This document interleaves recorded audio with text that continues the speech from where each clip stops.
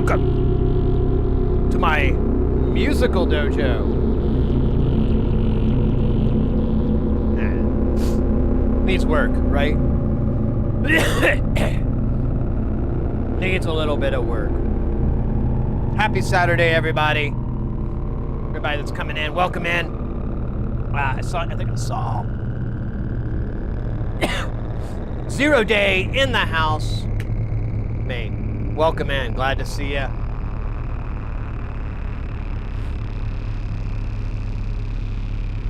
Oh, before I forget.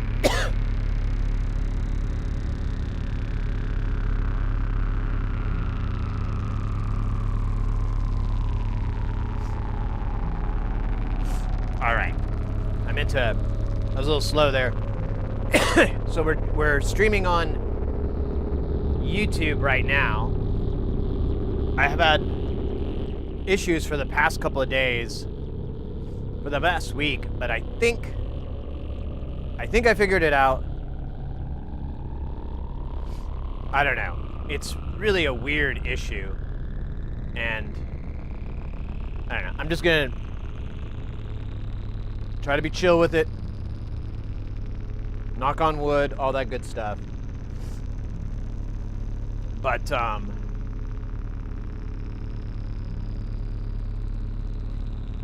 I'm seriously thinking about taking the stream machine and, just doing a full format and reinstall. Like, just wipe this baby clean and start over. Because, like, the issues that I'm having are kind of because, you know, there's just all this shit. And I'm like, you know, if I made this thing just do one task. Uh-oh! Whoa! Kelton, mate, are you fucking for real? The big 3-0? 3-0! That's sick, dog. That is super sick. Thank you so much. Hope you're having a good day, good weekend.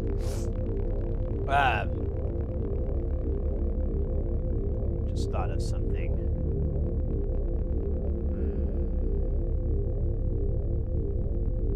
No, I forgot it. Cool. What was it? I'm doing all right. Chambers has been sick, so when we have breaks or anything, I'm gonna go check on him. He hasn't been doing too hot. Yesterday was kind of sucked, and today isn't much better. What can you do, though, right? Except hope for the best and kind of muddle through the worst, I guess. I don't know, man. I don't know. Things have been teeny tiny bit sucky lately. Just a tiny bit of suck, you know? I know, like, everything's kind of ups and downs. That's just how shit is. But,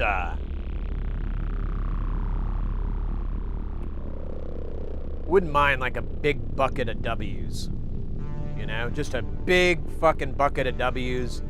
I can just pour over my head. Let the W's run down my chest, highlight my nipples, really bring them out, make them pop. And, I don't know, feel good. Equal the things out. But,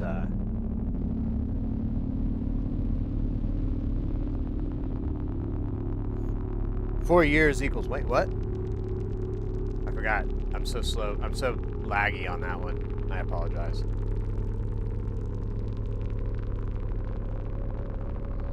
Or wait, I think I was saying F-O-R.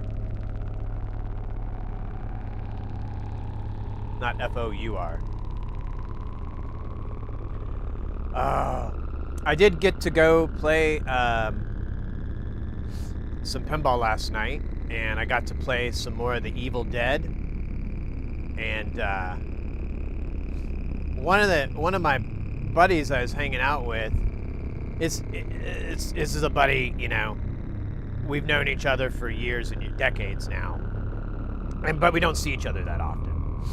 And so I probably hadn't hung out with him for like 8 or 9 months or something like that. And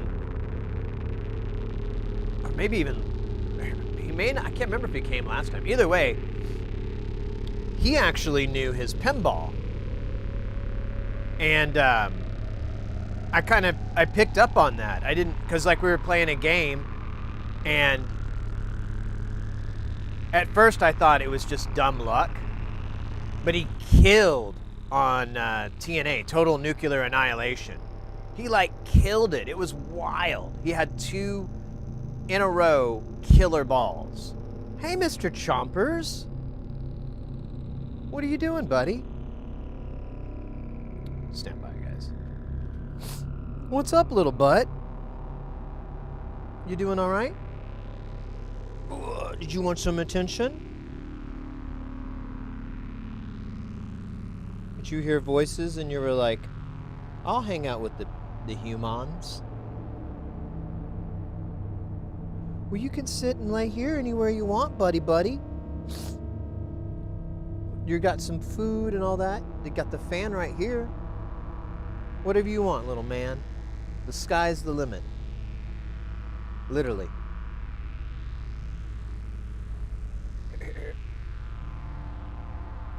There you go.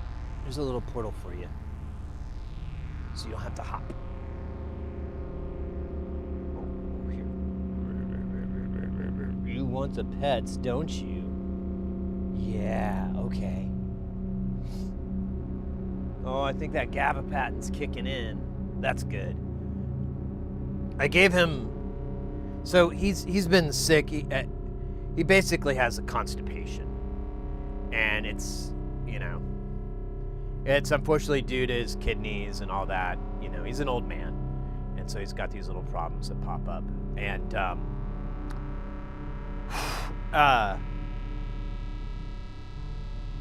he was just hurting this morning, and I felt really bad. Like, he got, well, I don't want to go into detail, but the messy part was over, and then it's just like you have to pop that cork. I'm really trying not to do, I'm using colorful language to not be specific. And we're waiting on that. And it just hurts, we've all been constipated before. We all know that pain.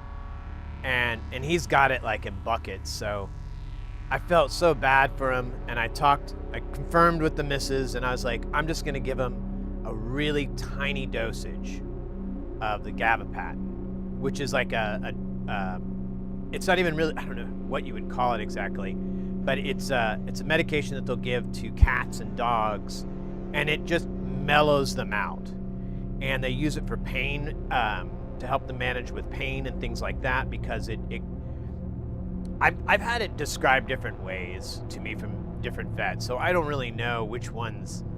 I feel like it's all a vague, because I get the impression they don't really know, which is often the case with veterinary science. They don't really know because they can't get any data back from the animal other than numbers, and a little bit of insight. Hey, Pseudo, welcome in. I'll tell you what, let me go see what the little man did real quick. I want to see if he got back into his bed or if he's wandering around. Just check. Did you get back in the bed? Okay, buddy. Okay, good. All right. I just saw him hop into the bed. Oh, man. But yeah, that's good news. He's walking around. He was coming to look for me. That's a good sign. That means he's feeling better, which is good. I almost didn't stream today.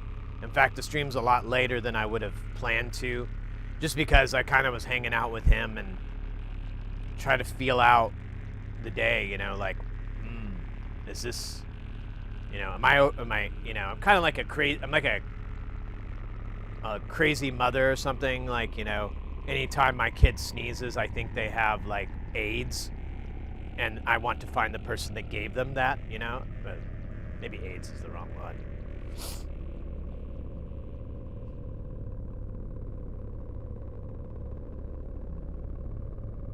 Oh man, I care.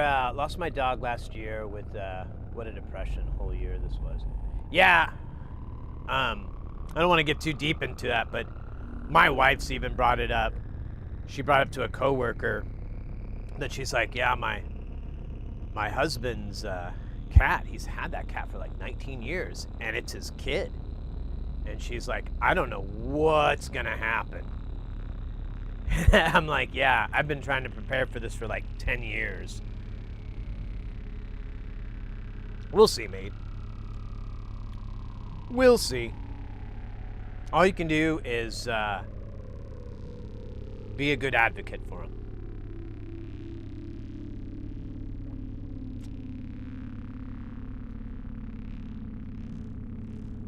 Speaking of advocate, I don't know, just gonna change the subject. Now I had a good time playing pinball. My buddy was like a bit of a ringer, and one of the cooler moments where I was like, I'm like, you know, we should hang out more. Is he? We were playing some games, you know, and we were kind of in a group, and then we were starting to disperse a little bit, and I saw my opportunity because I knew no one would like this game, but maybe he would. And I was like, hey, John. And he's like, yeah. I was like, dude, are you familiar with a little game called The Getaway 2 High Speed? And he's like, I am extremely familiar with that game. It is one of my favorite fucking games. And I'm like, then we must go play over here. And then we get up to it, and I'm like, oh, buddy, since you're such a fan, just a quick check. No judgment here. Do you know about the trick? And he's like, the trick? The opening trick. Are you familiar with that? He's like, no, I'm not. And I'm like, then allow me to demonstrate. And the trick basically in this game is, so when the ball, there's a little bit of explanation. You basically exploit the ball save function in it. You exploit that because the way the game works is every time you do a loop, you charge up the tactometer. And then every time you get to a certain point, you have to shift gears, as it says. And you'll shift up and everything. And when the ball launches, if everything's set up right, it does the figure 8 launch, which is honestly, I think it's the higher charge. So it does that, and then it will come all the way around, and if you do nothing, it'll go right down the drain. Then it'll go, hold on, shoot another one, and you let it do that exact same thing again, and your tactometer is almost charged up. It'll save it again, send it, and then you can shift gears. If you can get it to do it fast enough, like you can get it to drain really quick, you can get 4 of those in, which puts you into 3rd gear, like before you're even starting the game. Like, it's insane. Such a cool trick. And I first I thought it was like some super, I don't know, sneaky underground thing. And I found a, I don't know if it was the official manual, but it was some sort of published tips for that game. And that is in there. Like, if you want to do the ball drain trick. But either way, it was really fun playing with him and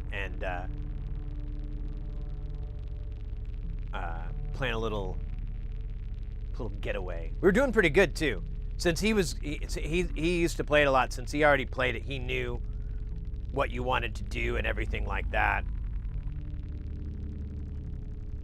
And I was giving him little tips. I'm like, oh yeah, you want to wait on the turbocharger because if you hit it in the beginning of the game, it'll only give you 3 million tops every time. But if you go a little bit further, it's more likely to get 5 million, and then I can't remember. I don't remember what the trigger is, but you just have to try not to hit that in the very beginning. But anyways, I digress. into a regressed, impressed dress.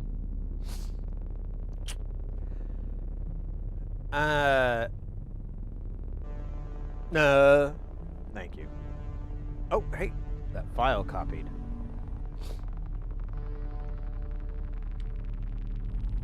Let me... Give me just a second here. So that's over there, so I want to delete this from the computer.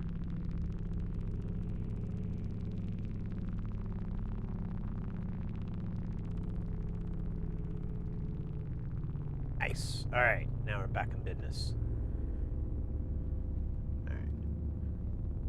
It's running out of disk space, and the server that everything goes on to is off, and it was a weird power cable thing. I thought it was broke, and then I figured out that the power cable in the back was just loose. But I'd already unplugged it from all this other shit.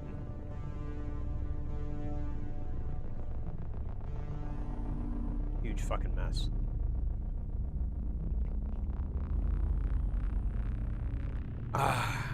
Anyways. What else is up? That's it. Honestly, that's all I did yesterday was troubleshoot this YouTube problem. This YouTube connection problem I've been having. Which, again, it's looking all right. I'm going to watch the video tonight and see, because I just assumed the video was always smooth, but now I'm like, wait, what if it's all choppy and shitty? Fucking hate that.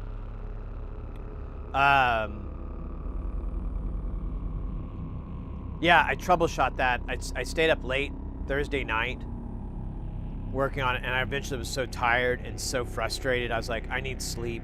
I'll come at this with a fresh head, and I'll figure it out. And then I spent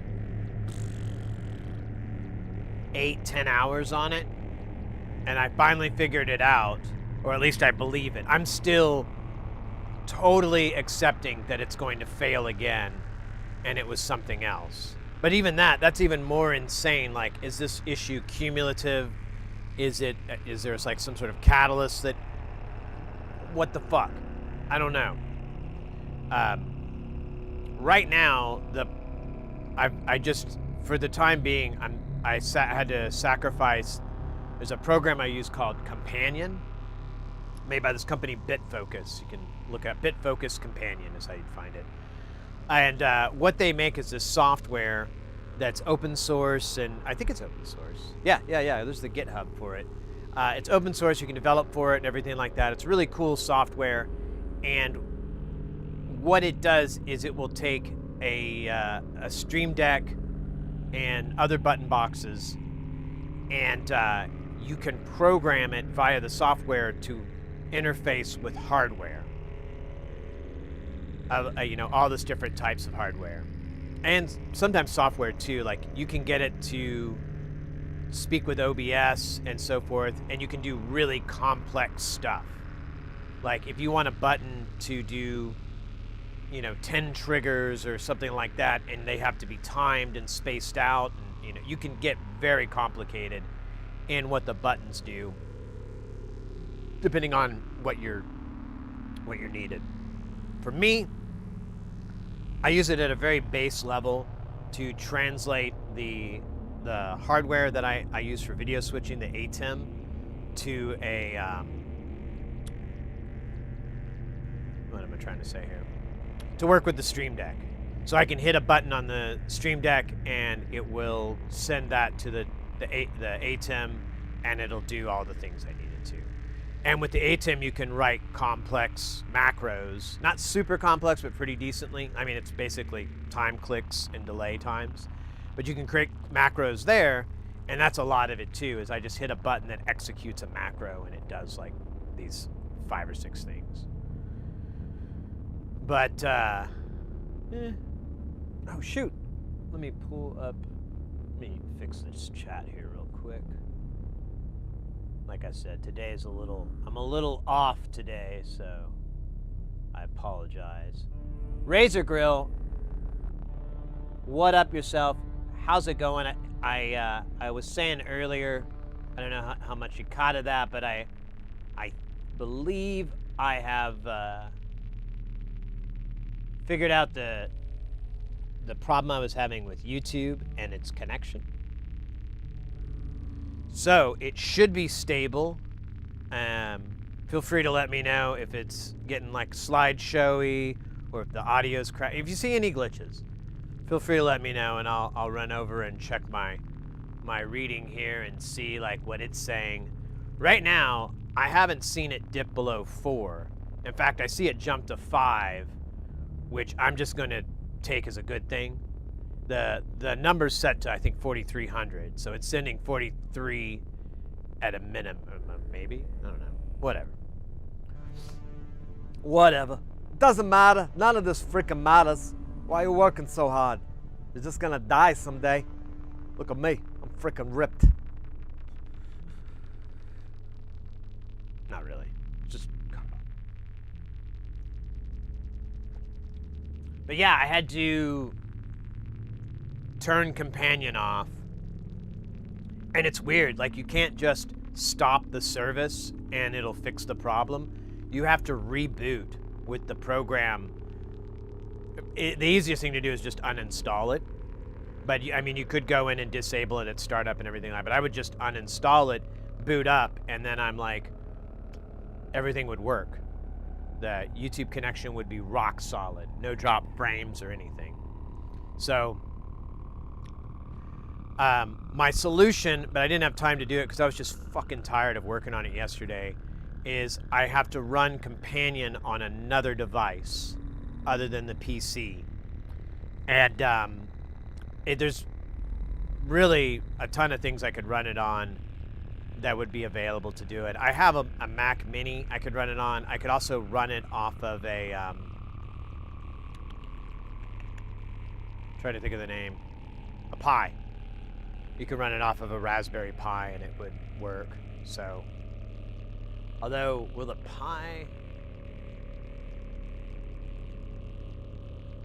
it may not work that way. I may have to put it on the Mac, but either way. Or I could throw it on a laptop. I don't know. I might even get I could get like a little junky little mini PC, because I have to have the USB stuff attached. And the USB, at least 2 of them, the Stream Decks I have, they have screens, which that makes them count as a video device. So, I don't know. Anyways, Razor. What? Solipsistic with the 8 months. 8 months, mate. Let's fucking go. Let's fucking...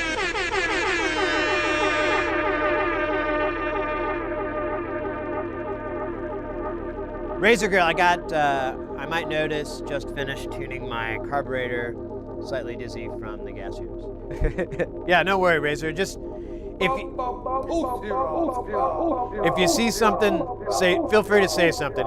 If you got time, you don't have to. I don't want you to bend over backwards. I'm just saying if on YouTube specifically, if it turns into a slideshow or starts to look like low quality, and you're in front of the computer. And you've got the energy, you got the mojo for it, feel free to pop it in the chat. Otherwise, don't sweat it. I'm going to watch the video later, and I'll look for it.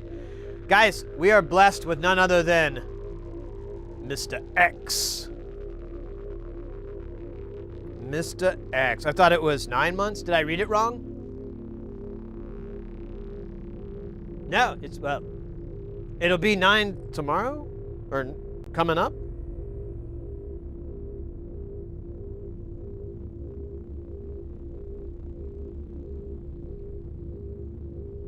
You're in for the upcoming Modular Monday. Yeah, I think I replied back to you, and I was down for it, and I put it in my calendar immediately, so I'm not going to fuck this one up. As long as nothing crazy comes up on Monday, but I'm pretty sure I'm okay. Pretty sure. Man, it's gonna be a busy. We'll have that, and then Tuesday we'll have a stream, and that's gonna be our streamiversary, and that's gonna carry over into probably Wednesday, and then why did that go to sleep? That's weird. And then yeah, and then I'm gone for a week for work. Sucks, but whatever. Be gone for a week, and then I'll be back for like a week, and then maybe 2 weeks, and then I'm gone. Back for a little bit, gone, and then that's it. That'll be it for like a bunch, and that's the end of June. So I have like 3 gigs coming up. One's next week, starts next week anyways, goes for a week, and then the other one is the beginning of June, and then the other one's the last week of June. And then I'm done, and I'll be able to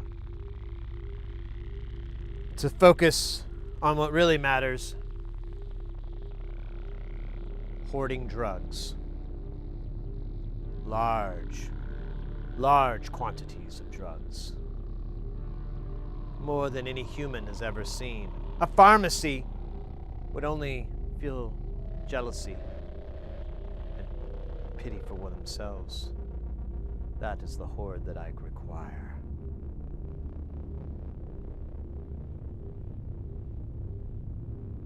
Probably shouldn't bring that up again. Let me make it clear. I do not have a warehouse filled with legal and illegal narcotics. Okay? I don't. I definitely don't have over $17,000 worth of shelving invested in that non-existent warehouse. All right? I do not have $15,000 a month security on site protecting this imaginary, totally unreal warehouse not filled with drugs or expensive shelving.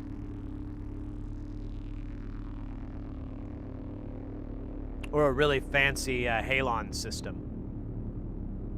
That halon system was imaginarily expensive, but a really smart choice. All right, I'm gonna stop before I incriminate myself.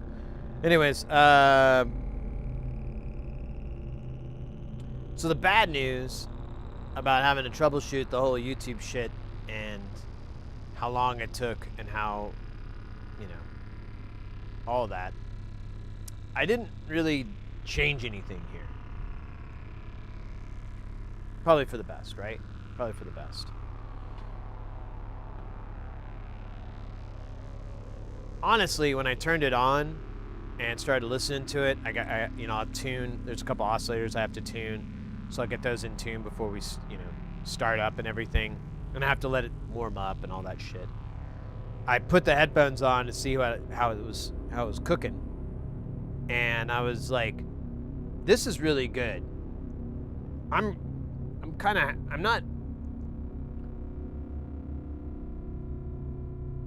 like the direction it's going. Like it's not what I would normally do, but then there's a lot of stuff I normally do in there too. So that's called a paradox. And honestly,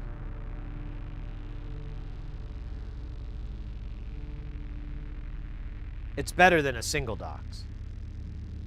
I mean, I prefer a paradox over a single dox, but because I have 2 docs. It's like gloves. You want a pair of gloves, not a single glove. What are you, Michael Jackson? Oh. How you doing, Mr. Jackson? Gotta tell you, big fan. Big fan. Thought you were dead, but you know, there's a weird shit going on these days. Here in the old simulation. That perhaps you are back alive. I mean, what the fuck? Yeah. Real big fan of you, MJ. Ever since I found out that you beatbox all your music, and that's how you fucking wrote. That's insane to me. Absolutely insane. Like you'd go. This is true. He would go to the orchestra for the string arrangements, and he would sing the violin part out. Then he'd sing the viola, cello, contrabass. He'd sing those parts out, and it worked. He did the same thing with guitars. It's this chord, and then he'd sing each note of that chord out, and the guitars go ring. Okay, that's the first one, and you're going bum ba bum ba bum ba bum, and then this next chord la drum dun. Yeah, and he would do it that way. Insane. Like, I had no idea. I always thought he had like a producer or whatever. I had no idea that he literally wrote all the songs in his head, like Mozart, and then just sang them out because he never had the patience to really get good at a musical instrument. Mind-boggling to me. And kind of cool. Oh, hey, Lawn Dog over on the YouTube. Polytalks. Hey, said, I've been watching you since you came on, and I heard a little rant. Sounds like you're down in the dumps. Depression and negative thoughts be the evil thing. Hey, I hear you, mate. Not to really get too dumpy with you, but yeah, I mean, things are, yeah, like I said, I could use a bucket of W's right now. I'd love it to pour over me. And also that part about my nipples getting hard as the W's wash over my white shirt. My little man teats come out. They're highlighted, accentuated. As the W's pour over me, like in Splash Dance. Remember that movie? God damn. 4-year-old me could not understand that thing. All jokes aside though. Yeah, I mean, things have been, I've been working through stuff. Nothing crazy. It's just, you know, it's just the stress. I think of a lot of it. Because I'm kind of doing 2 jobs. But technically I'm doing like 75% of 2 jobs. So it's only like 1.5 jobs. Easy. But I've been doing it for so long. Because we're coming up on 5 years on the streaming, and I'm just like, I don't know, I've been thinking about a vacation. I'm like, I really need a good vacation, but I can't really take one without the missus, and I can't really go anywhere with the missus, you know, anywhere, you know, far away, with our cat, you know, and we can't really have anybody cat sit him. That's like way too much to ask, because they'd have to fucking live here to keep tracks on him and tabs on him, and it's just a lot to ask anybody, even if we paid them or something like that. It's just a lot. So I'm like, well, you know, eventually, hopefully a few more years from now, I'm very cool with that, we'll be able to do something like that. And I think once I get that, I feel like that's gonna really, that's my little carrot on the stick right now. And I don't know if I'm ever using that metaphor or euphemism right. I always feel like it's a carrot on the end of the stick and the donkey keeps chasing it. But then people say that you just feed carrots and then hit them with the stick. And I'm like, wait, I'm not Googling this metaphor, because I know AI is going to pop in and give me even more confusion. So I'm going to use my version of it. But yeah, I kind of use that as my motivation a little bit. But truth be told, I'm getting a little worn down, a little tired. But and there's other stuff too. Like I just need to get things cleaned and organized. You know, there's so much shit that I'm just staring at that's just killing me inside because it's such a big mess. Bugs misses heresy too. Bugs us both.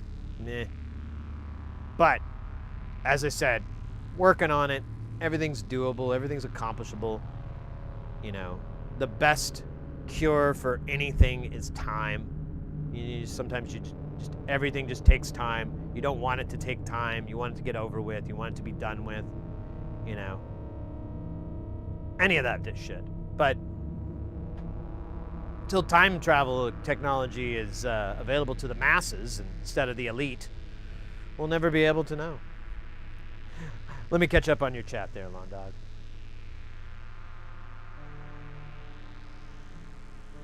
Wait, Suda, which musicians were you speaking about? I don't remember.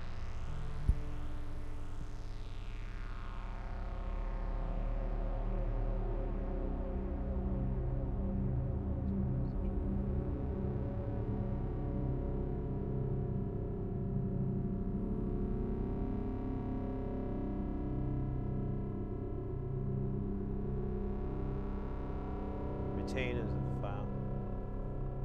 Anyways. Yeah,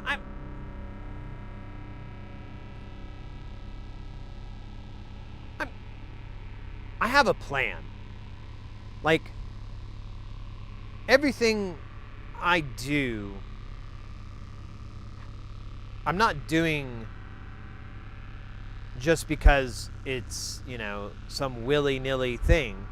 Everything has a purpose, everything. Like the electronics. I do that because, one, it educates me. Makes me smarter. 2, it's a sit-down gig. That sounds like a lot of fun to me. 3, it's super challenging. I don't think it'll ever get old. It's just like making music. It'll never get old to me. There's too much you can do in that. So that's why I do it. Streaming. I could go on a big list for that. I love all these people, all these wonderful people I meet. I love nerding out. I love sharing my interests with you guys. I love you guys sharing your interests, having these mutual Venn diagram overlaps. And it's really fun. I get to entertain, you know, it's just cool. There's a million reasons. I could talk your ear off on that.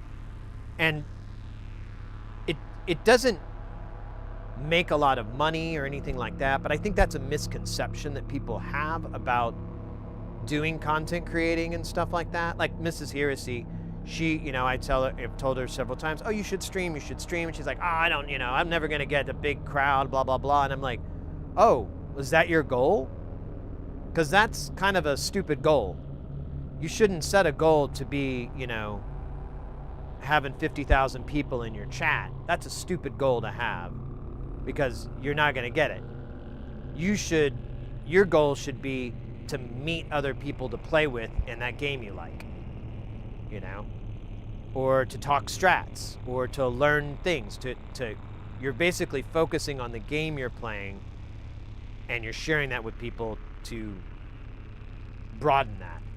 That's why you're playing. You know, if you have 2 people or 200 people in the chat, at the end of the day, that's all it's about. It's not trying to get a bunch of people in there. And that's how I approach it too. I just want to share stuff with you guys, obviously. But as far as money making goes, I have I figured out, I'm like, oh, well, content creating isn't a lot of money. It's really a hobby that'll kind of help feed itself, which is cool. I'm cool with that. But as far as making income, my job as an audio engineer does pretty decently. And oddly enough, after COVID, the whole industry kind of went up in rates, so I can get a lot more than I could have a long time ago. Things like that. Those are all, it all works out really good money-wise. But I'm not going to do that forever because, you know, I'm 46. I don't want to be pushing boxes or running off of arrays or hauling cable when I'm 56 or 66 or 76 or anything. But I've seen people do that over and over in my business, and I'm like, fuck that. I got to get out. So I have other things that I try to do on these free times. And oddly enough, streaming helps necessitate that. I meet a lot of people. I get a lot of opportunities from people that I wouldn't have if I was just not putting myself out there. So anyways, I think I'm slightly rambling. I think the espresso and my first weed rip of the day just kind of all hit me at once there. Shit.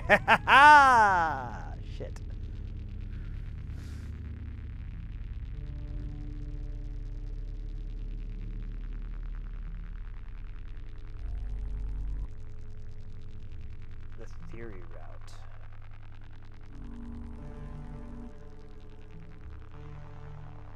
Thomas Townsend Brown. No.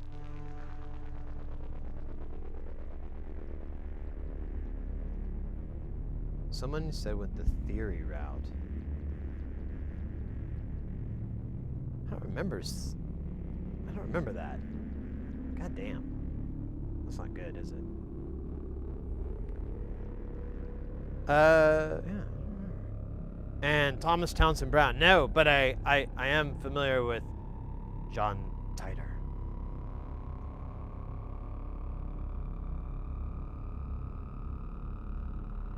Yeah, I'm sorry, mate. One day I'll get it all put together. One day I'll get good at this. I don't know when that is going to be, though, unfortunately. Hey, Will, welcome in. Finding our latent divinity in the Jamz today. Maybe. I don't know. Like the last few days, I've been really introspective, you know? But I don't know. I've been thinking a lot. I'm not going to drag that into here. But I will say this. Like, I'm in a good place. So don't worry about me. But, because I got my carrot. Wait, yeah, worry about me by July if I'm still in a funky mood. Because I'll have all those gigs done. I should be already getting paid by one of the gigs by the time, I should be actually getting 2 gigs paid by the time we get into July. So once we're in July, I'm in good shape. I'm gonna be great. Because then I won't have any more gigs until like late September. Gonna go to KnobCon this year. Which, by the way, are you guys going to KnobCon? I know if you're not, it's probably a little silly thing to go to, but it's in Schaumburg, Illinois. It's just south of Chicago. You could drive to downtown Chicago from there. I think it's like 45 minutes, 30 minutes. It's not too bad. So it's in Schaumburg, Illinois. It is, I can't remember the name. I think it's a Hyatt or whatever, but it's in a ballroom, little mini ballroom. And it's a part, one of the people that put it together is this guy known as Suit and Tie Guy. And then there's a company that's like a music store, and I think they're part of it. I maybe have the lore of everything a little off, but the point is, a lot of synthesizer, eurorack, mostly eurorack, honestly, but there is some unique little synth stuff too. They all go there and they have booths and they show off their new stuff. They show off their prototype stuff to promote their stuff that's going to be out next year, things like that. So you get to see a lot of really cool shit that's not going to be on the market for another year. The 4MS module that does the VCV rack, I saw that at KnobCon, and then a year later it finally came out. Shit like that. Really, really, really fun, but that's the base level. When I went, I've never been that immersed in my life. It was insane. I didn't realize it until I left. I was at the airport, and I'm waiting to fly out, and I pull my laptop out, and I open it up, and the browser tab that's on is from the first day I was there when I was looking for some place to get some food from my hotel. 4 days I never opened up my laptop to surf or anything. The entire time I was there, I would wake up, shit, shower, shave, go downstairs, run into friends in the lobby, you know, see about getting some food, do that, walk the grounds, go get dinner, and then they'd have an evening function a lot of the times. And so you go to the evening party, and it'd be like synth performances and stuff like that. And but it was real social too, so you could just hang out and chat. And that's pretty much what I did. Like the first big night, I hung out with Wambra, who's another streamer here and on Twitch, and he and I just hung out. We had a really good time. And then the next day, my throat was just kind of raw. I was pretty hungover. I don't think I drank hardly. I think the whole Saturday I was like, nah, I'm good. I feel like crap. I don't need any booze. And but my voice was all out of it, and I was just like, I'd never lost my voice ever, and I talk a lot. And it was pretty much scraping every now and then. I was like, holy crap. And I was like drinking water, tea, everything I could to kind of, try to fix it back there. And I ran into Wambra that night, and I was like, yeah, man, my voice has just been out, and I've just kind of felt like, a little dog shit, a little hungover. And he's like, yeah, I'm not surprised. You were chain smoking joints the entire night. I was like, oh yeah, I wasn't I? I totally forgot about that. He goes, I've never seen someone take a joint and light another joint before until then. Smoke that one and just do it again. I was like, well, yeah, I mean, you had a couple of hits off of it. Yeah, off the first one. It was so funny. I was like, oh my God, you're right. That was pretty cool. Ah, good old Wambra.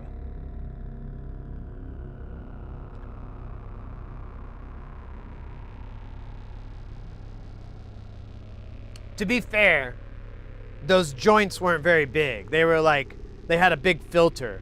So it wasn't that insane that I was like lighting one with the other. Calderillo!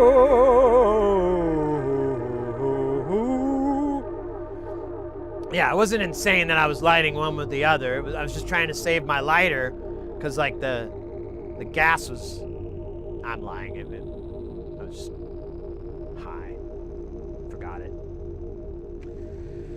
All right. I think we should do some jamming. We've had, dude, why is my heart rate so high? What's going on there? Look at that. Maybe I should jam?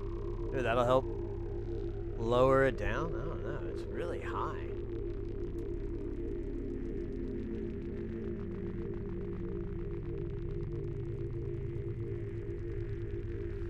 There we go.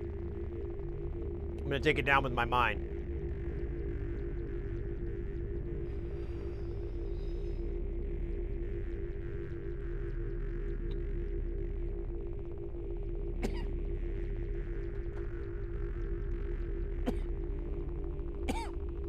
Coffee and weed, weed and coffee. Never tasted so good. Actually, it does taste pretty yummy. If they ever learn how to infuse those flavors,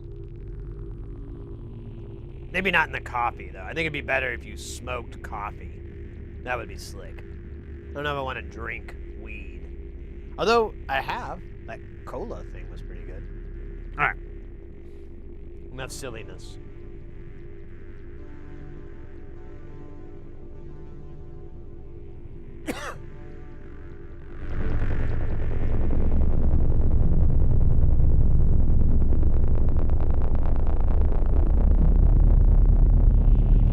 your cannabis. Just cook it in coffee beans. Just grow it in coffee non-stop.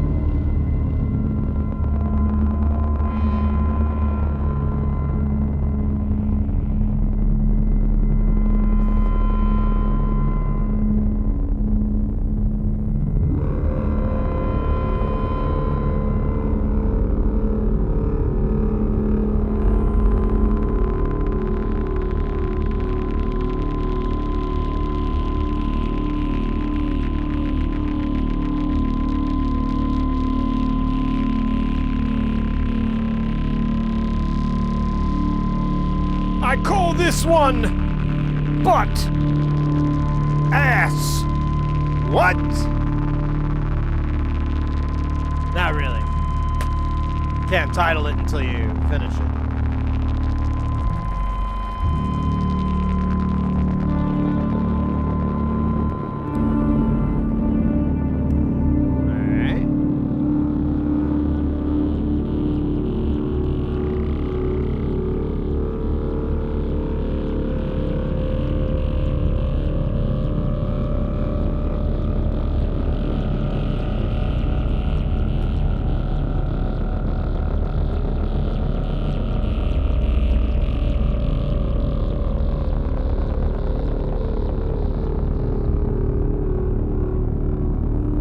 Oh, scheisse. That does not make any sense.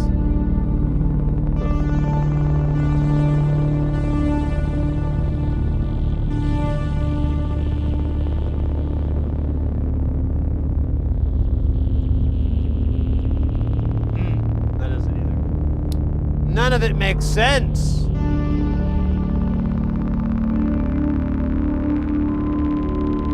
I don't want that to be high. But I can't figure out where the fuck it's coming from.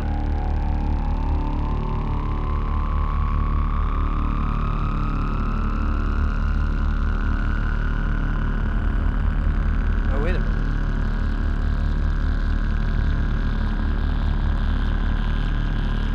Oh, that makes less sense.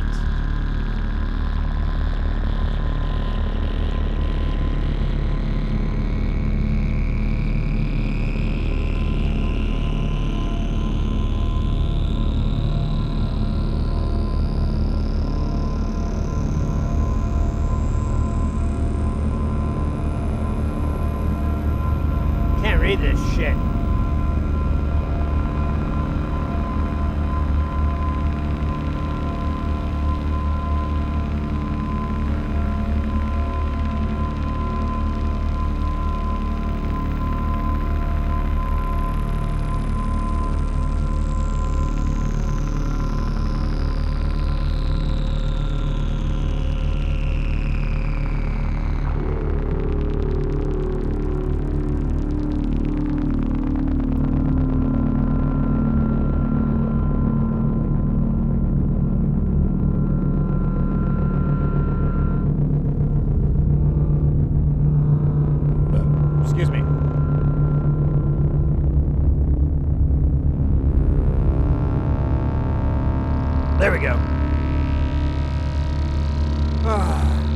troubleshooting.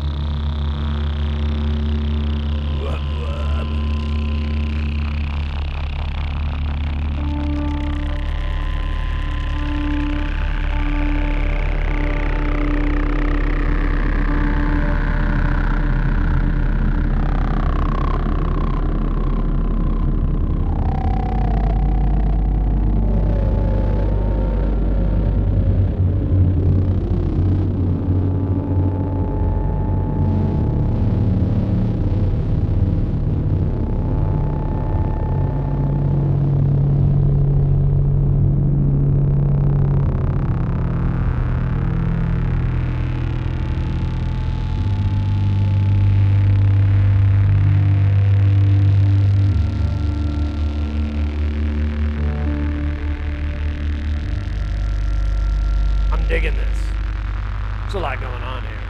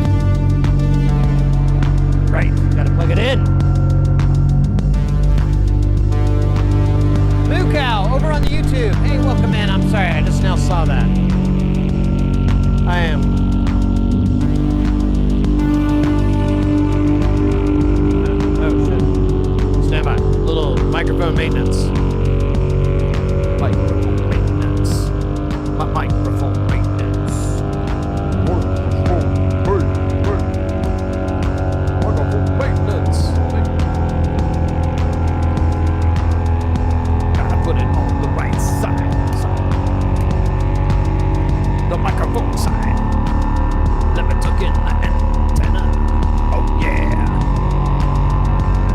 Then I put it in my butt pocket.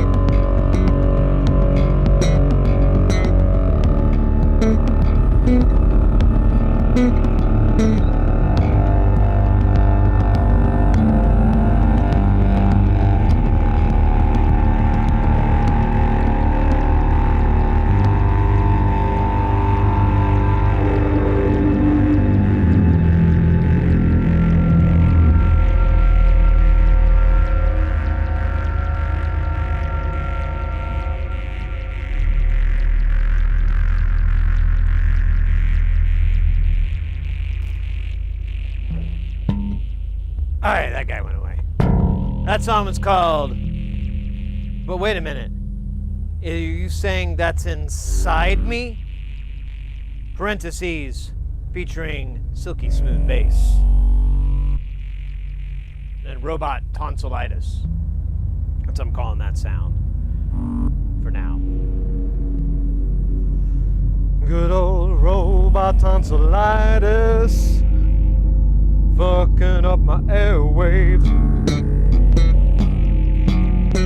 Fucking up my airwaves.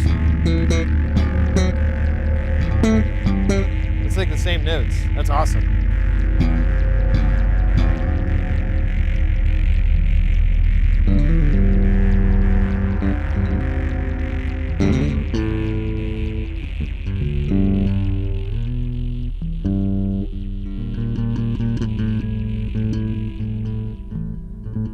Gets up when I walk towards it. I like that. Look at that. I can control it with it's aware of my presence. I'll turn my back on it. We'll hear the sound. That's what I'm trying to. I'm not fucking lying, right?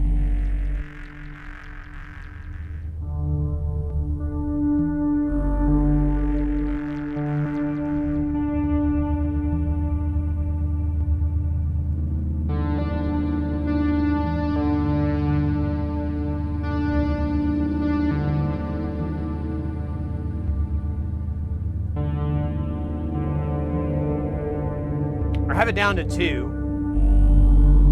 God damn it. Now I'm gun shy.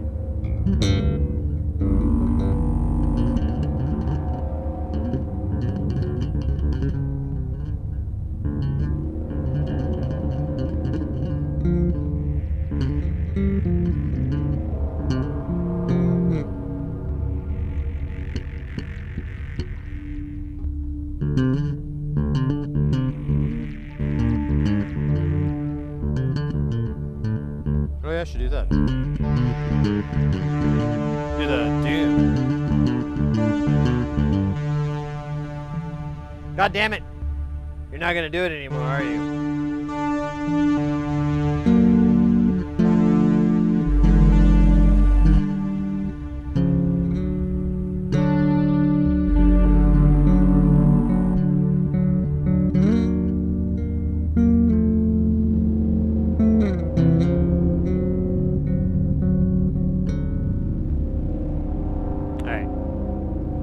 Put my back to it.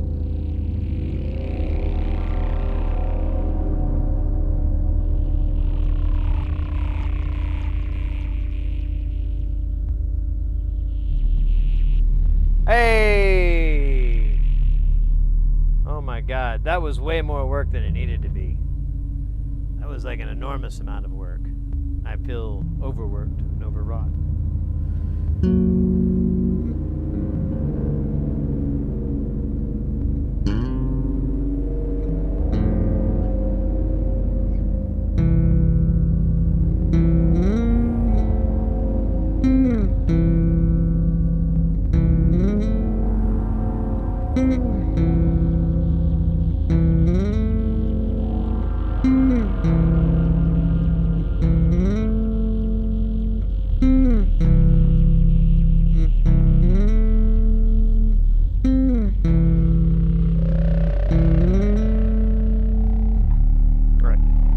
You get the gist.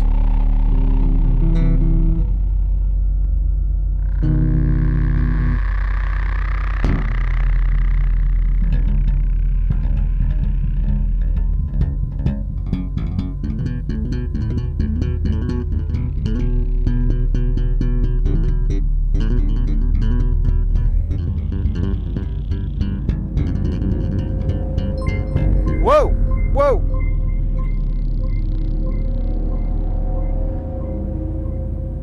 Mika, hey! What? Mike, oh, there it is. I read it wrong. The text is all funky. I just now tried that. Mike, thank you for the YouTube.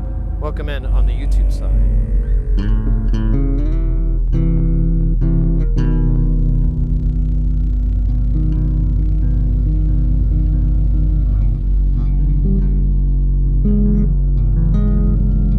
I should probably quit fucking around.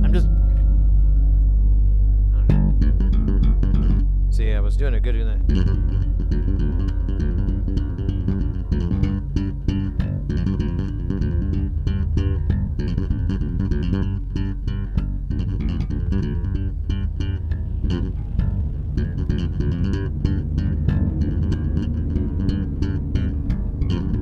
Yeah, I could do better. I need to practice more.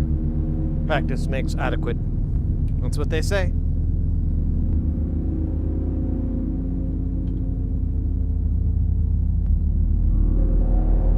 Alright, that's a good jam.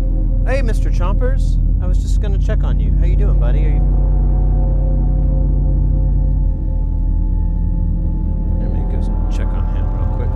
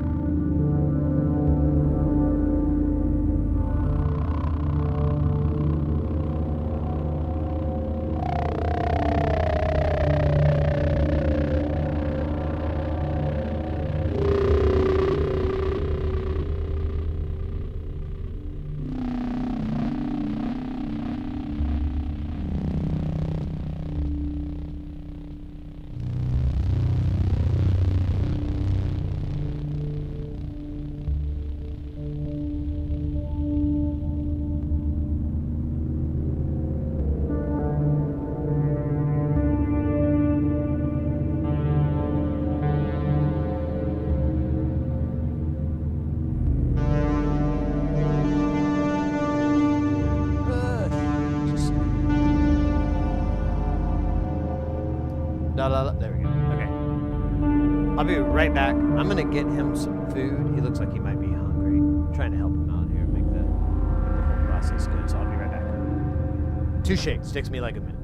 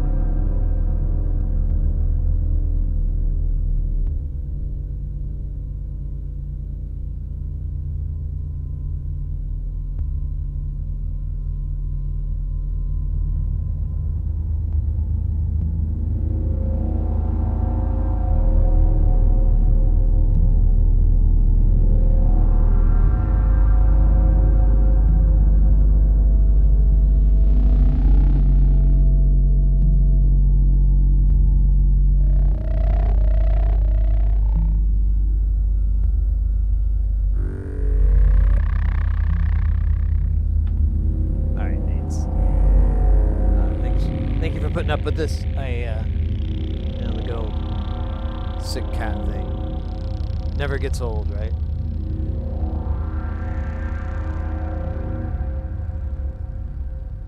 I got him some wet food. He was like blah blah, and I put him right in front of me and just started gobbling it up. So I might have to run out just to make sure he doesn't, puke it all up all over again. How he is prone to.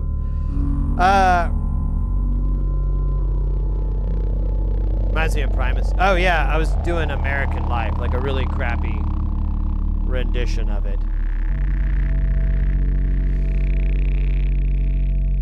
Keep looking for.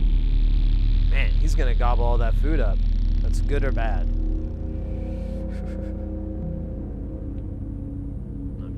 Honestly, I should get a new drink because I think I drank all the drinks I have.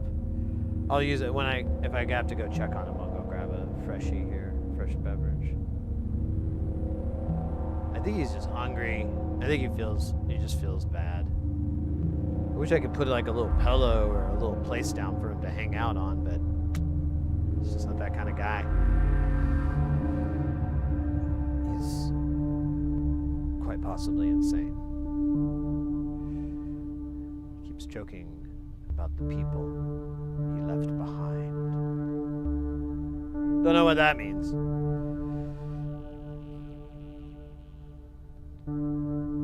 Anyways, welcome in Beyond Control. We're doing a little Jamtown right now. We've got our buddy Jamtown over here, and then where's a good shot? Actually, I just do the wide shot. That's probably easier to deal with. So here we go. We got Spacestation over here, and then we got Jamtown over here. We got you right there. It's super trip the light fantastic, as they say. I can't believe my cat's eating that much food.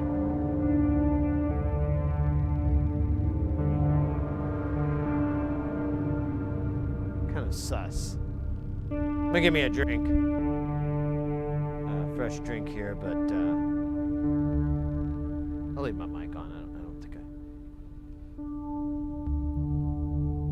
Oh, there you are. You finished up, buddy? Oh, you look happy.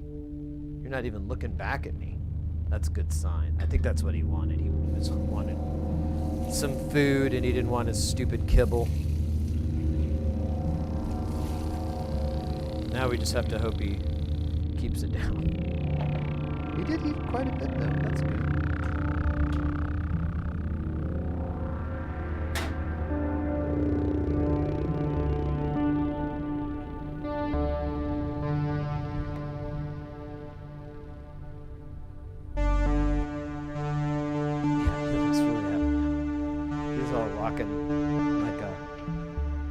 Like a fat man leaving a barbecue restaurant.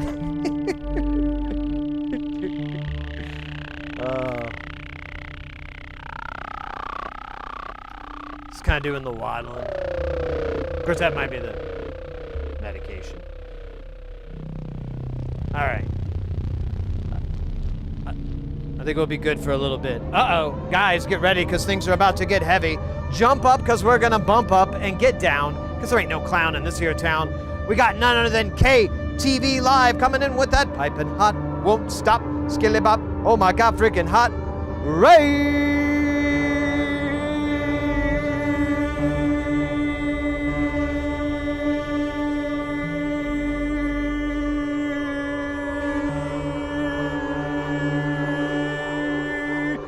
Oh man, I ran out to it.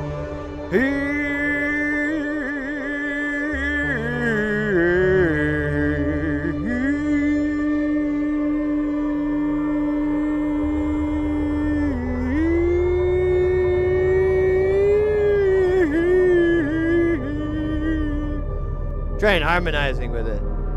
I got screwed up. I forgot to take a big enough breath because I was hyper focused on focusing, and things went bad. KTV, welcome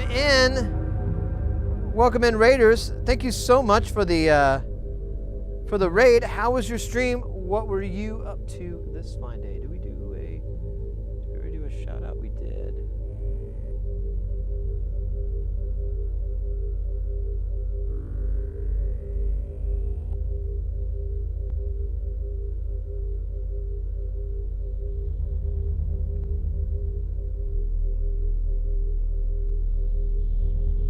I'm looking at your channel. This channel is awesome. I am so following the hell out of this. I saw the word pinball on there, and I was kind of like, all right, vaporwave pinball. That's a conundrum in its own, but you had me at pinball. Thank you so much for the raid. This is awesome. Okay, guys, go follow. Go. The link is in the Twitch chat. You know how the buttons work. I don't have to tell you how that shit works, right? You open up a tab, you click the thing, and do the stuff, and then you get it. Anyways, being silly here. I was playing a bit of MK2 and MAME after I saw a strategy guide to beat the insane AI. Oh, really? And talking synths? Oh, cool. Nice. I just, where I live, there's a cool barcade, and they tend to get some pretty cool games for where they are. You know, it's no Interium or anything like that. That place is amazeballs, but it's pretty damn close. And they have Evil Dead, and I've been playing that. Like, I played last night. Like, some friends went, and I was like, oh shit, well that's an excuse to go. And then right when I was about to leave, an old buddy of mine, a work buddy, he's like, hey, we should play some pinball. I'm like, dude, I'm going out right now. He's like, oh, you probably don't want to play again for a while. I could play on Sunday. Oh, really? Yeah, as long as things are smooth, I'll go on Sunday. So I'm gonna go back so I can play more of that Evil Dead, because that game, if you haven't seen it at all, is hilarious and so funny. And Bruce Campbell's does all the call-outs. It's hilarious. It's good times. That, and they also got the they got 2 of the Dungeons and Dragons there. They have the Premium and the Pro. I can't remember which is the better. I never understood Stern's marketing thing on it. It always confuses me. You just have to look at the dollar signs to figure out, oh, that's the better.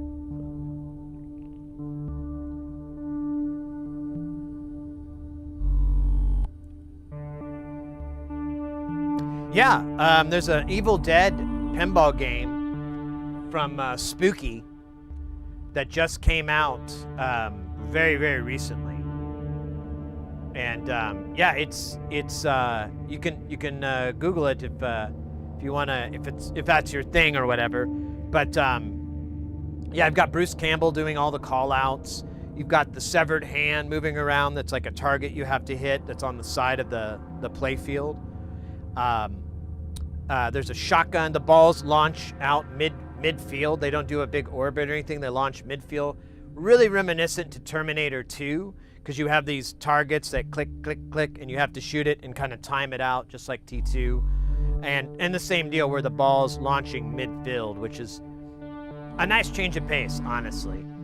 And then it has the other thing that's really neat is it has you have the shotguns. You got to load up the shotguns. And the launcher is a double barrel shotgun, which is funny. But there's on the right sling, instead of a regular sling, there's a flipper, and there's a separate button to control that flipper. And like, that strategy is new. I haven't really, I know there's some games that kind of implement that, especially the ones where they do the cascading 4 flipper thing. But this inside the sling, that's a new challenge. And my friends were having trouble with it, and I told them, like, you may just not want to fuck with it unless you think of what you could do with it. You know, like, oh wait, it's gonna fall, I want it to go there, smack. Otherwise, I would just treat it like a little sling that's not gonna knock your ball way off into the out lane. Uh-oh, look at that. Wait, God, I can't read from over there. Like Malistrom. Thank you for the follow. Welcome into the channel. You mentioned arcade, so I was confused. It was Evil Dead arcade. I didn't know. No, it's an Evil Dead pinball. I'm sorry. I meant barcade. I was saying barcade, like, but they have a ton of pinball machines. They have, I think, like 70 machines there, 60 something, high 60s. But yeah, there's an Evil Dead pinball game from Spooky Pinball that's super, super fun. The Big Lebowski is cool too. There's one place that has it, but it's not like the most accessible or easy or funnest to go to. So I don't go there as often. I wish I could find it at a bar or someplace closer by. Ooh, I might check on that later, because there might be some. But anyways. Well, thank you so much for the raid. I can't wait to check out your channel in the future. And welcome in. We do electronics here too. I should have mentioned that. Normally we're soldering and building the stuff. All the shit's DIY for the most part. There's a couple of commercial things here or there, but for the most part it's all DIY. And we've built a majority of this on the stream, on the channel, for prosperity. For pasta territory. We recently finished up Spacestation, which is this guy over here. I'll get a better shot, actually. Boom. It's like an overhead Modmon view. So this is all from the same designer, the same engineer. Normally, with eurorack, you can kind of mix and match. But I got this case from a buddy of mine for free, and all I could think of was, I think I'm going to fill this with nonlinear circuits modules or whatever. And here we are. There's, I think around, I don't remember, I think it's 64 or 67, something like that, modules in here. A lot of the nonlinear circuits modules and a lot of his stuff is just completely unconventional. Conventionally unconventional, I guess you could say. Like, he implements a lot of the surge format conventions, and I furthered that by doing I'm making the jacks colored. I have a two-tone system for input-output. And then you have DC, which is 0 to 10 volts, and then AC 5 volts plus or minus, binary, and then there's some odd ends like sync and so forth, which are just ends all the time. Tis kind of nice. And then all the knobs I try to keep the same. All the paneling is from him. But there is a lot of alternate panels that you can get from people like Magpie Modular and so forth that are really boss hog.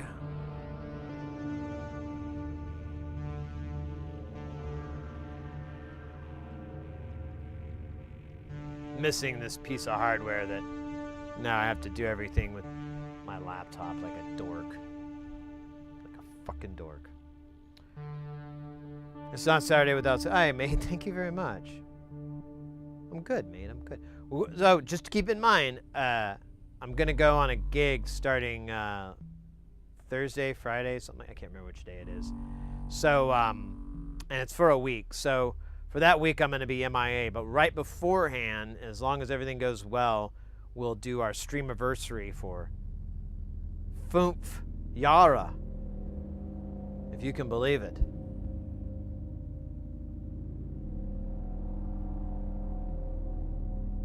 Everything in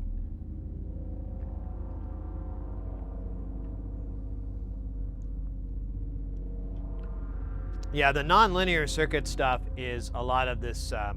Almost all his stuff is SMD. Doing surface mount soldering like that. But that's a big part of our channel too. We try to get people into soldering.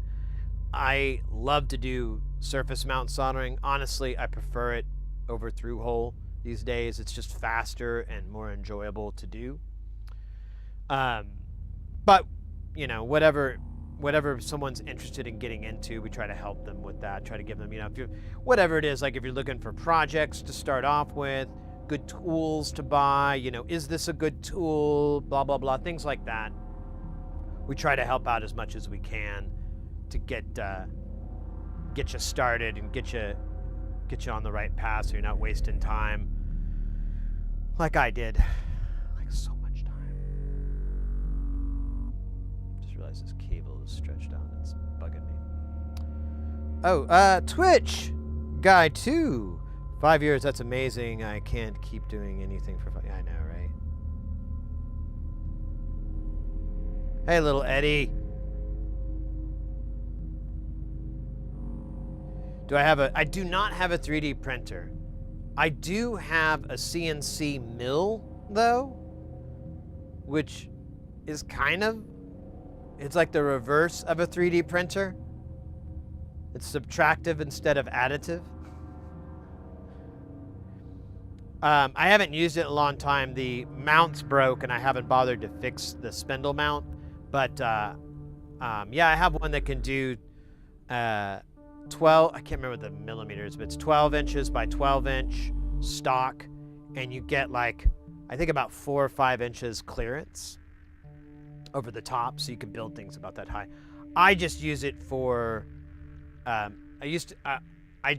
got it all for milling these panels, like all these panels along this row and this top and then this middle row here. A lot of them I did with the mill many moons ago. But now, since it's so much, well, it was up until recently, so much cheaper to get PCB panels made.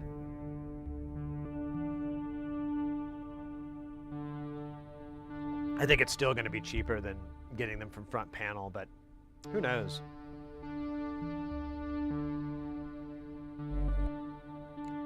Yeah, I don't have anything that I really, other than a couple of cool tools I've seen out there, I don't really have a need for a printer yet, but I also don't have the room for it. So I kind of need room to set it up, and I have a spot where I could do it, but I have to clear all this crap off the top of it, and I have no freaking clue how I'm going to do that yet. And once I have that, then I could look into getting a printer. It might be nice to get something, but you know, I'm at that point where I have some friends that have some, and I usually, you know, I feel if I really needed it, I could just hit them up and go like, hey man, how much would you charge for me to have you make this or that?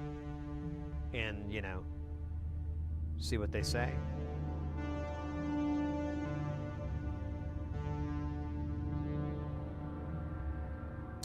Now,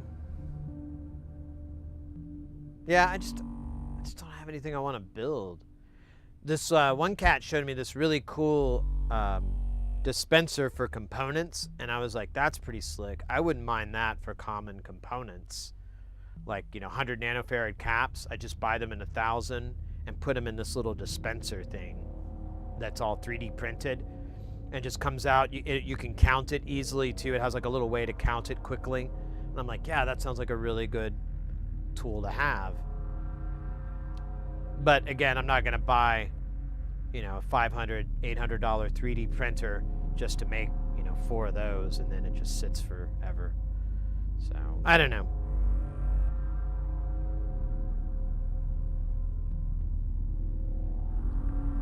Yeah. Well, there was this one guy that was doing prototype stuff for this project that I was working on a while back. And he had tons of printers and whatever, and he did like mass printings and all this stuff, and you know, fairly reasonable prices. If I ever wanted to get something, a small run of something, I could probably do it.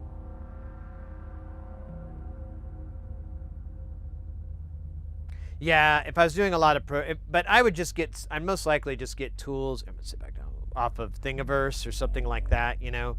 Something that's already been tested and works. So I'm not prototyping or trying to reinvent the wheel. Oh, I just realized something. I was like, man, I never see the Twitch, the chat, and I realized I don't think I ever.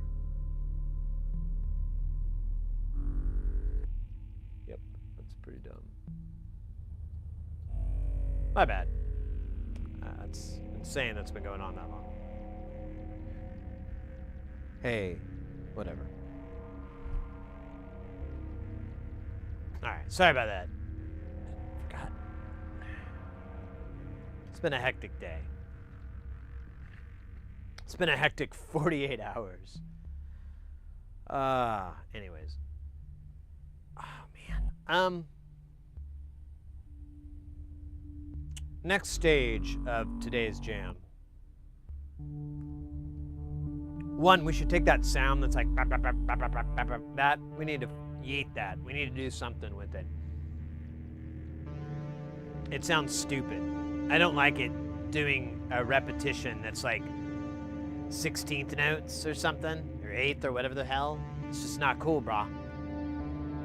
I need complexity or big O whole notes that just are tied on and on and on.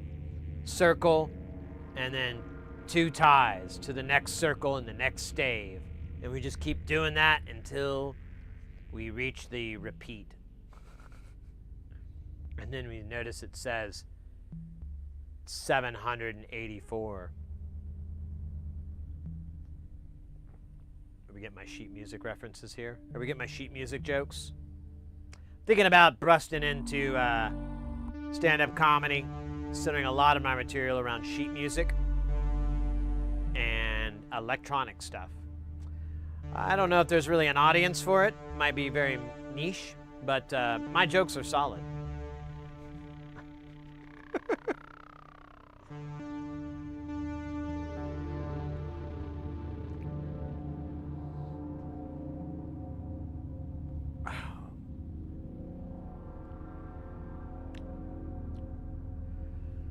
I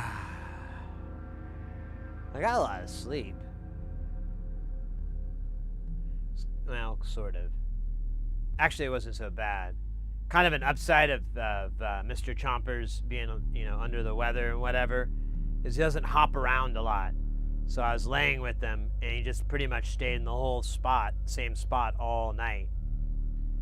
So that was fucking great. I was able to sleep better than him just like hopping around, waking me up.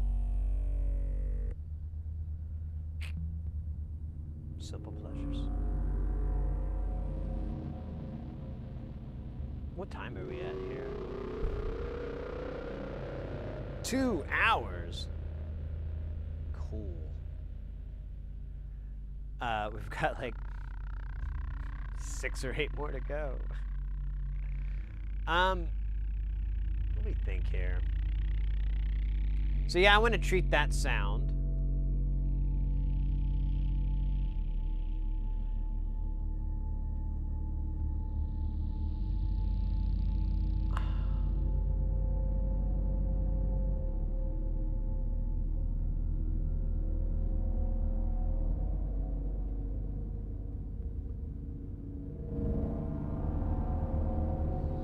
I'm thinking just a teeny tiny bit. Don't worry. I won't hurt myself. Man, I gotta talk to Ja or something here. I'm just like all over the place. I'm noticing some LEDs on Spacestation that are a little too bright. We're gonna have to work on those. I used to have a book that I'd write down all the things I need to fix. But it's like I'd have to stand up and get it. And I doubt the pen's any good. Is this coming gig an interesting one, or is it more of the usual? Define interesting. They're all boring to me, May. Content-wise, it's kind of interesting. But, because it's technology. But even then, it's just going to be a bunch of fucking numbers and shit. It's not going to be, I think they may have some demos or something, but I don't know. That might prove entertaining. That might prove interesting. We'll see, but no, and the location sucks. It's out in the middle of fucking nowhere. The good news, it doesn't look like there's a shit ton of long days. It looks like it may just be a regular deal where you show up, do your thing, and then you get to go back to your hotel room and have dinner. Miguel! Oh, hola! I assume that's Spanish. No entiendo nada, pero... Welcome in. Hola, welcome in, mate.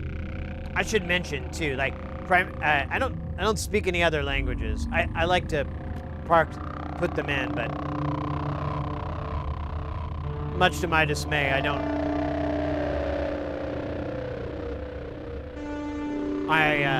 I do not have that skill. However, in chat, if you want to practice your English, you're more than happy to. Be my guest, and you know, don't worry about anyone being rude or anything like that, and don't worry about me not understanding. I'm pretty good at figuring. Well, no, I'm not. I'm terrible. But either way, feel free to practice English if you would like to, and that goes for everybody.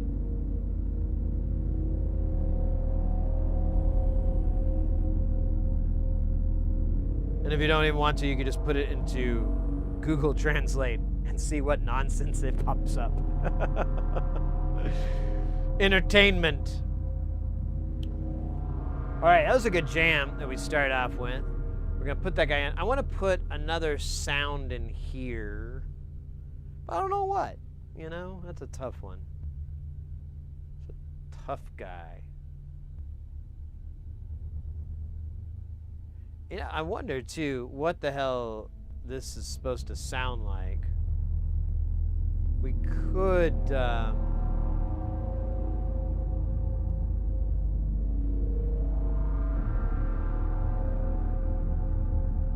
we could tap off and get a clean version of the beehive. This is this module. It's feeding into the rings. And I'm thinking about it, and I'm like, man, I don't know how...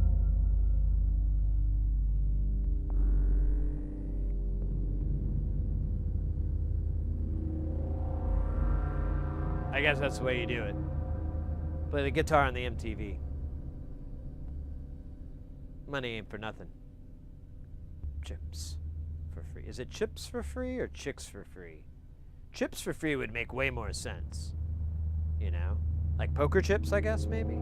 Or potato chips?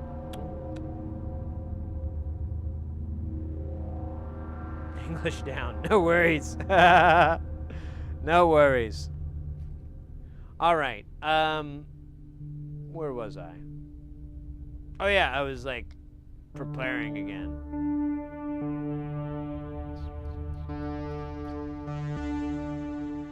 I like that. I like that one synth is like playing like a sort of a melody.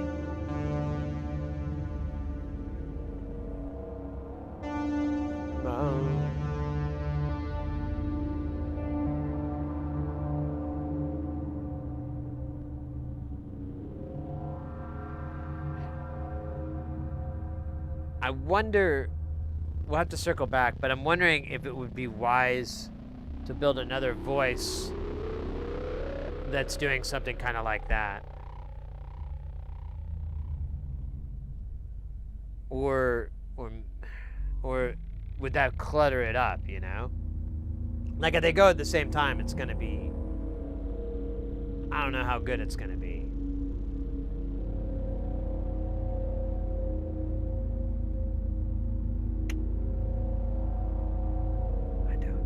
We'll figure it out, though. Whatever.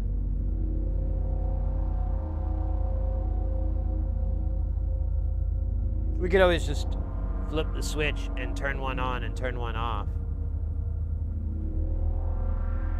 Oh. That's not a bad idea.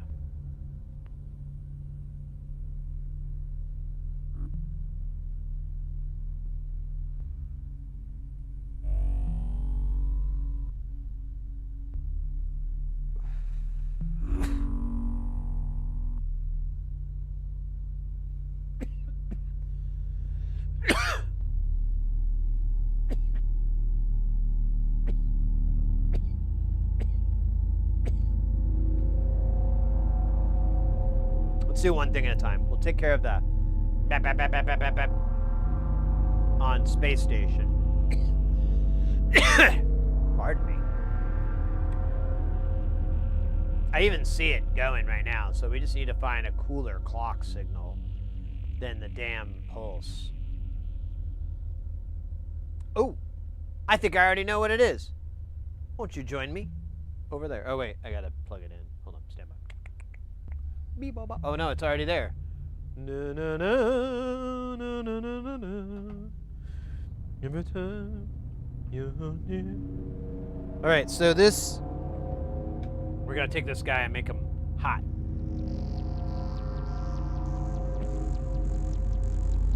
It's dumb, right? There's a, see a flashing. Blah, blah. It's stupid, right? All right, we're gonna unstupefy it. So before it was coming out of a divider and it was just doing like 8 divisions or something like that. It's dumb. Dumb as fuck, right? Now we're gonna come out of our George here, which is our divider. Or not divider, it's a Boolean thing. That's from the divider. So it's just taking 2 clock divisions, I believe. Yeah, 2 odd-numbered clock divisions and then putting them together. We've got like a 5 and a 2, I think. And I know it doesn't show up here. Well, maybe it does if I light my finger there. I can kind of see it here. But we'll just go down this line and find one that doesn't suck. And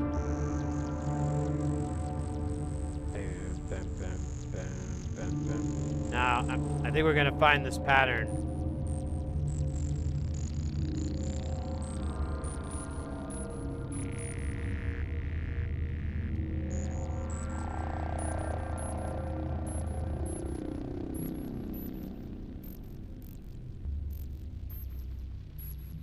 Okay, I kind of dig on this, but I want to slow it down.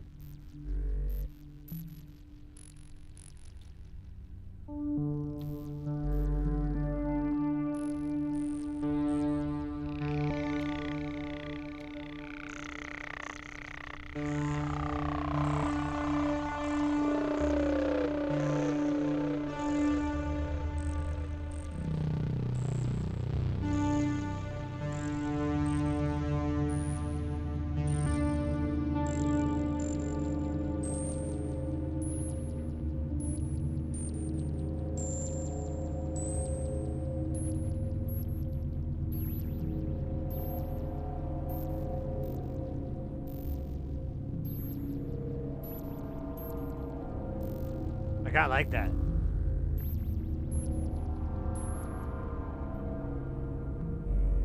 I'm gonna keep it.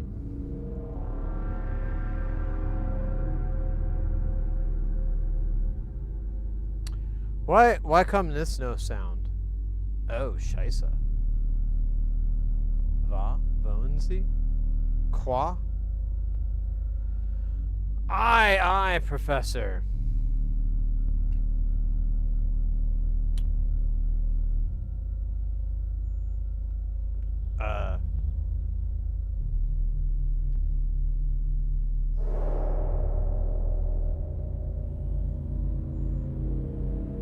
Okay, why oh right, that's what you do. I forgot it.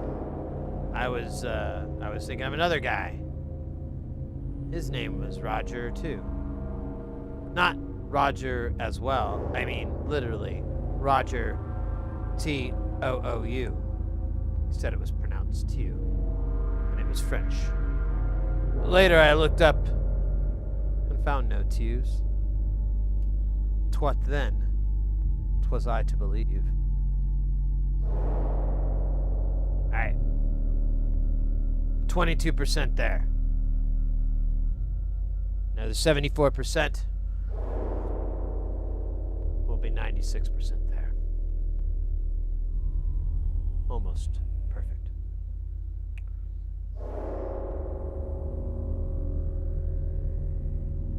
Alright.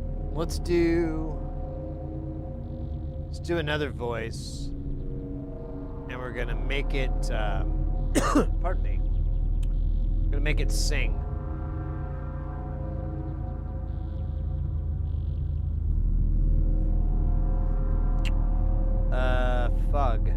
What should we do it from? We have the ornament and crime squares and circles. I kind of feel like that would be the easiest thing to do, because we could, we kind of have a pretty wide variety of oscillator types and tones. And then, although I want to just get something pretty cookie cutter, you know, basically like a super saw or something like that. Was what I was cooking in my old. That can't be right.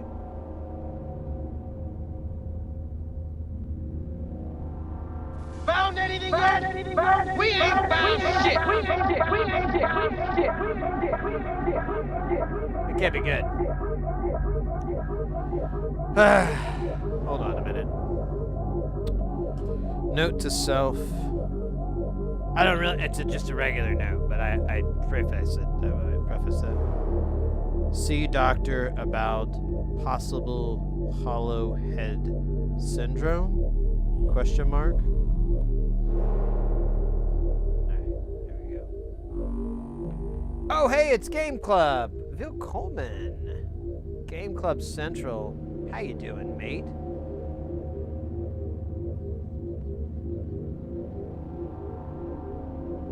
Hope you're kicking it. There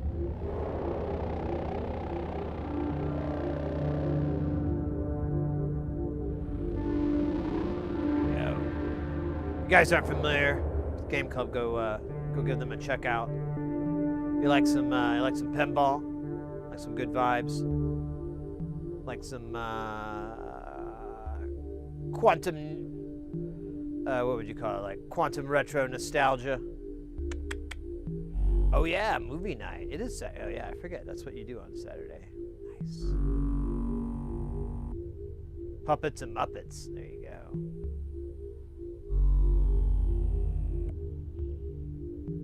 I thought it was gonna be Puppets the movie. Should be cool. I'd watch that. Well, welcome in, mate. Good to see you. We're doing our Jamtown. We've kind of been fine-tuning this patch over the last few days. It's cooking. It's cooking. We did like a pretty sick-ass like jam earlier.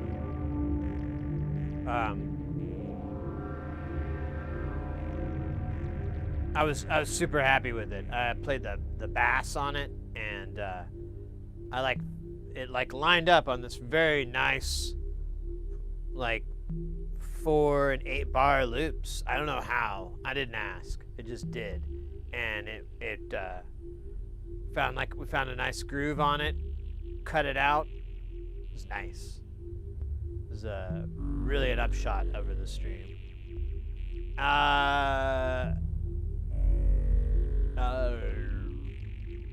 But yeah, now we are adding we're just modding the sounds, trying to get them all wunderbar. Always love a good jam session. Oh, I was talking earlier. You're a pinhead, so I went out and played last night, and the place near me, or the nearest place I should say, that's open late. There's a place up in North Phoenix, but I don't want to drive all the way up there. But anyways, they have an Evil Dead pinball, and that thing is fun. A buddy was visiting earlier this week, and I took him there, and I didn't know they had it, and like right as we were leaving, I saw it, and I'm like, dude, this has been here this whole fucking time? Or we have to play a little bit. So I put like maybe 4 or 5 games on it, and then I came back last night, 3 or 4 days later, played again, but these guys were like hogging it for a really long time. Finally got to play it, but it was with all my friends, and it was fun and everything, but I really didn't get a chance to super grind on it. Going maybe back tomorrow, maybe Monday, because another buddy of mine hit me up and wanted to hang out, and I'm like, yeah, dude, I'm free, let's hang out. So, plan on playing more there. Yeah, I was very happy with it. It's I'm still trying to figure out the mechanics and how you do everything and how you set stuff up. The speaker in there, I don't know, it's just not super loud, so I was having a really hard time like being able to pay attention to the call outs and shit like that. And none of my friends I were playing with would read the screen out, you know. I would do it, and then they wouldn't, and eventually I was like, all right, I'm done. I'm tired of reading the screen out, doing call outs for them. That was funny. It was good times though. I had a really good time playing that. They also have 2 of the Dungeons and Dragons, so that was nice and fun. And my friends that I was playing with, they were all D&D fans, so pretty hyped at seeing that in a pinball format. But yeah, that was pretty cool. I thought you'd dig on that.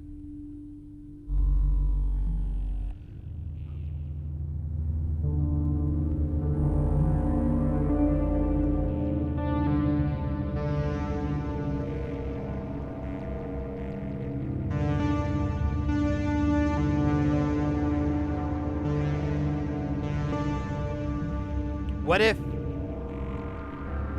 if we did that? We did that, but it was slower and not those notes. I'm actually curious how it's changing the notes so fast. I guess, it's number 4.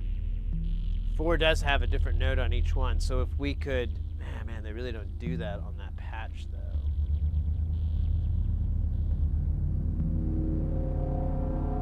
Well, the number 1 does, so we could do that.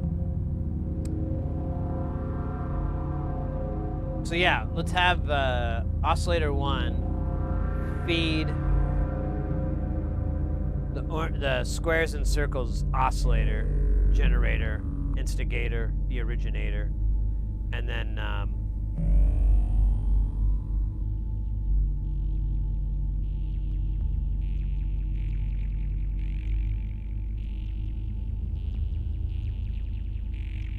oh shit, I just thought of something.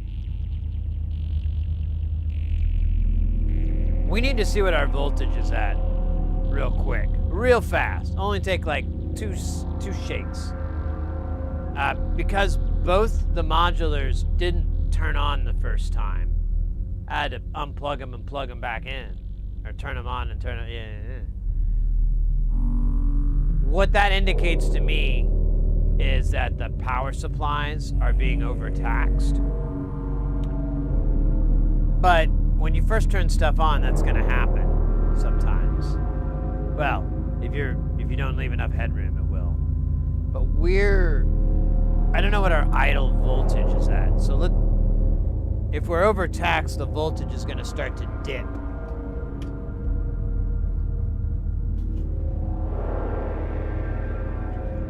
Which is fine, it's not a big deal. We have tolerance, but there's a limit to the tolerance. So, let's see here. I'm gonna put this, can't read it, can you? Yeah, it's too far away. I'll just read it out loud. I'll call it out. I think I can get these in these ports, maybe not. Ah, scheisse.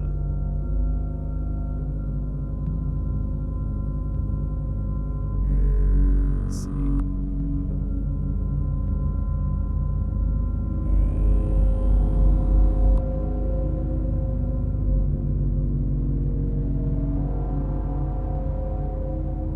All right, there we go.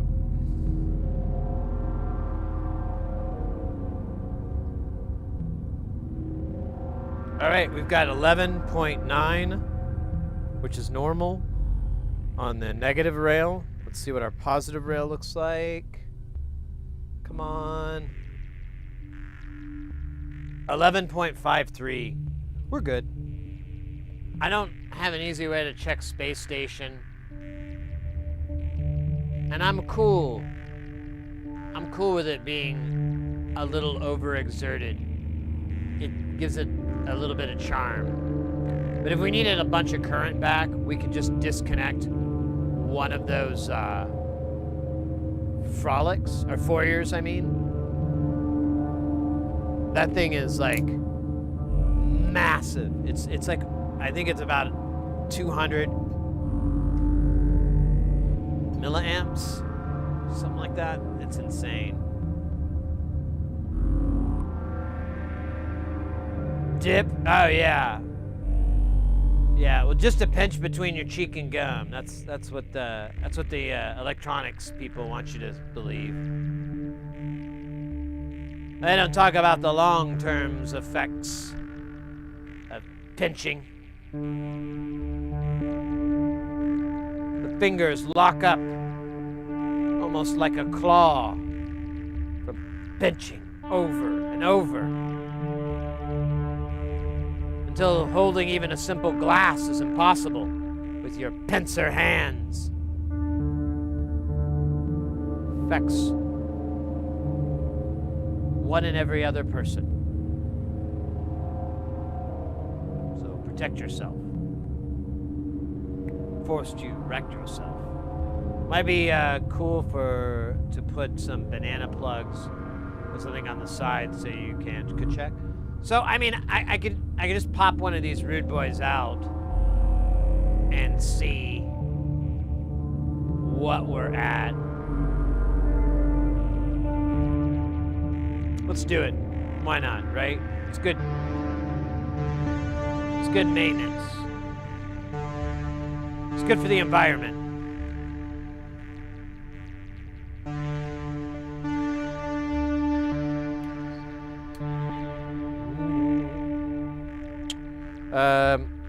Let me see. Can I find something that doesn't have a million little screws? All right, the arse. Take the arse out. And we're not really just taking it out, we're just accessing the bits and pieces on it.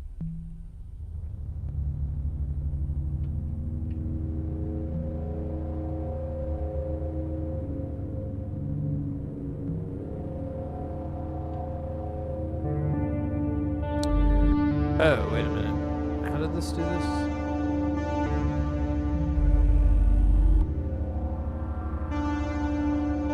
I'll just measure this cap here. 11.9. That's the positive rail. Where's the other guy? Oh, shit. Oh, there he is. He's just hiding. No, wait, that's not the right value. There he is. There's 10.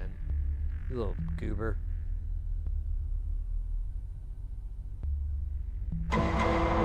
12 even. Consider shock, consider shock, consider shock. Whoa!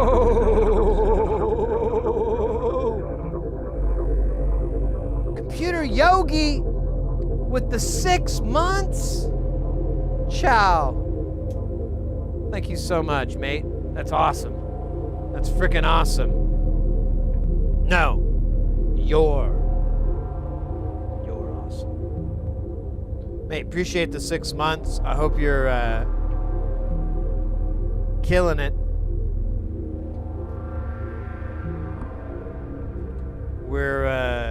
We're just doing a little bit of electronic maintenance here. Just checking.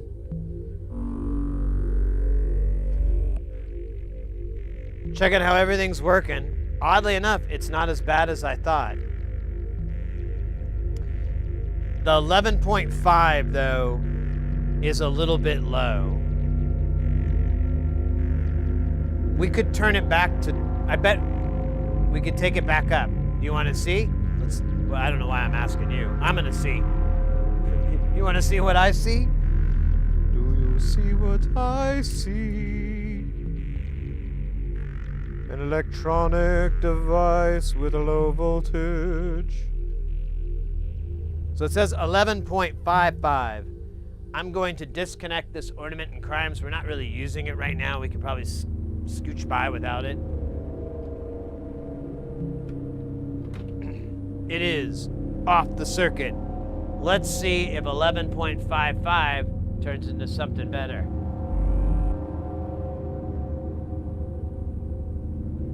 All right, and dude, I can't see. There it is. 11.6.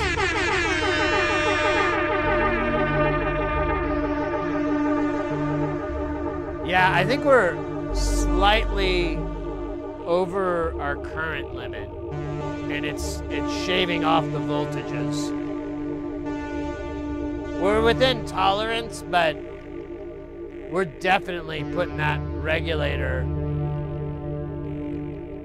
It's hot.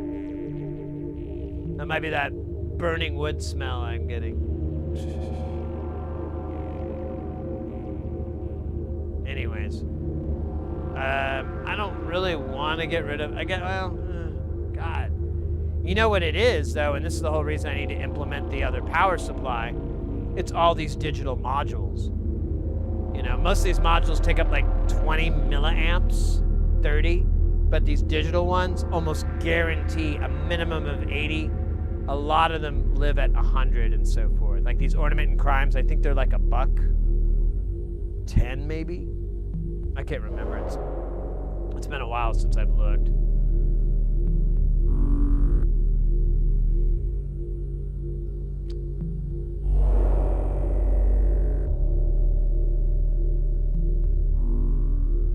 I think if I took another one out, we might get the voltage back to 11.9. But do I really want that for my children and my children's children? Do I even want to have children?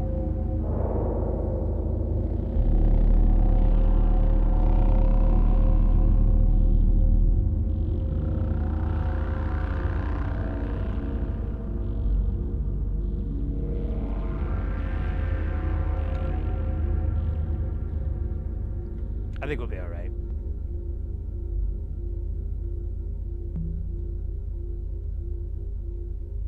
We'll live. Oh, shit.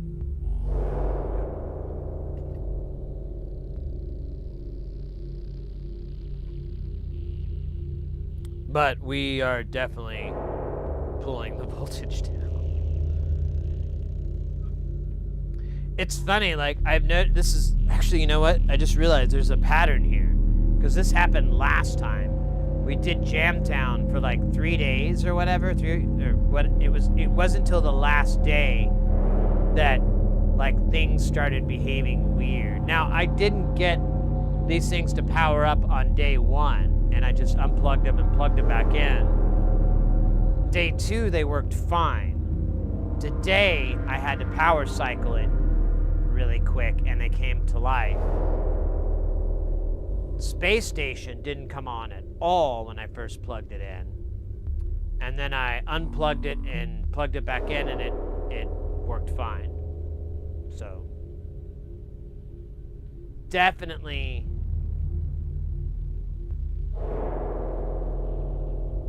need to think about how I'm going to fix that.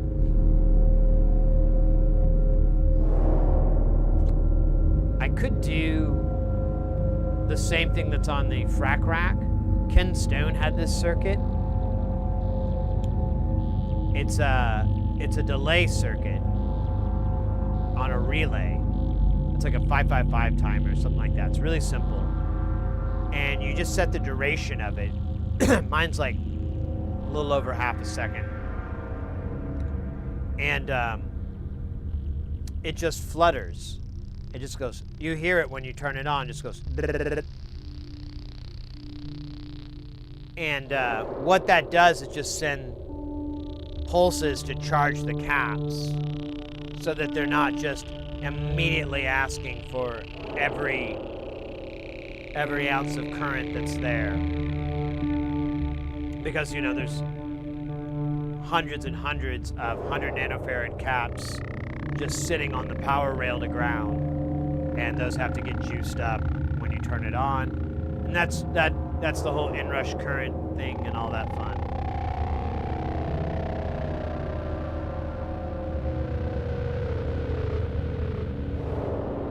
That's cool. I'm into that. I don't know why it's getting chaotic-y now.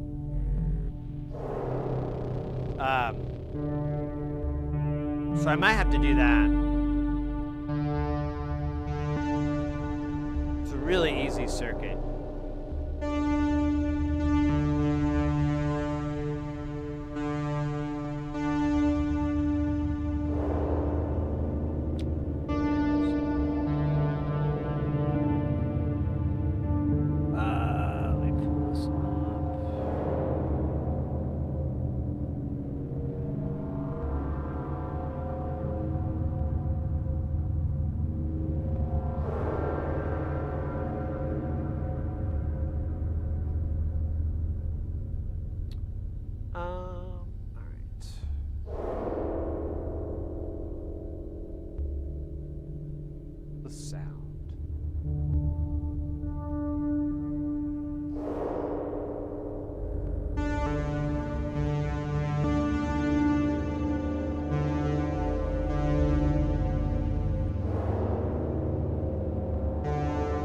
Do the waveform, which is basically a braids, because it has a super saw in there.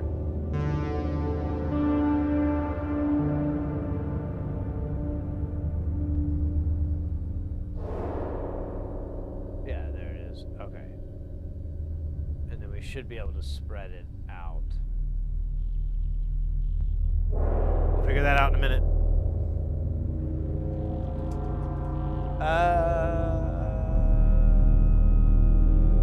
Yeah, I want to put it over on the left mixer because,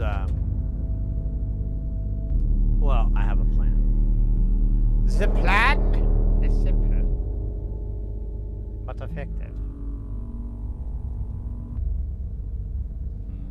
It's really fucking loud. Oh, yeah, we gotta put this in.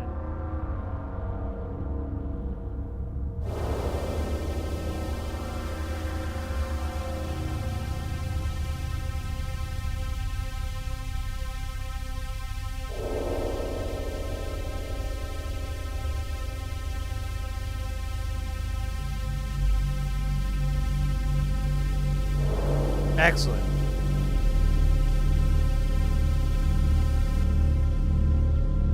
All right. We can feed it the one with the most wiggle room here. Is this cable going to make it? Probably not. And it does. Shut the fuck up. Oh, wrong input.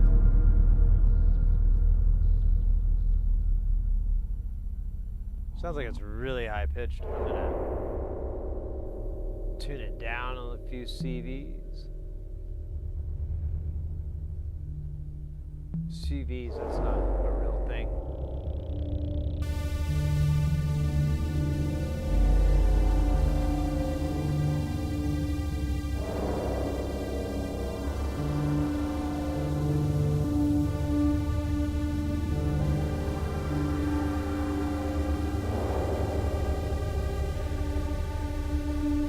That sounds superior. All right, now we need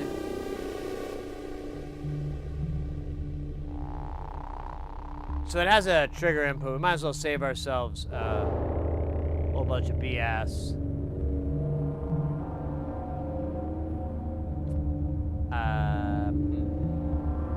I guess we could use this guy over here. This guy's cool. I saw him once in a movie. He was superior.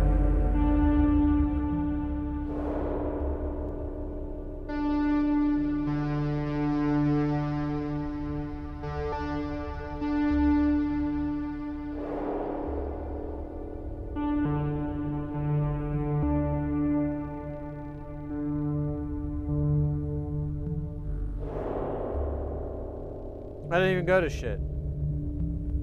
Fuck. Oh shit, well now we can. Bish.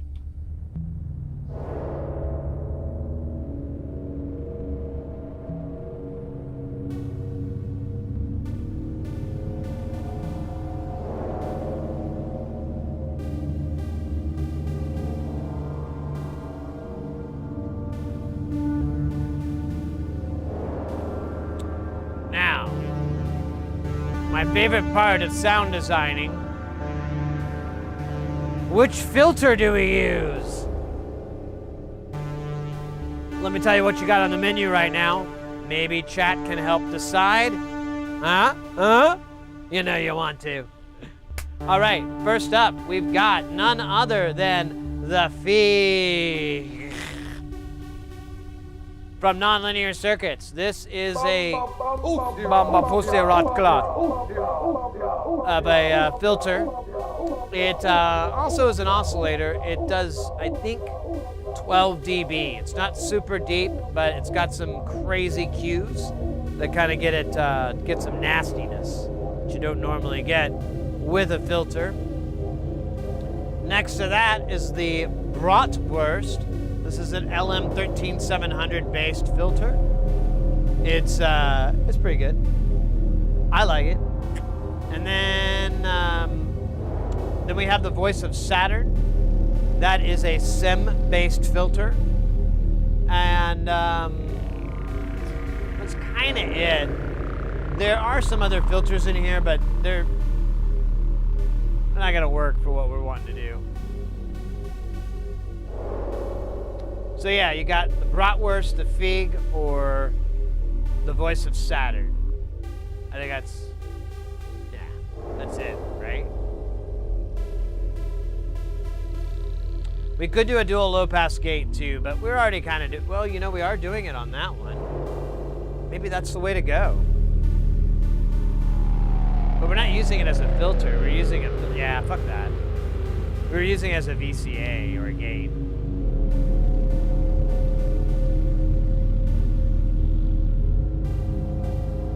Oh, you know what? I'm mistaken. We do have, I forget about this guy, the Polyvox as well. So, Voice of Saturn, Polyvox, Fig, Bratwurst, and that's it.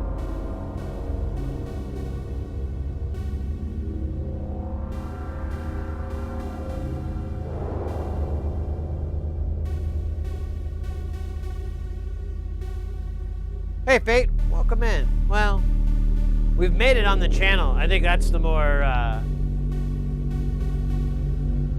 the kind of like mind-blowing part for me. Like, we built all this on the channel.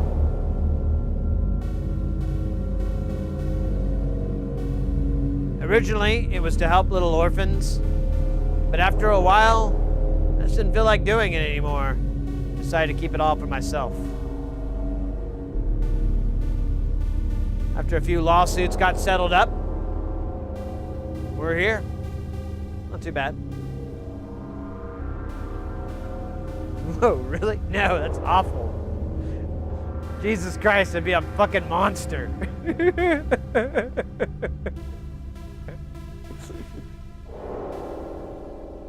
I would just run over myself with a lawnmower out of sheer principle.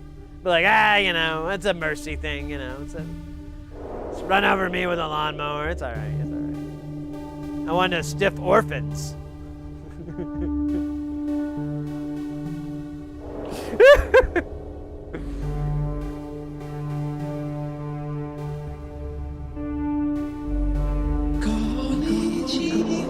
Hey, look at that. We finally got him working. Praise Donnie.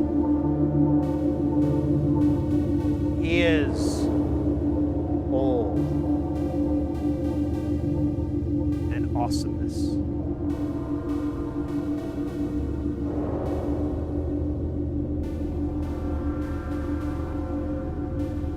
The episode where I built a lava lamp. Yes. That episode. Mr. Experience, right? Whoa! Getting smacked with Donnie stashes. Hello. Well, hello. Hello. Whoa. It's a Donnie barrage.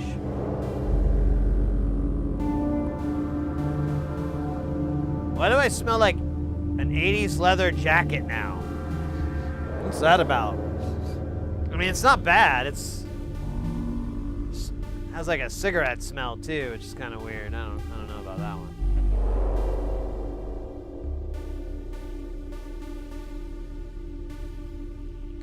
Donception. There you go. You guys don't know the inside joke there. It's not even an inside joke. It's real. That's Donny Benet. Donny Benet is an Australian multi-instrumentalist. He primarily is a phenomenal bassist. Probably one of the top bassists in Australia. I think that's an arguable thing to say. Difficult to argue with, though. And he writes this really fantastic music. He puts out himself under the name Donny Benet, obviously. And it is a combination of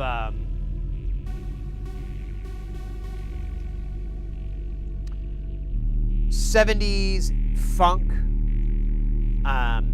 with a little sprinkle of early 80s. There's a lot of synthwave, very retro vibe, but the music is super fresh, super fresh. Like a lot of the times you hear a lot of artists where they'll kind of replicate that genre, and it feels like it's just a lot of those old riffs kind of cobbled together, which there's nothing wrong with that. But my man, Donny Benet, he's an inventor. He's a creator. And he's also a really cool guy. He's his whole shtick with his, with taking the piss out of his appearance and everything like that. He loves doing that. He's really funny about it. I think he's just an amazing artist. I went and saw him at a little tiny concert in Tucson and got to talk to him for a little bit. Truly an awesome dude. The band that he was touring with, they said the same thing. They were like, they brought up when they were playing, they told this whole story about how he was like carrying all his boxes of t-shirts and everything down the road, and they saw him and they're like, bro, do you want to ride? And he was like, oh yeah, that'd be great. They were like, he's just hauling this stuff, and I don't know. They thought his work ethic was amazing, and I'm like, well, it's Donny Benet. But yeah, he's an awesome guy. His music is really, really good. If you want a good introduction, I recommend Konnichiwa. The music video itself is phenomenal. Really well done, really amazing, and you'll get a kick out of it. It's really funny. And the song is just slaps. So good. All right, that should cover it. There we go. All right, that was my 5 minutes of a Donny Benet. Went a little bit over, hoping I get a little extra from the Don, but you never can tell. All right, we never did decide on a filter, so I'm just gonna decide. We did bring up the bratwurst. I think just off of name alone, it really wasn't an educated decision. But let's go with it. Why not? The good thing with this is if we don't like it, we can change it. Oh yeah, you'll love it. Feel free to mute us. Don't let the stream interfere with the experience of the Don. You'll thank me later. You'll be like, I see what you mean.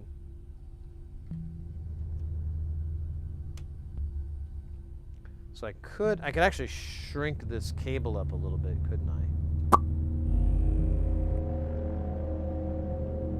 With a slightly less longer cable. I don't know why I'm making those popping sounds. It's totally a joke.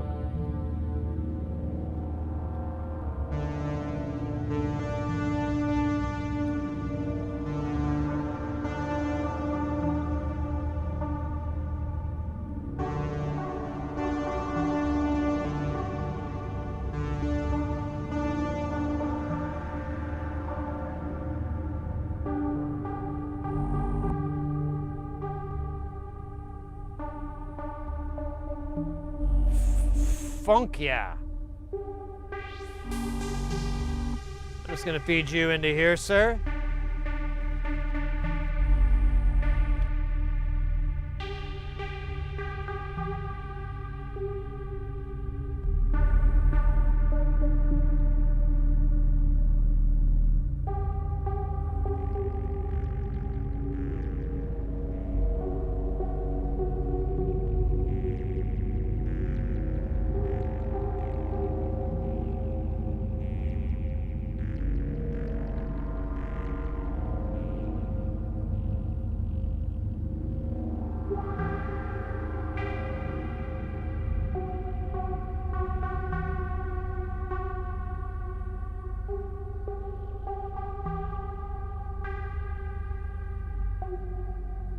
That will do nicely.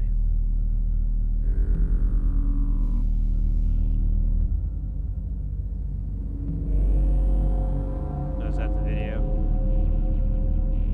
Yep. Yep.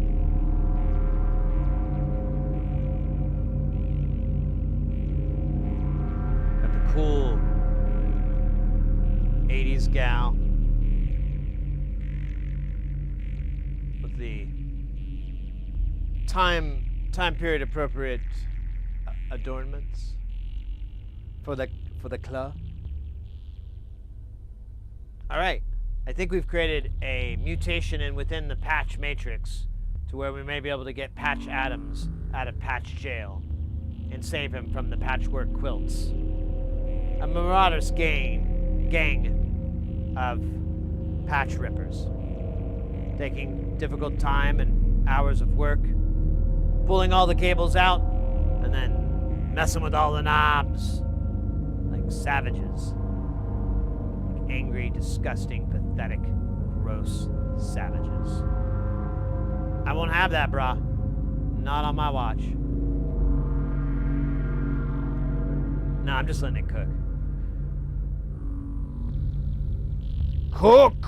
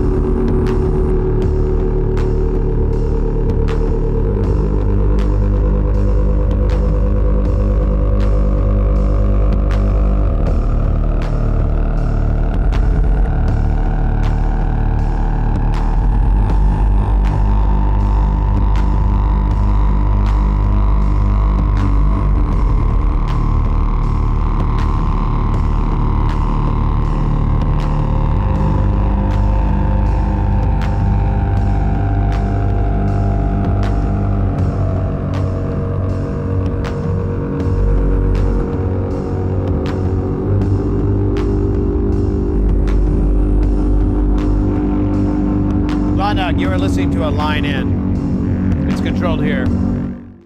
I can turn off, and this is just the microphone. And I can bring it back.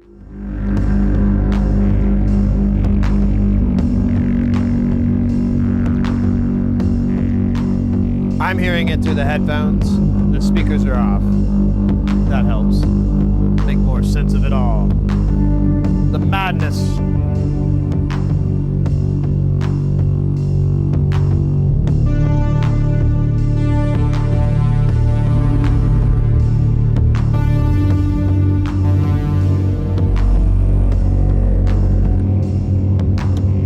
These speakers are KRK Rockets.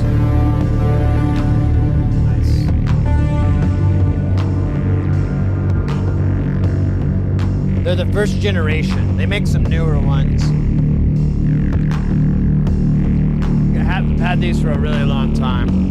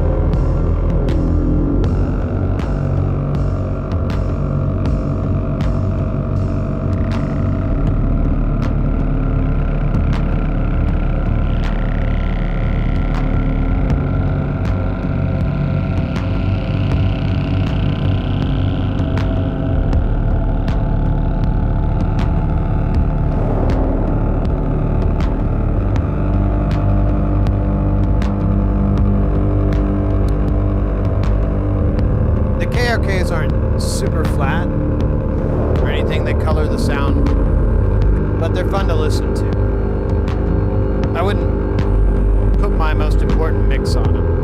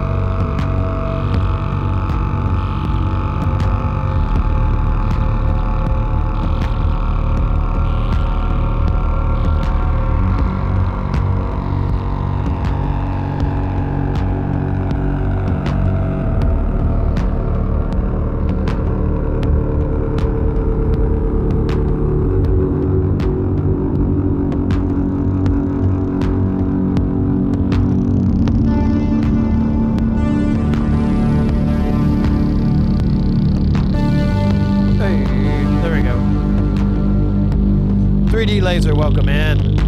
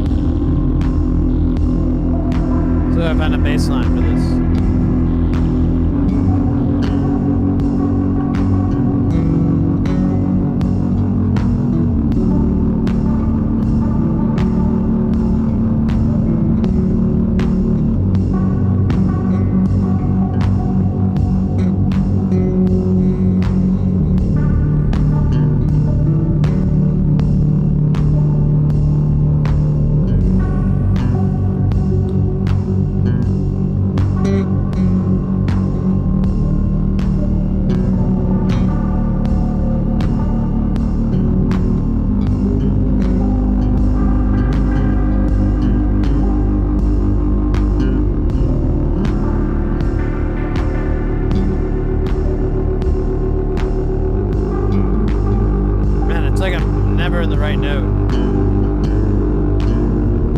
It might be out of tune or something, or this might be out of tune.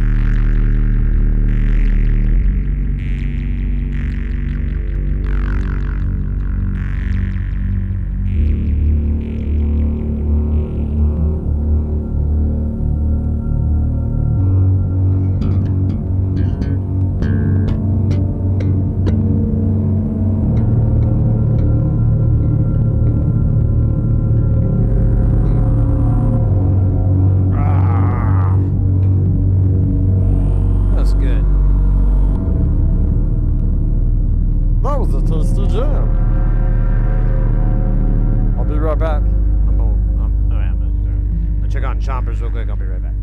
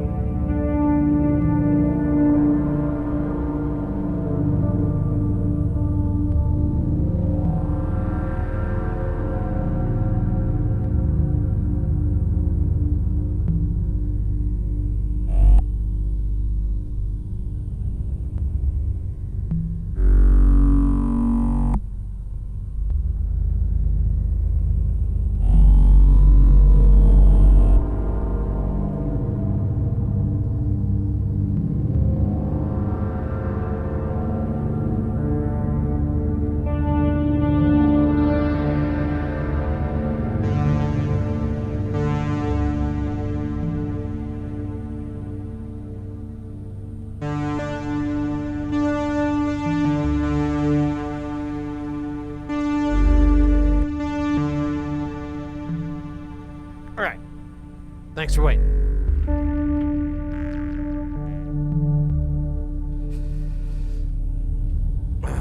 Oops. More of those cool basket weaving.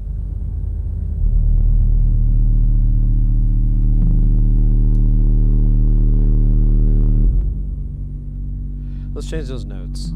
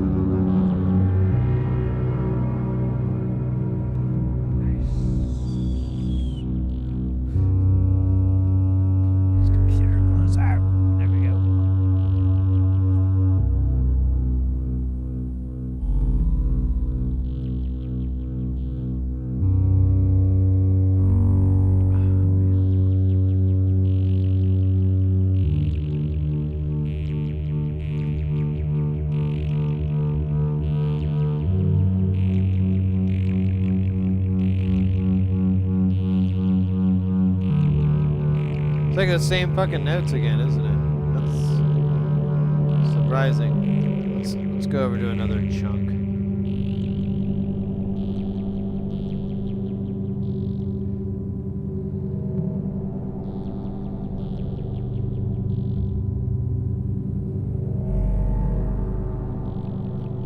We'll let that one play out for a bit. See how it cooks. See how delicious it is. And how nutritious it is. It's like a fucking foghorn. Foghorn, leghorn.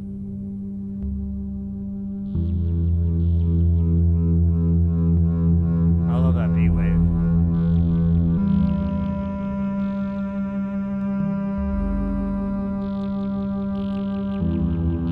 So that wow. Those are the two oscillators being slightly out of sync from each other. They're not quite the right notes. So they're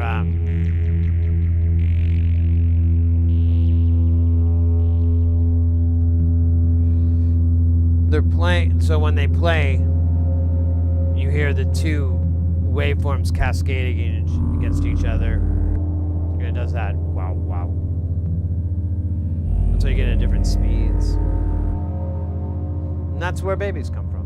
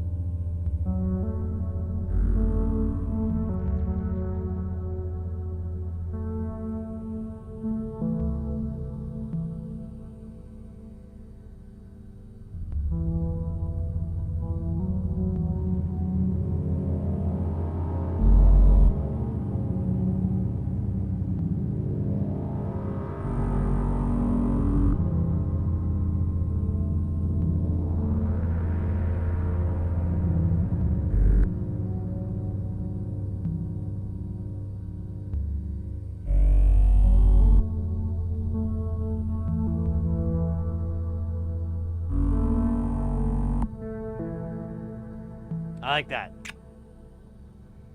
It's a sound after my own heart.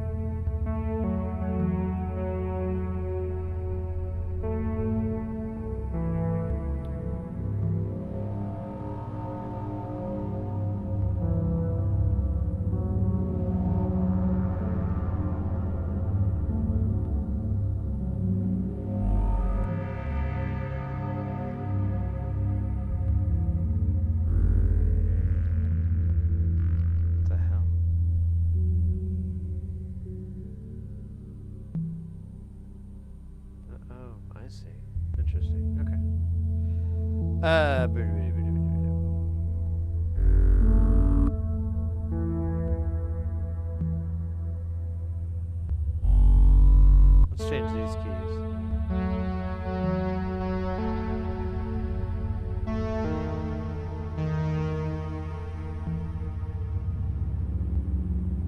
What do we do?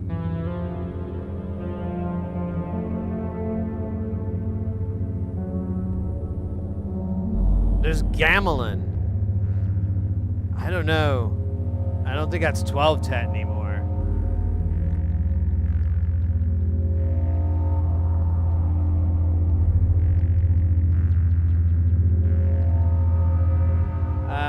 Let's see. Let's do. We're on Dorian the Explorian. Let's do Lydian the. Whatever.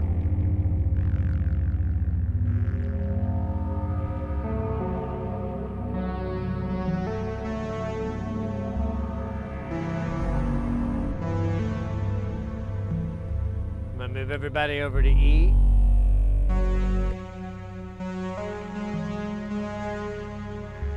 And theoretically, it will be awesome. Digital enhancement, potentially even analog. Wait, what? So Sid, the sounds that our Jamtown machine creates, the output sounds, does it go through additional processing like dynamic range expand or other types? That's a good question. No. It's pretty straightforward. So here we'll find a sound. So this sound right here, that went away. So it's going into there. Now it is going through reverb. So if we take the reverb out,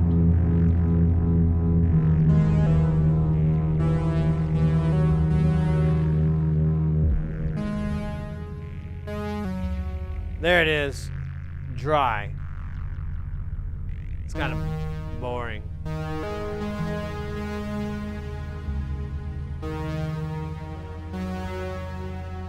But that's it. I mean, it's going into this mixer that's designed to mix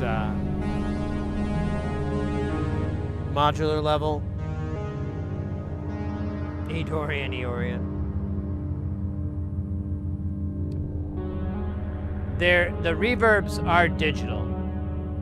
So one is a 2 HP reverb that goes on this one. That's the one that we were just listening to, in fact. And then on the other side, where that is on that reverb, which is done by a Disting, which is another digital module. I don't remember which algorithm. It's the big, I think it's like a Hall or something like that. It's a big, fat, giant reverb. And that's it. Then it gets submixed into the audio interface. I don't know why it's so much. It gets submixed into the audio interface, and then that gets smushed down to L and R for y'all. And then if I want to, I can tap in and record it.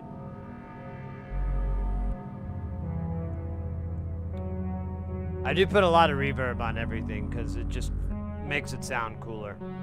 That's one of the issues I've been running into with Spacestation is I don't really have those kind of reverbs on there, so I don't have any way to like drench it in Vangelis level reverb, but I've got a couple of delay circuits and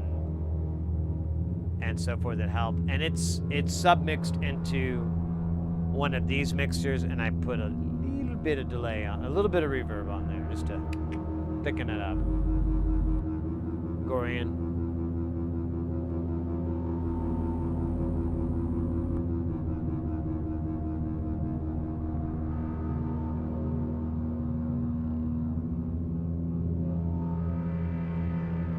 Oh yeah, you wet your Jamz with reverb, you're good.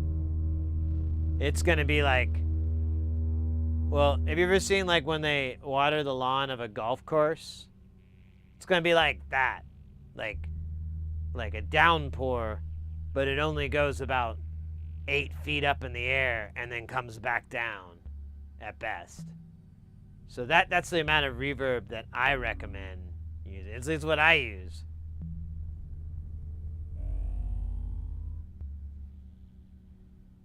See something here.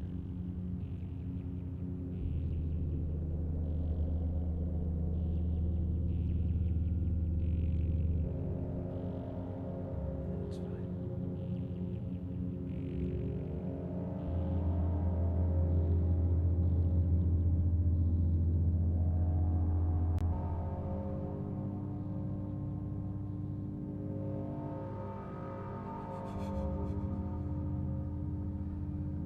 Oh, man.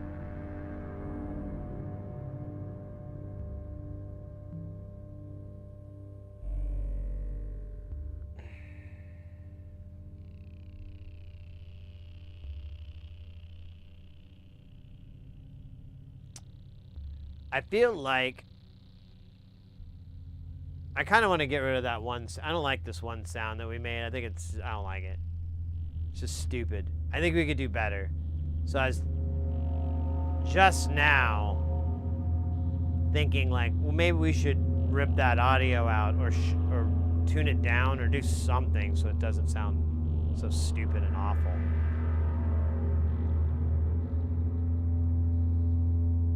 It's worse than like a penguin who hasn't paid their bill.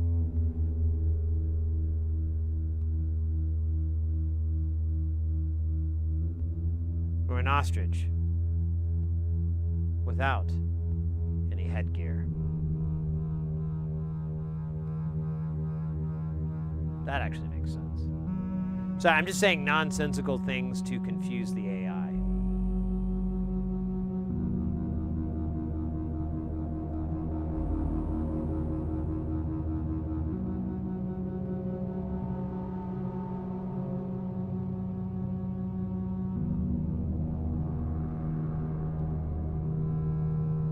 Now the beat wave. Let's fix it. It's gonna do spacey. Wow. Space sounds from the home.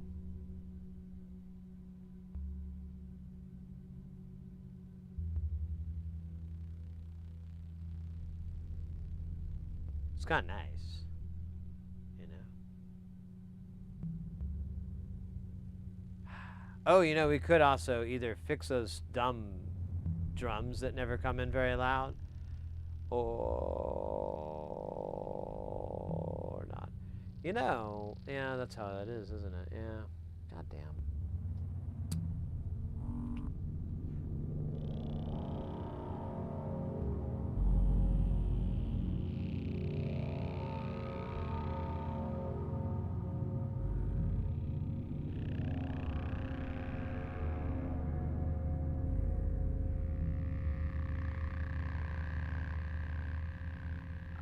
I really like the frog noises. I don't ever want to lose that sound. That sound makes me so happy. Yeah, like right now.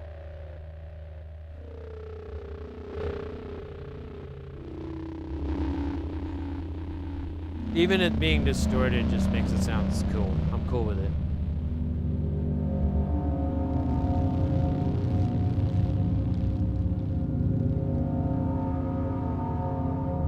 Of course it stops when I get up. Tis sentient.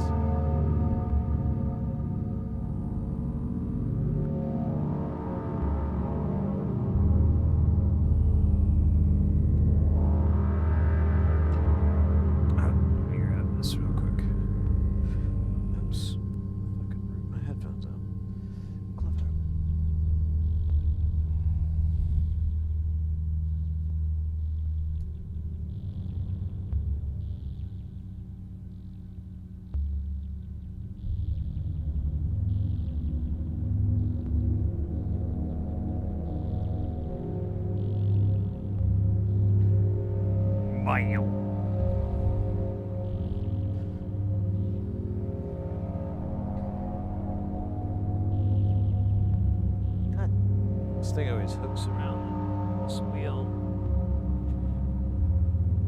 It's very...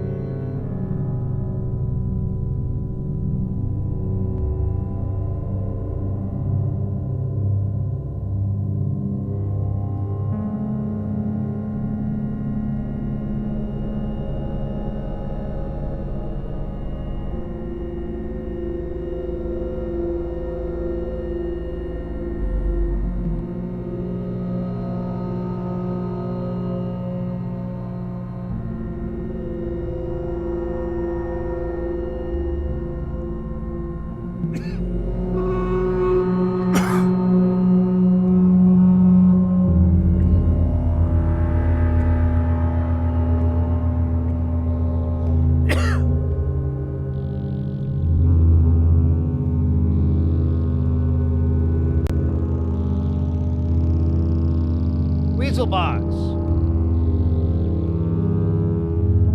Need some... I got you, mate. I got you. I got you. You had a rough day too.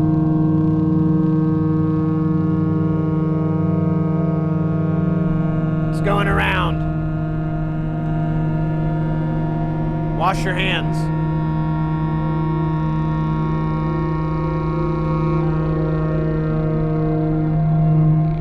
So reduces your risk of a rough day. That's what the doctor said. Good to see you, mate. I got you covered. We're streaming for another 4 or 5 hours. So we're good, fam. I'm telling you, I've been loving living here in drone land. And it looks like it's not the most unpopular thing that we've been done on the channel. You guys haven't been hating it. It's nice and it's pretty, honestly. I think we've got some really beautiful textures here going, and we've got some nice little range. We're still tweaking a little bit on the notes, I think, but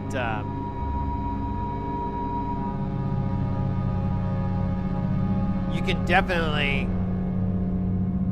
create some imagery with it, right? If if I stop fucking talking, we bump it up, and you just kind of, go into your mind's eye, however you do it. I like to put a bucket over my head. No. And you could totally create some imagery. Of course, the lysergic acid diethylamine number 25 that you took earlier will help necessitate all of that as well. I probably should have led with that. I forgot. Yeah, those two together. No, I'm kidding. Don't do drugs, kids.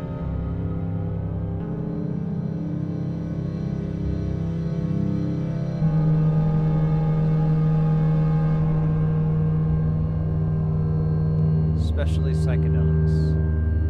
Because then you'll know the truth.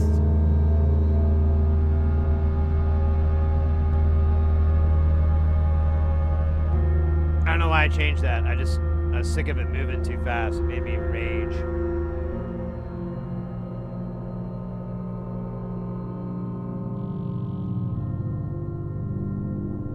I don't hear enough people talking about music. Oh, really? I was half joking, but I'm half serial. I love to do that. I do that like with a lot of my stuff from time to time. I just like to put it on and kind of meditate, sort of, but not really like do the meditative breathing or anything like that. I just kind of like to live in my head for a little bit, and this provides the soundtrack. But I mean, I'll listen to other stuff too. I mean, there's other music from other artists that do very nicely as well. But yeah, it's good times.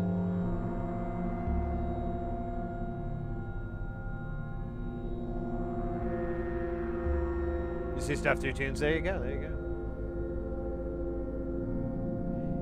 Mr. X, I listen to these jams and then I am inspired for my own. Oh, that's fucking an absolute honor. It's the nicest thing anyone could say. That's awesome. Cool. Well, I'm glad. I mean, get you there. Get you 50% there. Help you get there anyways, whatever the percentile.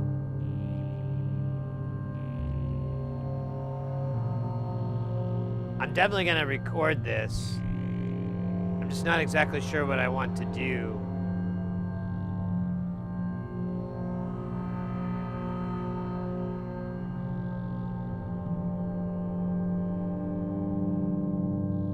Might just see if I can get the whole spectrum here of all the different sounds it does. And maybe I could end on like some beats. I might do that for the classic afterword jams.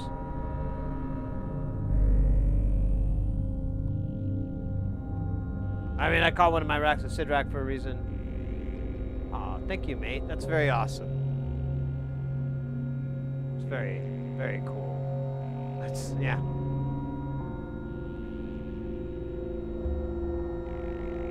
We're just fucking around.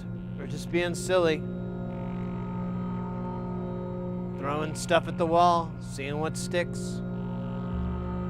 Surprisingly a fair amount. I don't know how that happened. Nah, I'm just thinking about these, the granular synth tones are kind of nice.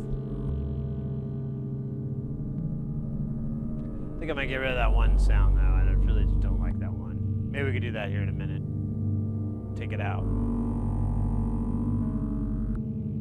That's funny.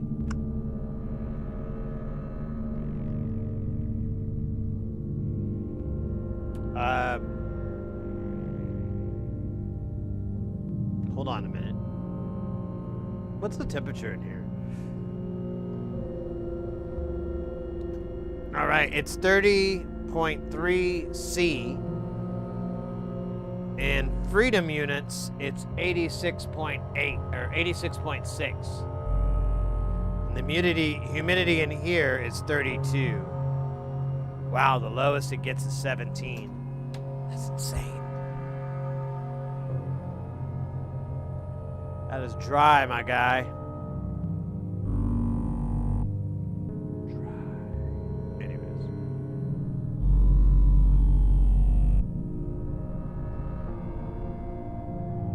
I'm hiccuping. Let me get my beverage, and we'll do some more tonal damage.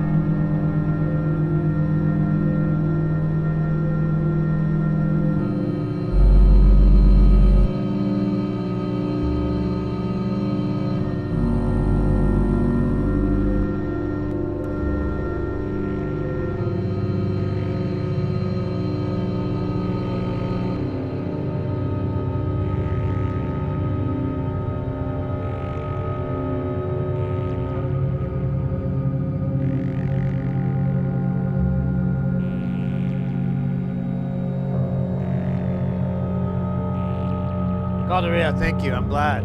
Glad to hear that.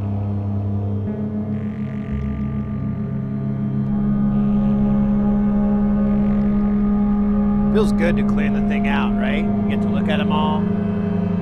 Start fresh.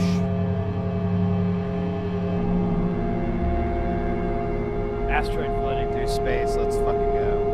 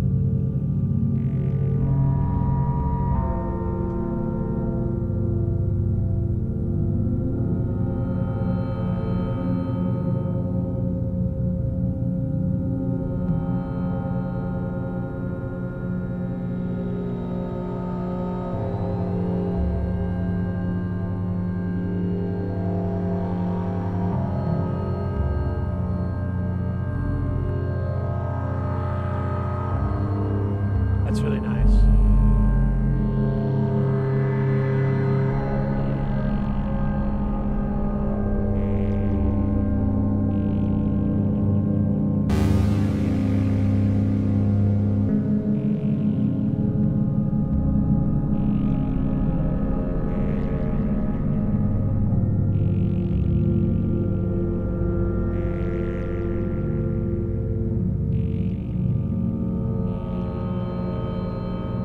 What's nice is we're getting a lot of textures in there.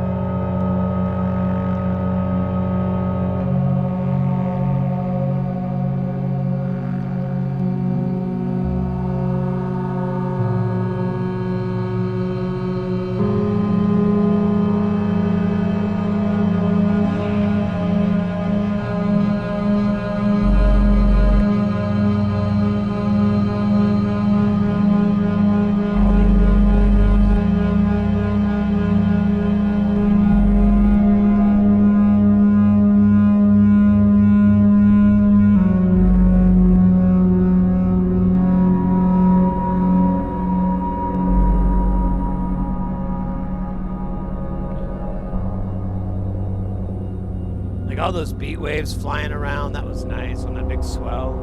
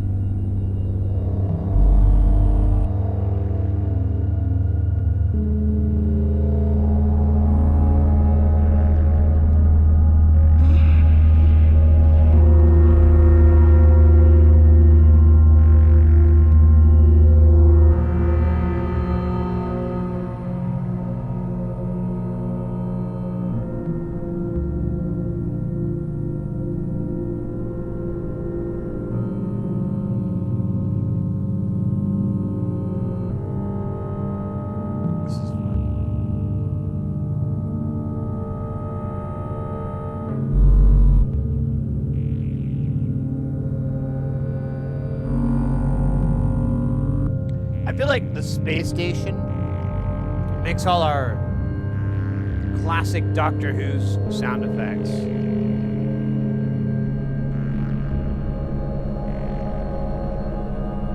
If we were to take everybody else out and just listen to Space Station, and we kind of did this before.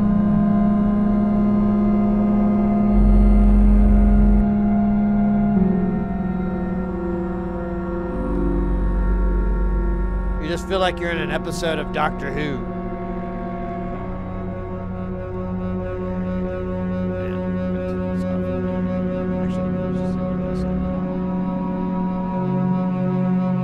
I'm blind though.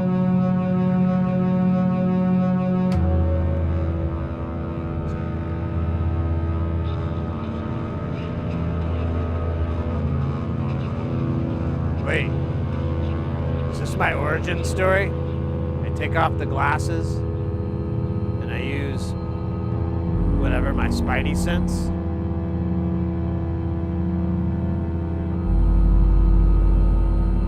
Probably a terrible idea.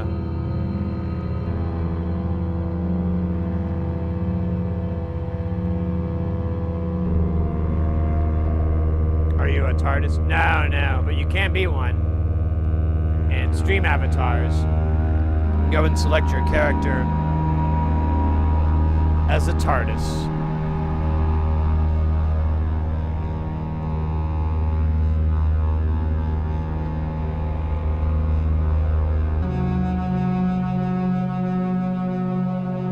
Two cheeseburgers and a large fry and a milkshake. Yeah, and the mozzarella sticks. The large.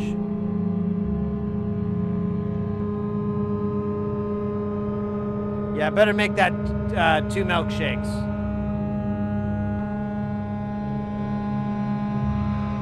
No, I won't be eating it in the car.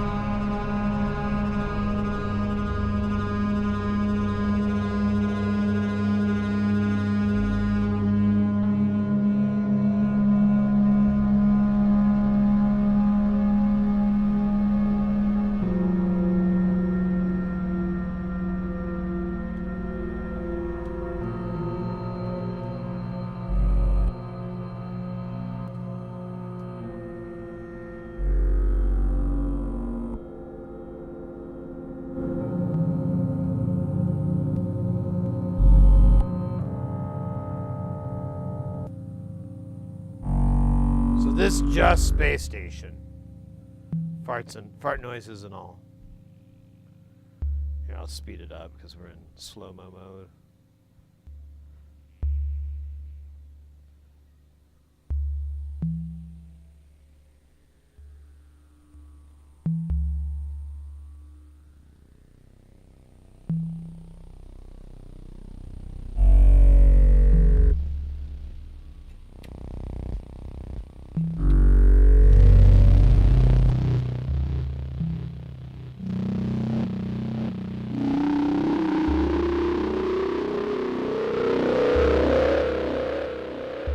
That's a keeper.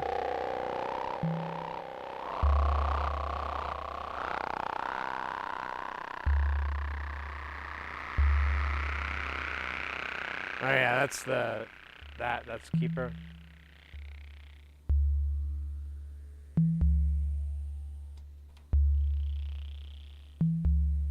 That's keeper. Let me make sure I got it again. Okay, so this fourth one down. You're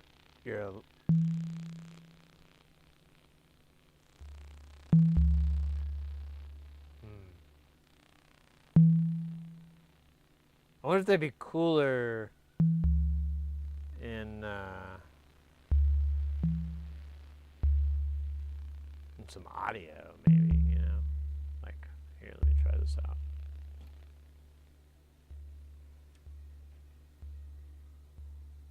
No, this guy, I got you. We're gonna fix that dude, he sucks butt.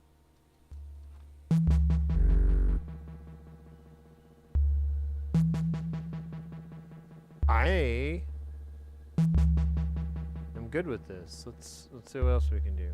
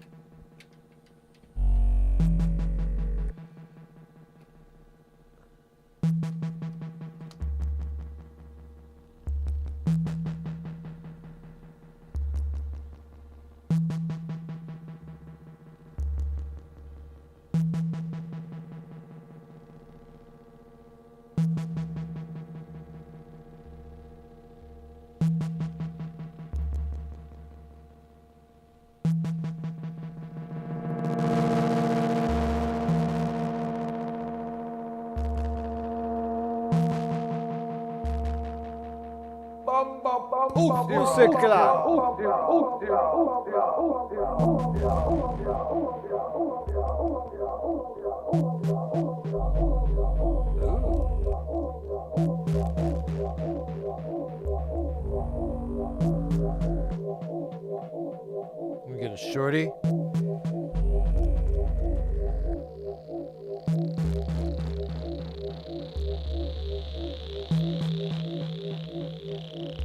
It's the wrong kind of cable. Let me get a better cable here.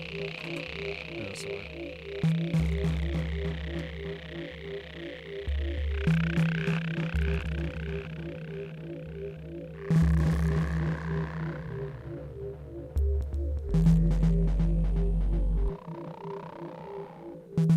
Let me get a super shorty. Oops, what did this go to? Fuck. There we go.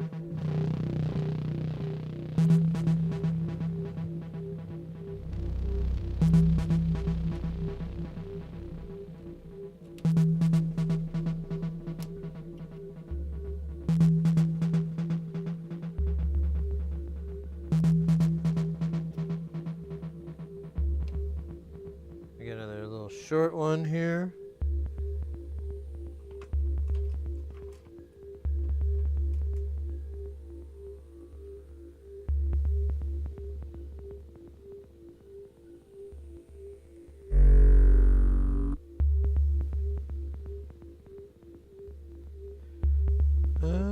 Man, kind of chewed up all the little short ones, didn't we?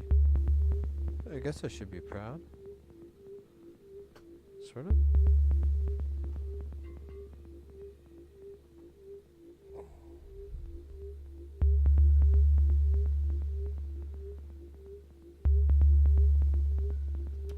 Okay.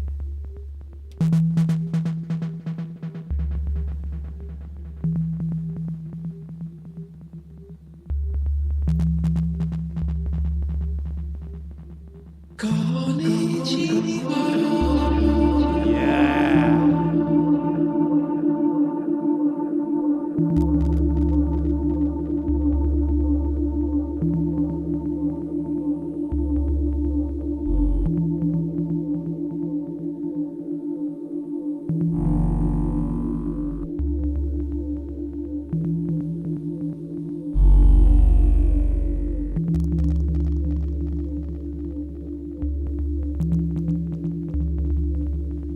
Like right on the edge of.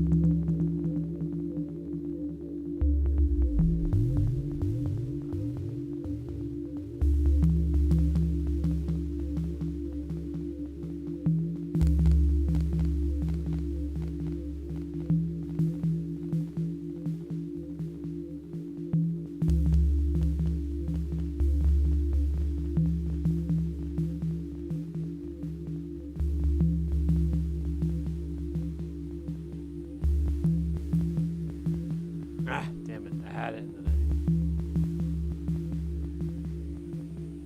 Alright, let's bring some shit back in.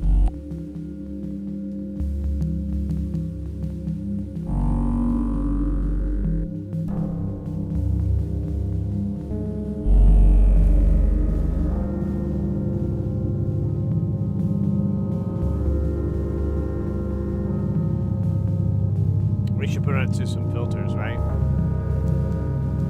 I don't know if I have any left, though.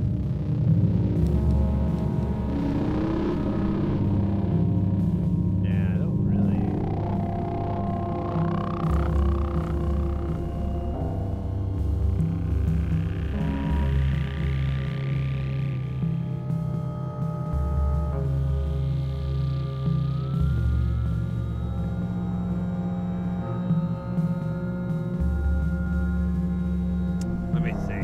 any more? I don't have a filter. Only ones I have left is the dual penetration filter. Oh, I guess we could use that. Double penetration filter.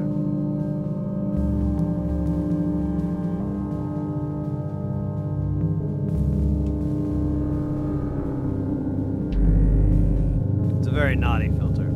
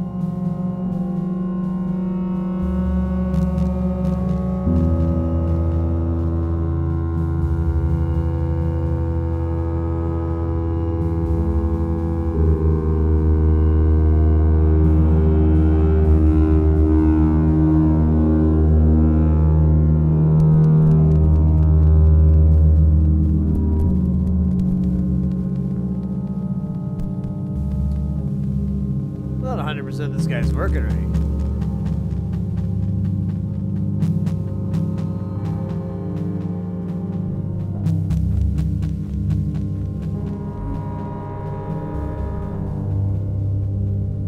It's not really doing the filter stuff.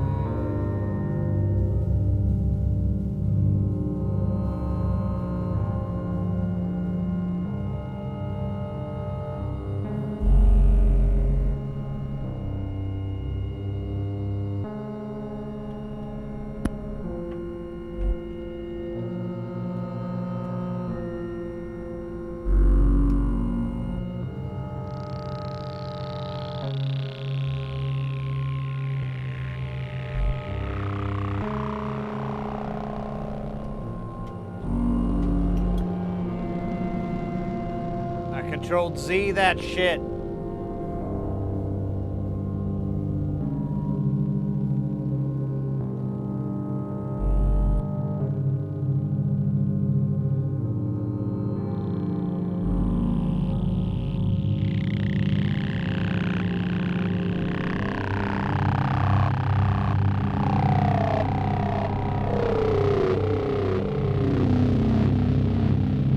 So we did get rid of that one sound that was dumb as fuck. Where the...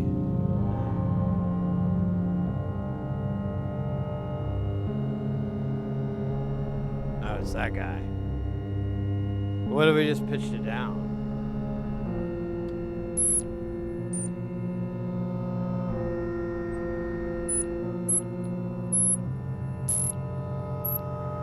What the fuck is that? That's awful.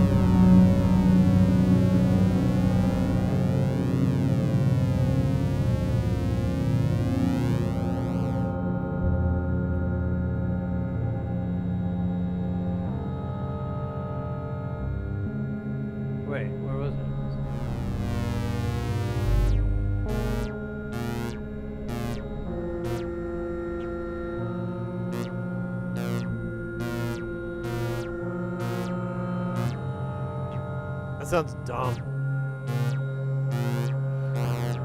Oh, it makes me want to poop myself.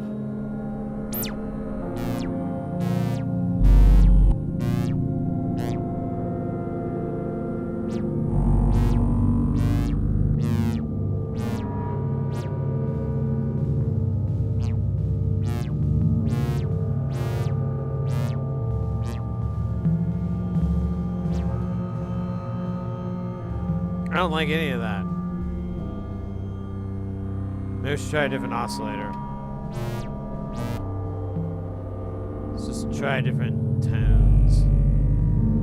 The tone goblin. Where the fuck is something nearby here? We could use this guy that's trapped here, the valmorphication.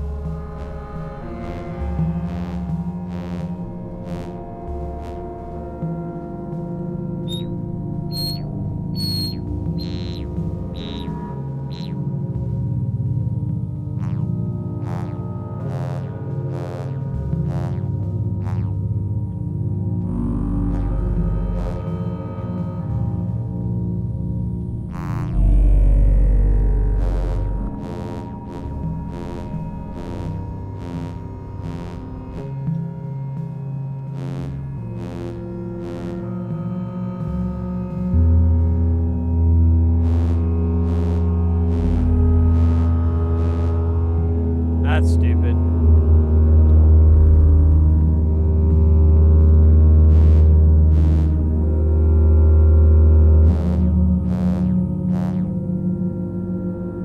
Alright, I'm gonna try something from the snake joke as a feed.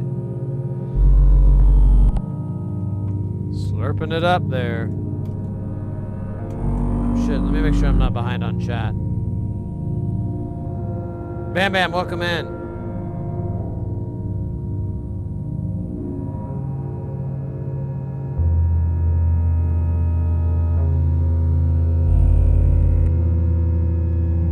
Richard, welcome in.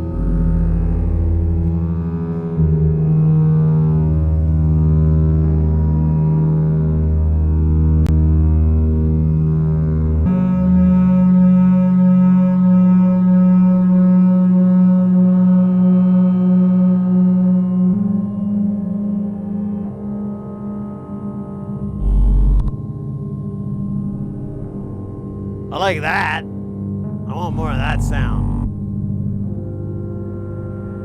Oh yeah. Scheisse. Alright, we'll just use one of these fuckers.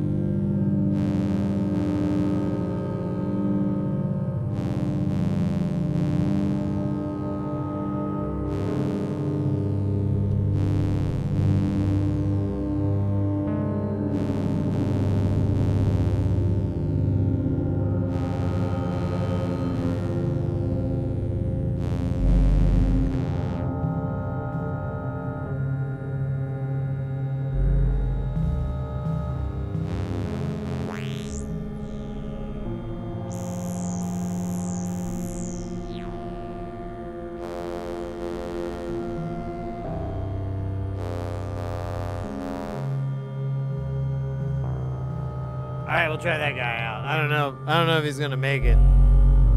If I'm being perfectly honest with myself and what I think of the dinosaurs.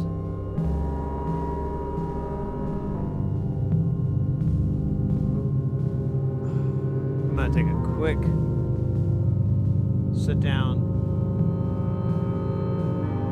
So I'm just not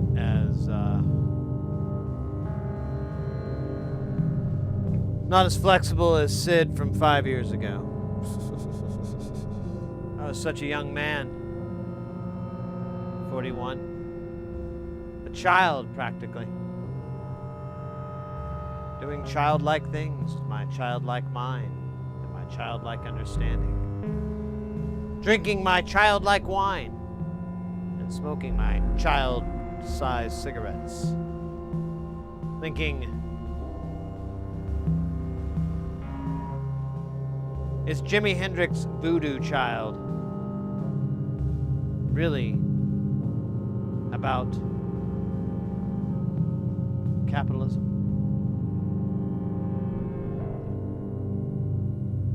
Right. That was a dumb joke. That didn't land as good as I wanted. I wanted to hit hard, but it fell flat. Let me catch up on shot here. The bone conducting. Oh yeah. You're a year older than me. You're 47. Big deal. No. 5 years ago, doing the splits upside down. Are you a palm tree? 50 Shades of Sid. Oh my God, wouldn't that be great?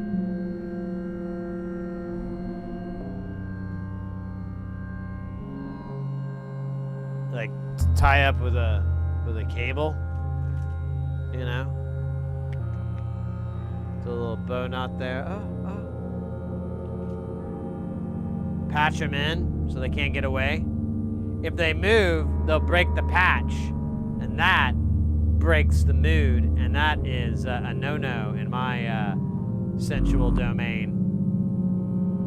When you're mixing synthesizers and BDSM, remember that safe word.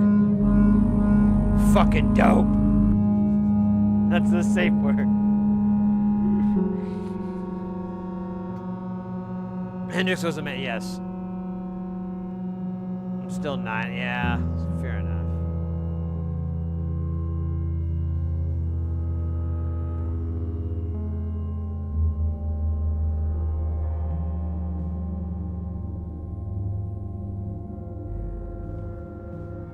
What's mine say?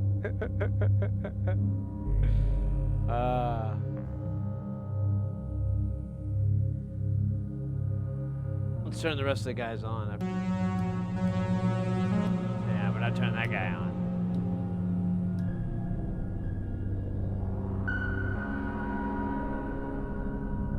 Actually, I guess we. Nah, I don't want to hear that guy anymore. He's gotten on my nerves.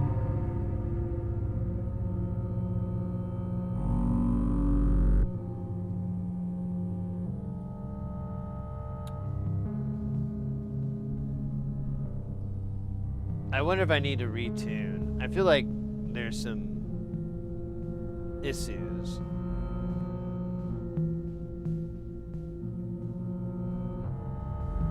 I could be wrong though.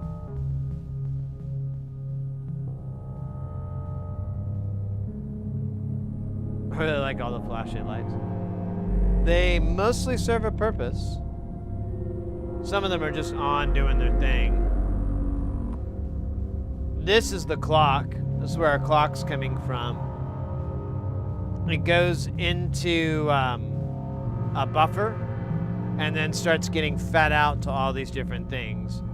The first one it gets fed into is a Temputiles, which is like a really fancy clock divider that can do a lot of stuff with, and it has like 6 outs. And then the other ones go to feed various dividers that are around here, so that they're in sync, not like the band New Kids on the Block. They're not in sync. But we can stop it. That guy's not gonna stop though. But it'll just go blah.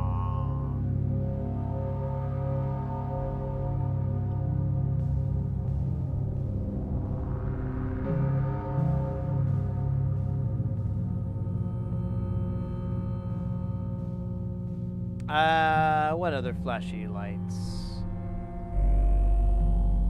A lot of them are kind of obvious, like that's this envelope opening you can't hear right now, but it will in a second.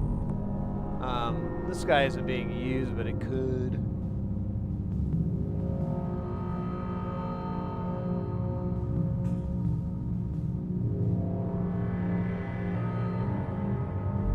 Jose, welcome in. Taking just a little bit of a chill down, cool down, and then we'll get back into more jamming. Jamnastics? I don't know. I don't have really cool ideas.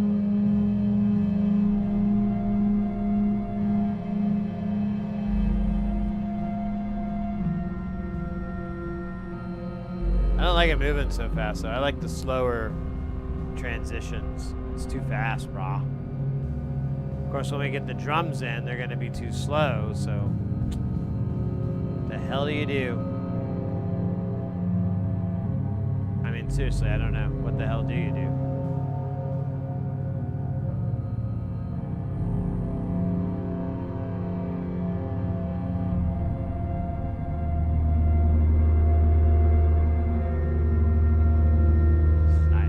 Bump it up a little bit. Scratch my belly.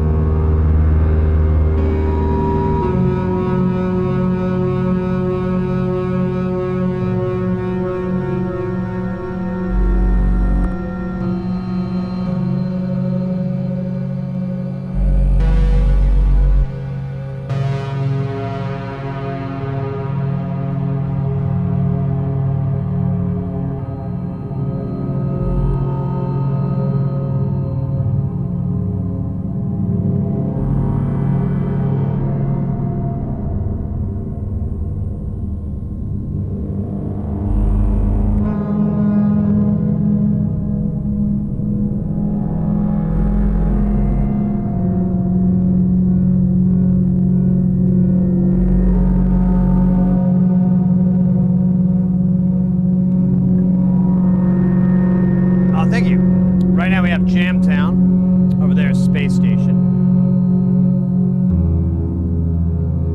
Spacestation is all from one designer, and Jamtown's a hodgepodge of all kinds of stuff.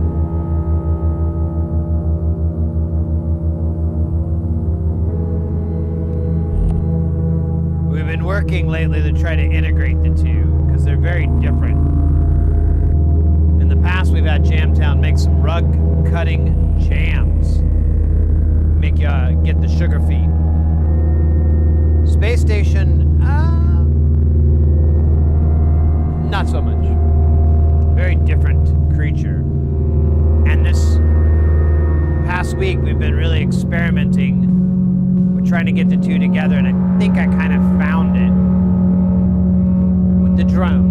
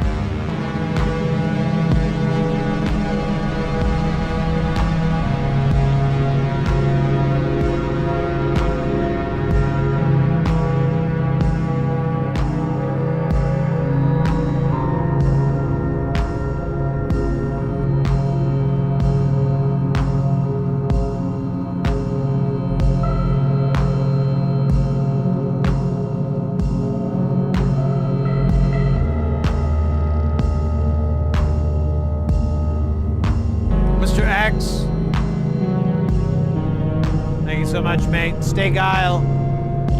Take care, guys. If you're not following our buddy Mr. X, do so.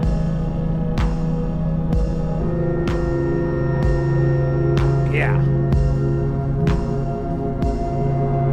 That didn't work, did it?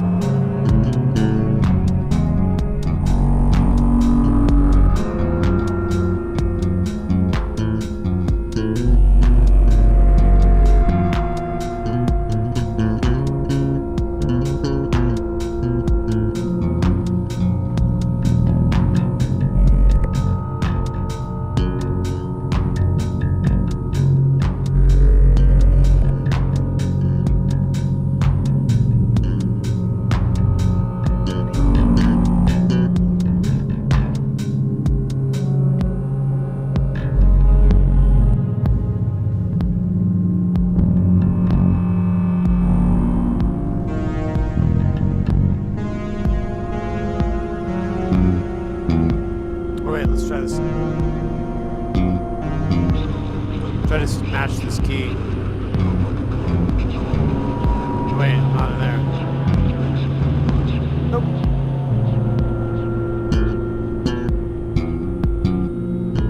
Fuck it.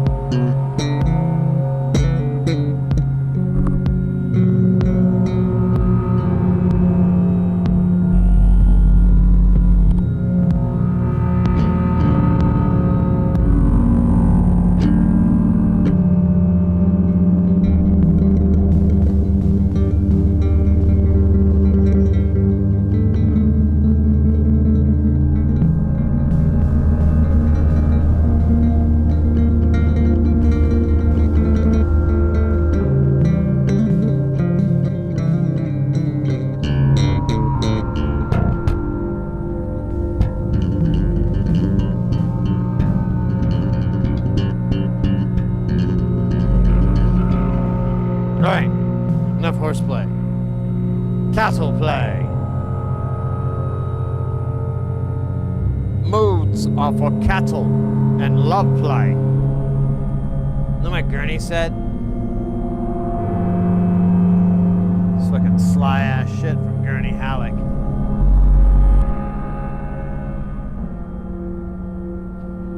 I need to find a time to bust that out. When someone says, I'm not in the mood, and then I can be like, moods are for cattle and love play. I might have a little bit of a British accent there. That's okay. Linguistic acculturation isn't a real thing.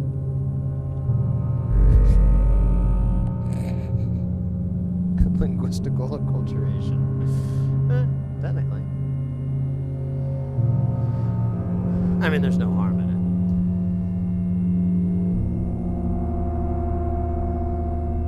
But that's my 85 cents.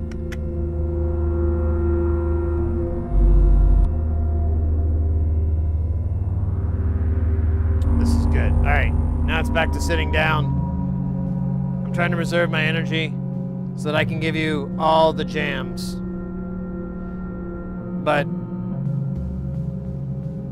I started the stream with the coffee, with the espresso and mocha espresso, and now I'm totally hosed. Oh, scheisse! But being hosed means that you can put your thumb over the end, and a higher pressure will be achieved.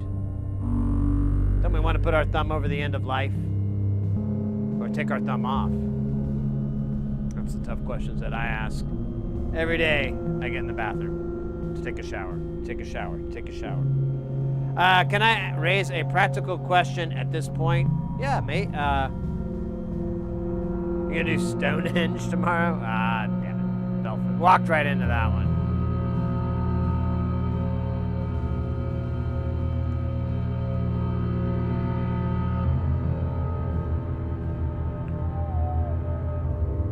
The nose flutes.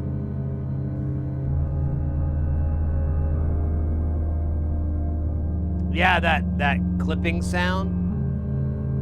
At first I didn't like it, but over time I'm like, since we like tightened up the envelope, and it sometimes will go really fast. It won't. It'll, that right there it was like, beep, but sometimes it'll go really fast, and yeah, it sounds like somebody unplugging something. But it's on the time, it's on the beat, which is hilarious. And then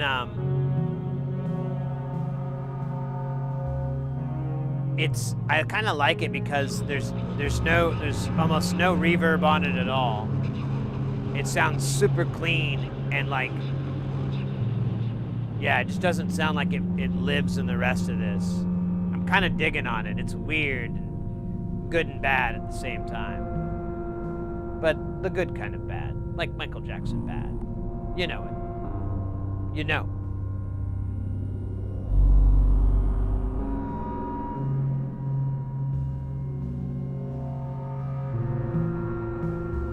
Ah, that makes more sense then.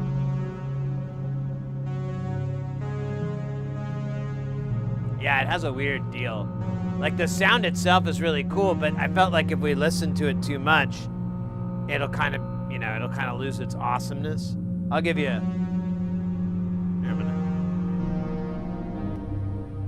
I'll give you a nice dose of vitamin M.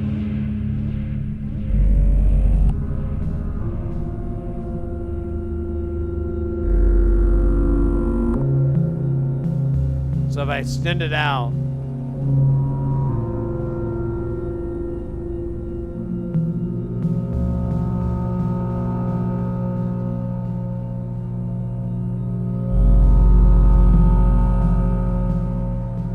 well, it really didn't last that long, did it? I guess I could just open it up like a fucking real man would. I see. So just let that sit for a minute.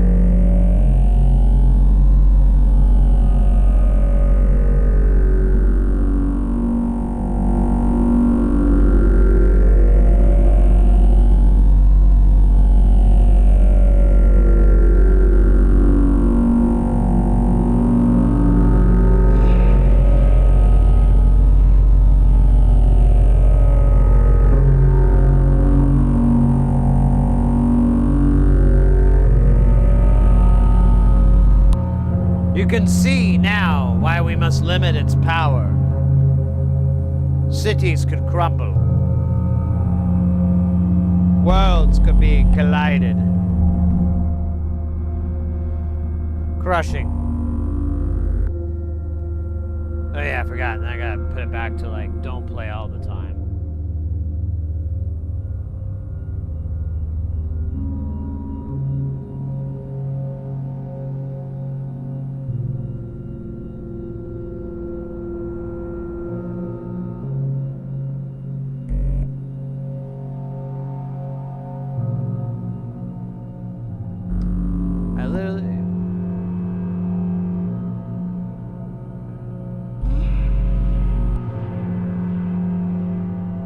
I mean, we could create a more rigid structure that's like more familiar with it. And there are a lot of content streamer people, musicians that do. I feel like that's too quick. I feel like you really want to, I mean, at least I'm not that good, I guess. I don't know. But I like to spend a lot of time exploring it, you know, and tinkering around and getting cool.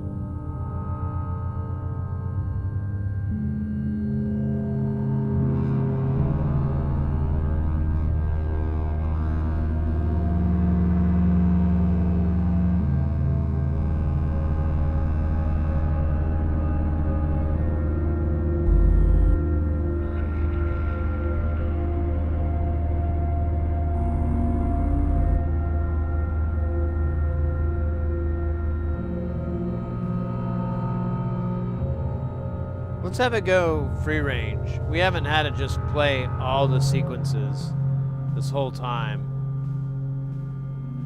Let's see what the fuck that's gonna sound like. So that's all 16 steps at a very slow movement.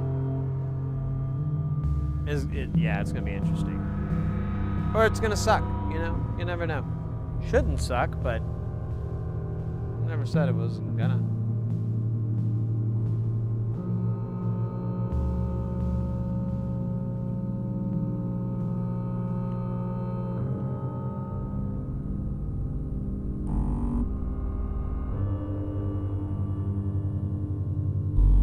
You're freestyling it.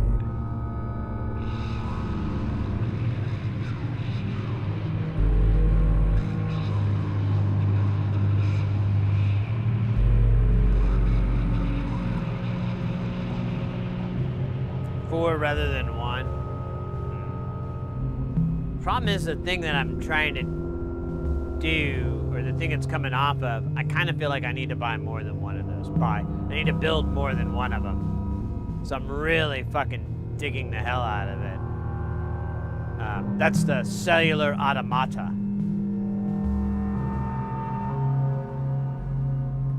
It's just a shit ton of XORs. I think they're XORs. They might be... I don't think they're regular ORs. I think they're NORs or something like that. Either way, there's a boatload of them. And they're armed to the teeth. No, they're not armed. That's not true.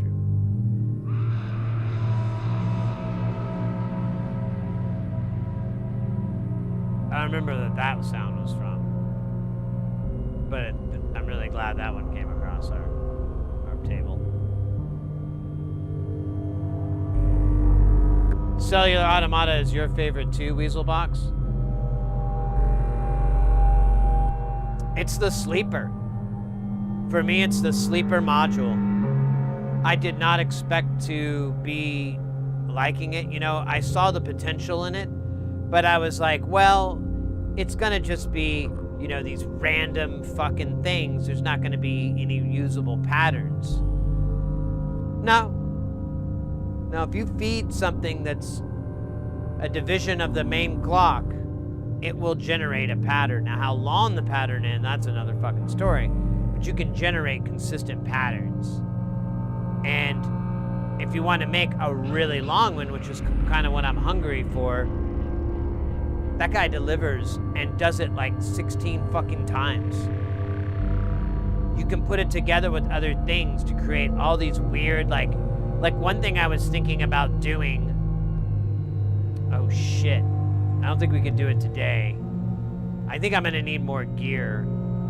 But I was like, you know, it'd be really cool to build like a bunch of voices and then have them, I feel like I'm screaming. You'd have a bunch of voices and then you would, you know, like tones. And I don't know about filters or whatever, but let's just say straight VCA outputs. And you have this shit ton of VCAs for each one of them. And then you have the cellular automata just acting like a straight gate, like opening them. So you get this kind of sample and hold vibe, but you're getting like 8 or 16 notes or however you're going to divide it. I mean, that's the issue, is that you need like a fuck ton of voices. But I think you could get really freaky if you take all your oscillators, build a chord that's like as broad, you know, as far across, even, you know, maybe, yeah, definitely some octave crushes. And then from in there, create different mixes and variants. Like maybe just take oscillator 1, you know, or A or whatever the hell, and then have that get filtered twice. One way it goes through this filter that's a high pass, one that's a low pass, or maybe one that has like more resonance than the other, etc. You know, you get the gist. Mangle that sound differently, and then have the cellular automata just be in that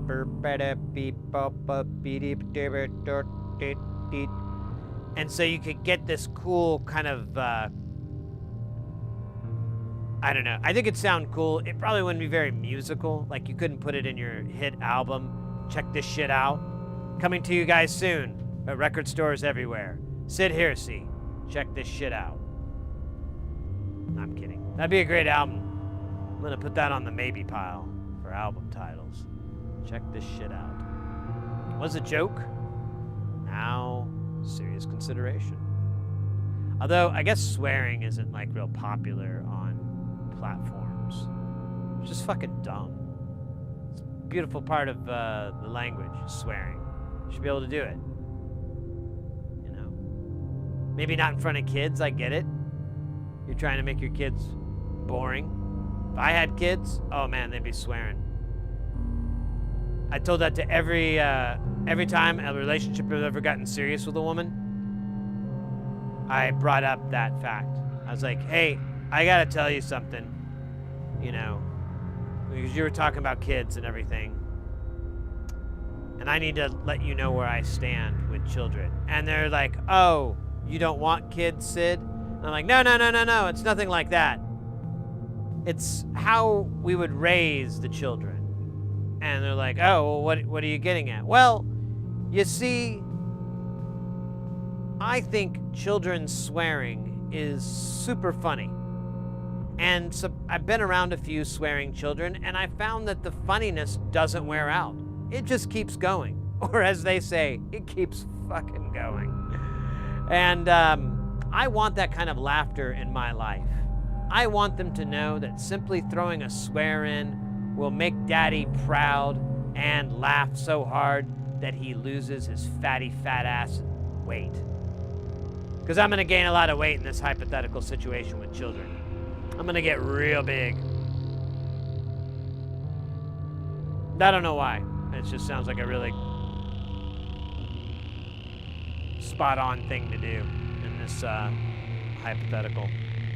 Anyways, I tell these women that, and they think I'm kidding.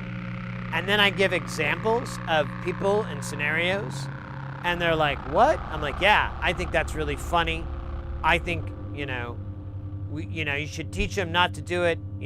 There's a time and a place. We'll teach our children that, but I need them to be able to swear comfortably in the home as much as mommy and daddy swear.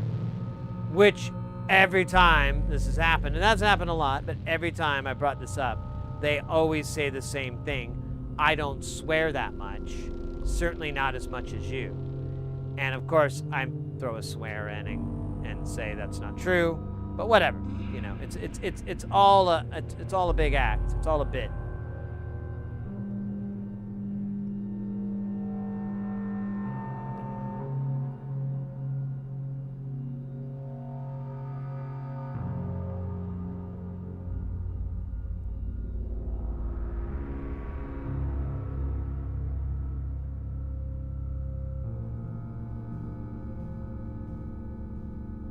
Parrots are never-ending fun?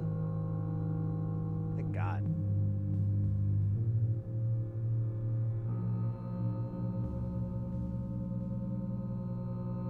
Yes.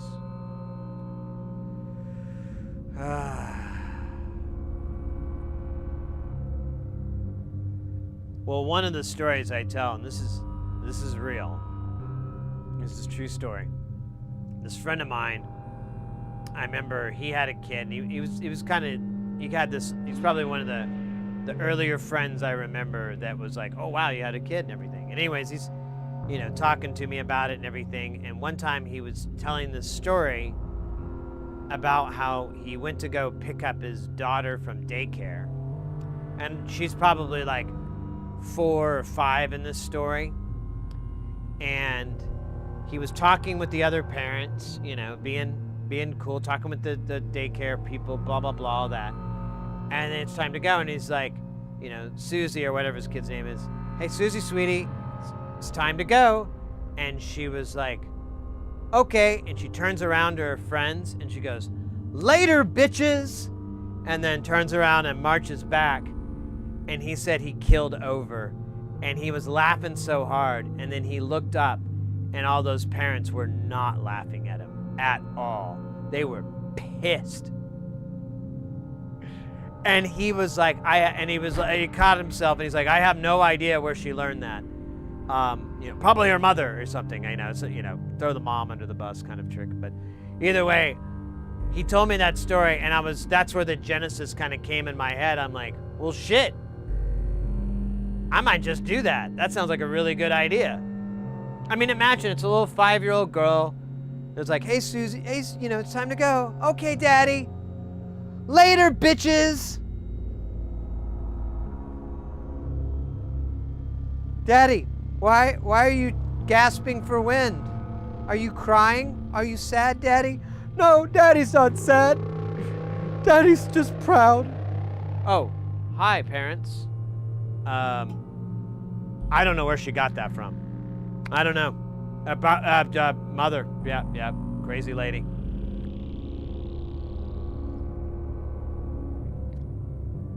Sailor tongue, that mother. But anyways, yeah, that has kept me from really going down that road with any woman who will not be willing to sacrifice their child's decency and their own shame for comedy.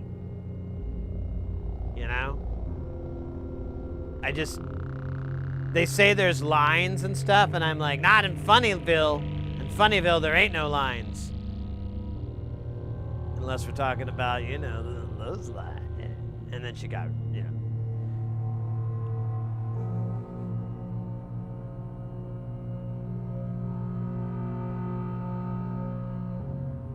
Super duper people. Yeah, right. You could have said that, like, oh shoot, my daughter hangs out at the docks a lot. She probably picked it up from there. And they live in, like, Ohio or something like that. What docks? You know, the docks that kids hang out at here in our landlocked state.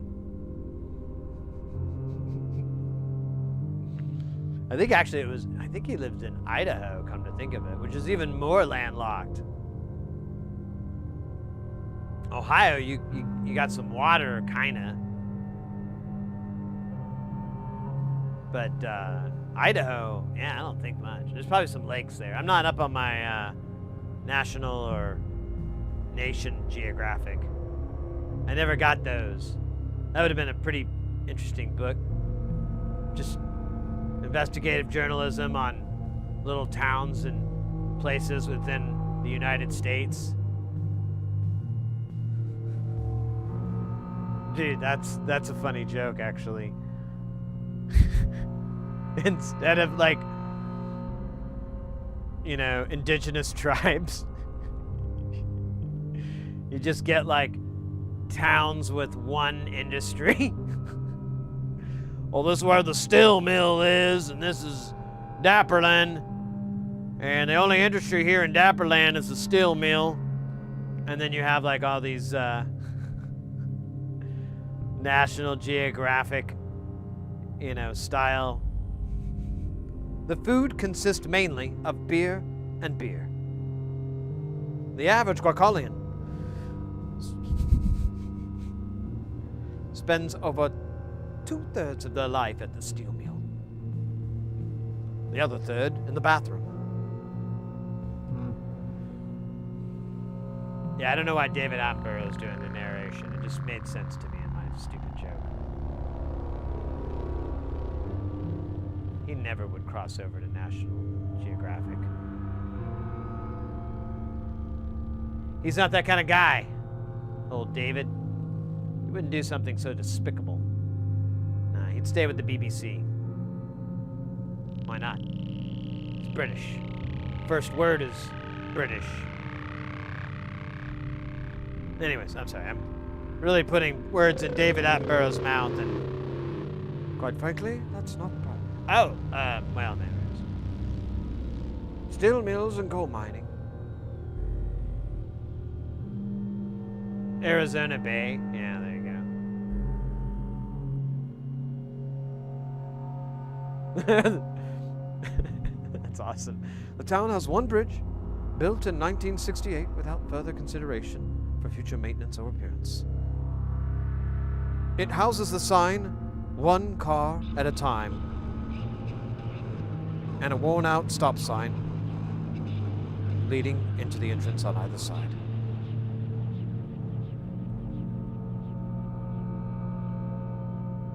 Late in the evenings on Saturday night, you can find some occupants of the city engaging in a game of Chakan.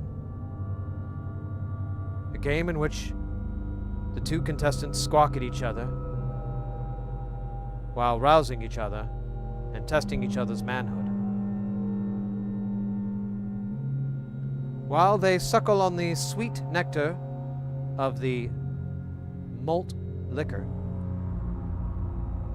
they immediately get behind the wheels of their automobiles and drive down the bridge until one of them stops and throws it in reverse.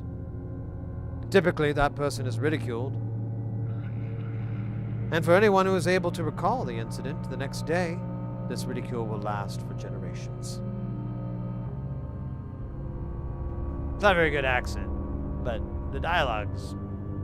sorry.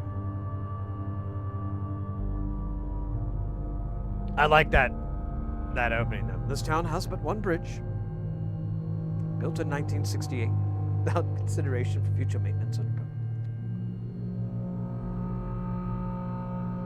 The nearby residents seem obtuse to its nefarious... Anyways, okay, I'm gonna stop. Arizona Bay. Michigan salt flats. There you go. The sweet taste of 40-ounce oldie.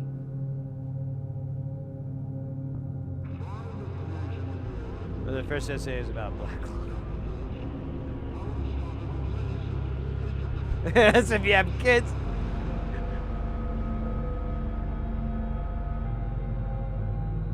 At the age of 14, a child is ready to work in the mines.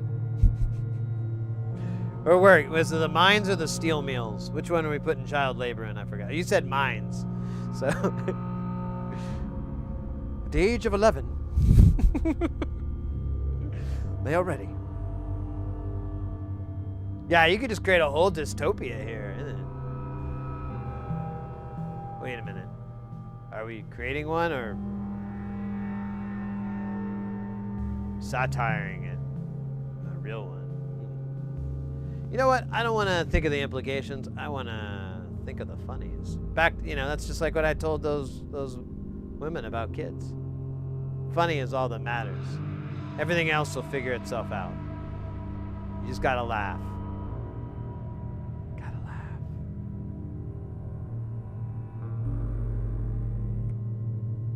By age 11, they're too big to fit in the mines. Between ages of 5 and 8 are proper mining height. Small children are lowered into the ground with a chisel and jackhammer.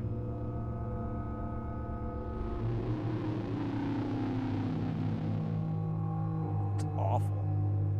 The sound, I meant, not the joke. The joke's great. They're too big for the mines. Oh yeah. Then the whole stupid labor law. Yeah. I forgot what state we were in when we were doing this. I didn't want to inadvertently poop on a state though. You know, someone was like, "I'm from that state, and you are wildly inaccurate." I'll be like, "Well, yeah, it's not supposed to be accurate. If it was accurate, that'd be horrible, really bad." Calm down, imaginary person.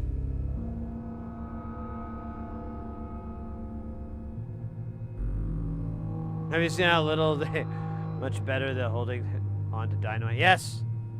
As soon as they are old enough to hold a stick of dynamite, they are ready for the mines. Tiny harnesses are created for the children in order to drop them down into the mine shafts.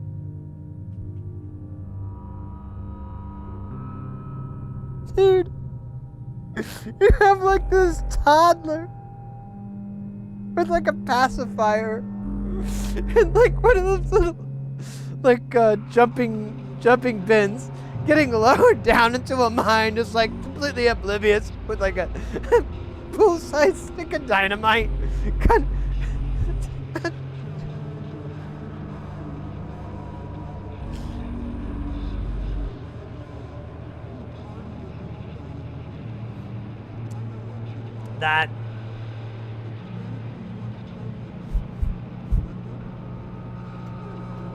That would be fun to shoot. That scene. Hiring the little baby, making sure the baby doesn't cry, all that. And then luring them past a green screen that we create a mine shaft with, and having them hold a fake stick of dynamite, put a binky in them. No shoes. They're not wearing any shoes or anything. They just got their fat little baby feet popping out from underneath with their big fat baby legs.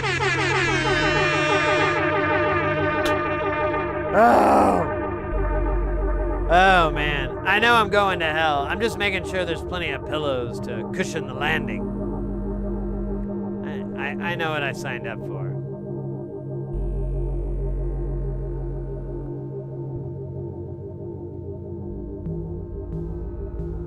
The full Looney Tunes with the dynamite, exactly.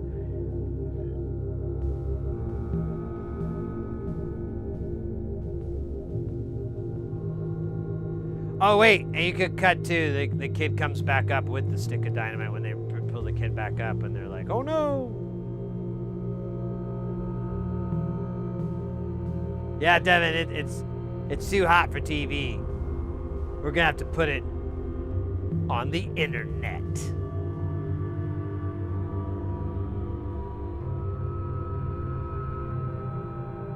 Oh my God, I saw basketball not too long ago, about 6 or so months ago. I remembered watching it a long time ago, and I thought it was really funny, and I'm like, you know what? It's not a super long movie. It's, you know, Trey Parker, Matt Stone. I pretty much like all the stuff they do. You know, even when it's not the greatest, I'm still like, still funny. And I rewatched that, and I know I can't remember. I don't know if they wrote that per se, because I don't think they wrote it. I think it was the Zucker brothers, or it was like Abrams or Zucker, something like that.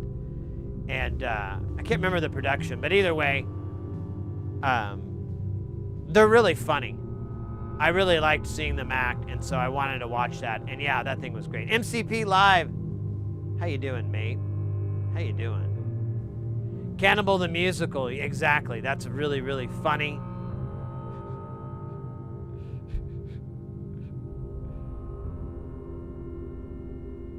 You looking at my eye, boy? No. Don't be looking at my eye.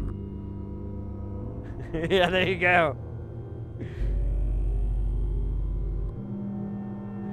Oh my God. Fudge Packer? No thanks. All right. Yeah, on like the commentary, there's like a whole bit where, or there's a whole thing where they're like building up to that joke, and they go, oh, wait a minute, we're not there yet. Oh, this is the best joke. And it's like moments up, I want to say, and then finally they get to right before that scene, or right before he says the line, and they cue it in perfectly, like, best joke of the entire movie. And then they say it, and they just die laughing. It was like, you guys are silly. But yeah, it was kind of an obvious joke. Book of Mormons. Oh yeah. I haven't really watched that yet. I haven't seen that yet. David Zucker, Robert LaCosta, Jeff Wright, Louis Freeman, not written by them. Oh. But I think the Zucker, like, they did, I want to say. I can't remember the story, but yeah, either way, it's a good movie. It held up. It's still funny. It's kind of like a lot of those kind of comedies from that time. You have the fucking cheesy love interest bit that's just so shoehorned in every time, and crap like that, and the jealous friend, all these like really dumb tropes. But they're done almost like, you know, they know they're a plot device, and they're like, just stick with me. There's some funnies. Stick with it. We're gonna get to funny bits. Stick with these very, very overused plot devices. I'll have to watch that, the Book of Mormons. I've been meaning to. Orgasmo, that's another one I need to watch again.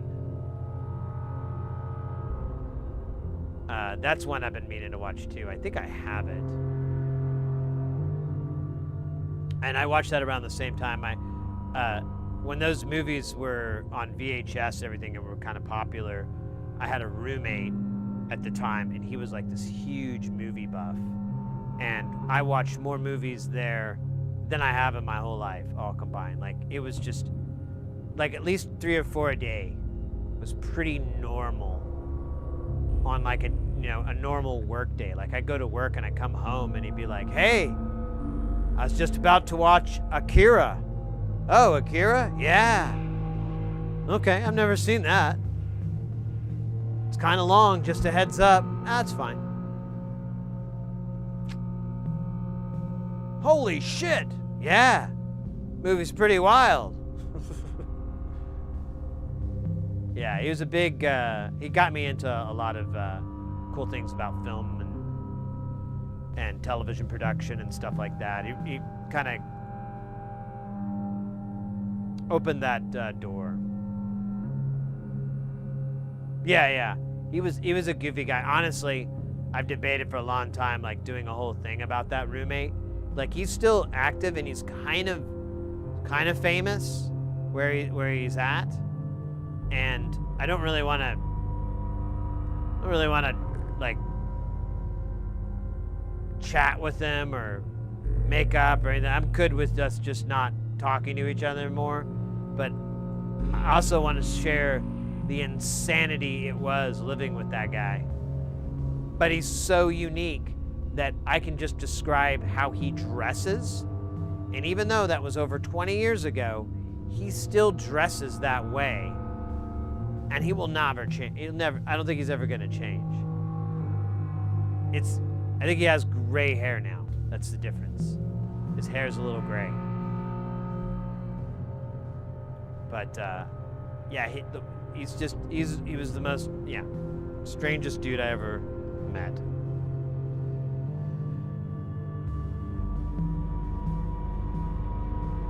But very knowledgeable about film and television.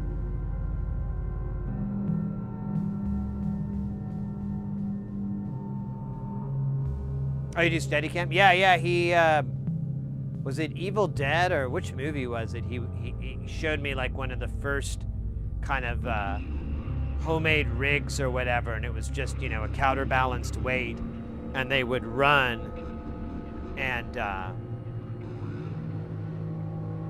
to get that moving shot without the foot movement and without transferring and everything. I can't remember what movie it was, but yeah. He's like, that's a Steadicam. Oh, yeah. It's like, they're pretty cool. This was before the internet, so. Or it wasn't before it, but it wasn't something it wasn't as common. We didn't have a computer at my casa to access the internet. And he would just go to the library at the university, so easy.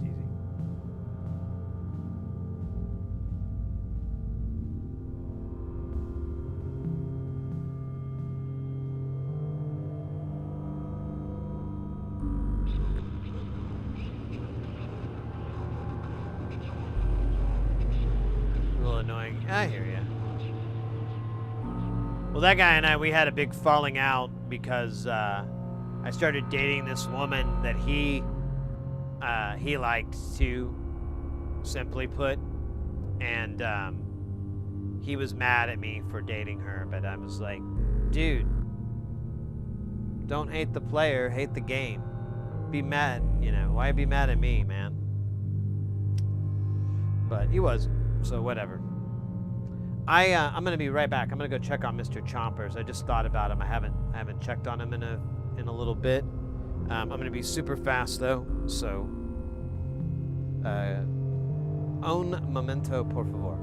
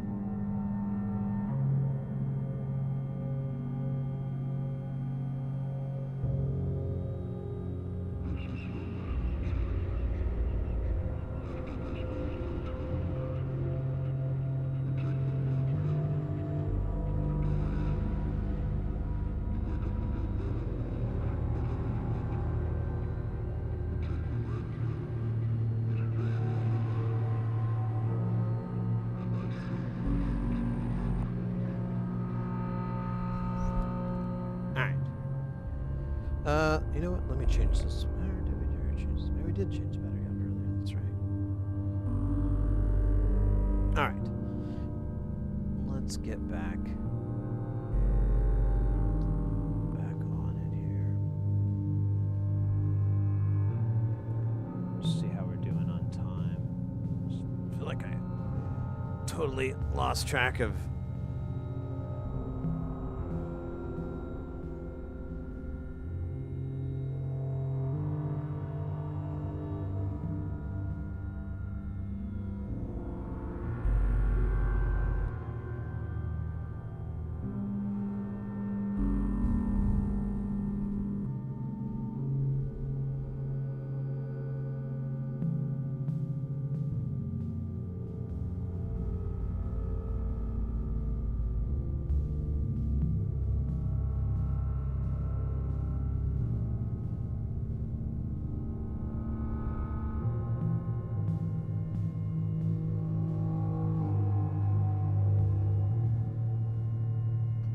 All right, 5.5 hours. Not too shabby.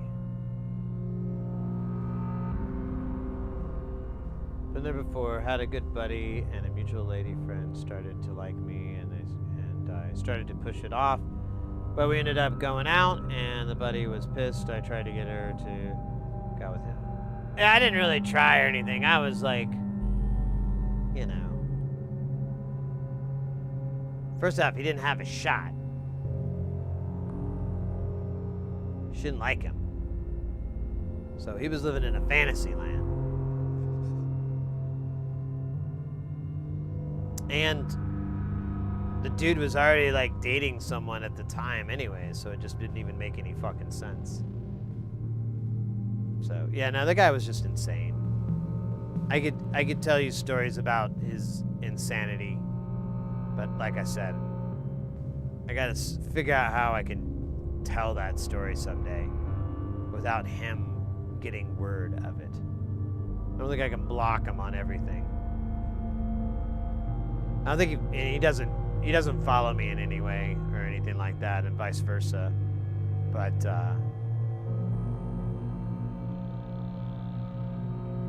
I don't know. I could maybe get away without describing how he looks. However, part of the insanity is his appearance.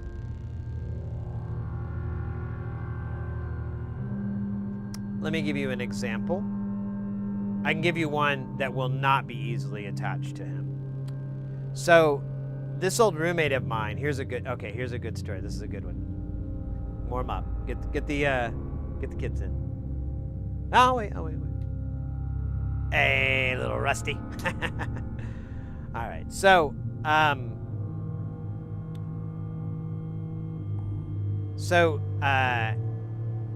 he had a desire, and I still don't know. Sometimes I always thought the guy was joking, but he was very interested in being a clown, and so much as went to clown school, to which he failed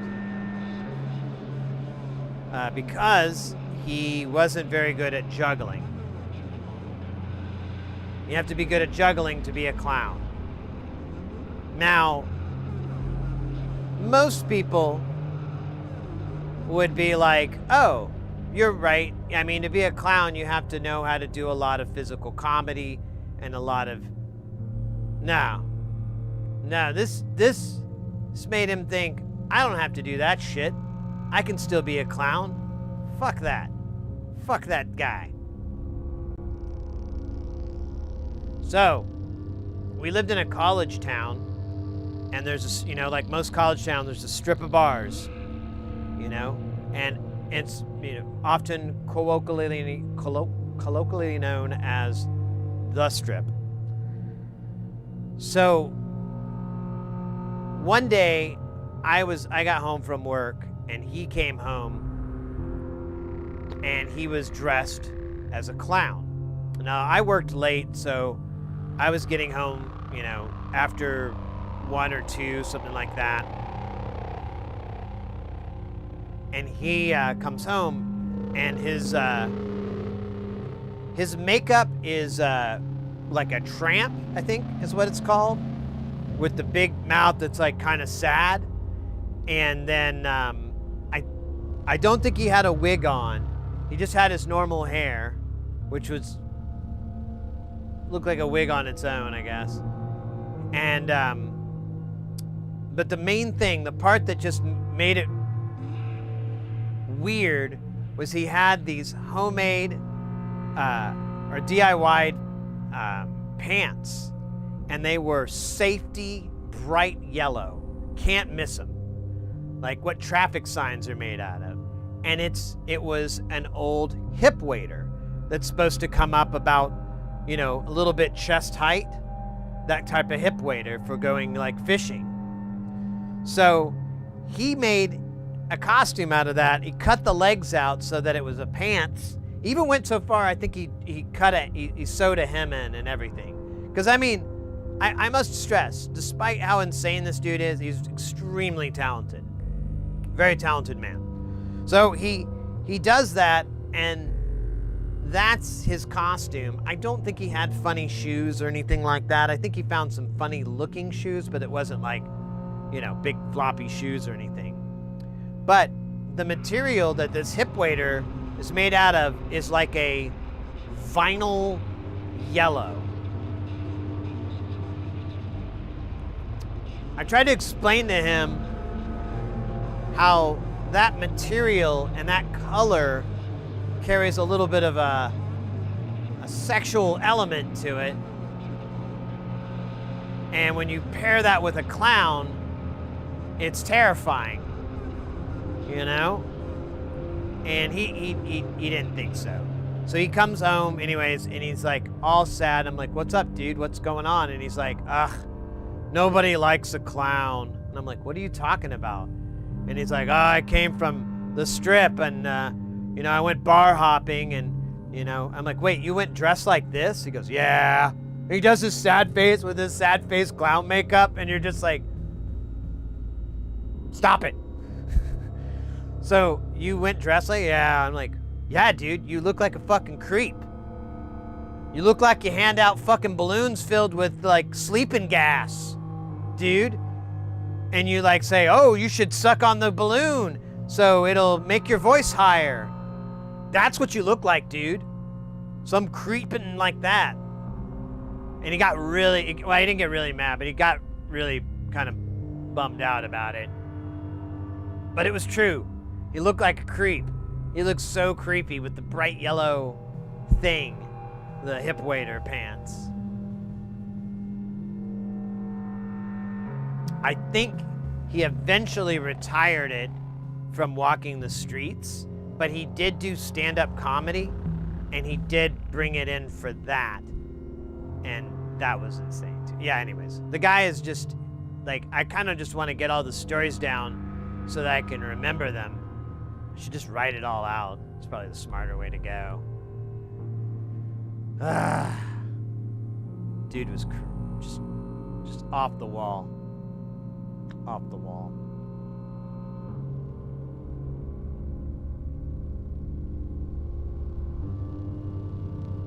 Honestly, sad tone deaf clown is a bit in itself. You know what? I believed at that time that this was an act, that this was a bit, you know?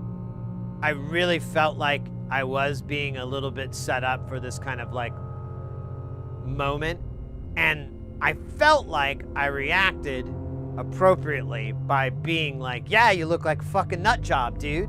You know, I felt like I played into my role instead of just being like, I don't know, bro. I was, you know, giving him the old, whatever, truffle shuffle, something like that. But either way, that guy was so funny and so weird. But I don't think I have no interest in really talking. I kind of feel like he really didn't, I don't think he likes me. I think he, you know, like one dose of me again, and he'll just be like, ugh. This guy, this shit. Where's the pass? How do I get out?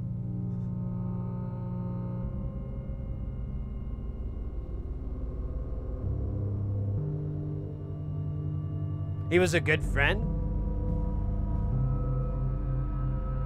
I suppose.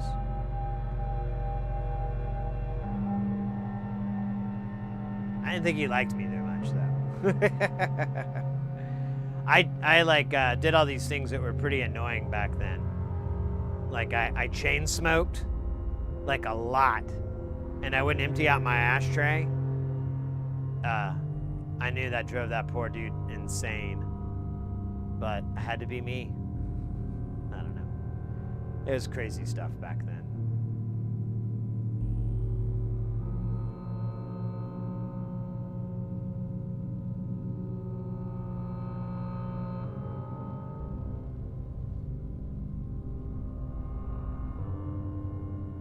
Oh, that I was good to tell him the truth. Well, I mean, what else I was gonna do?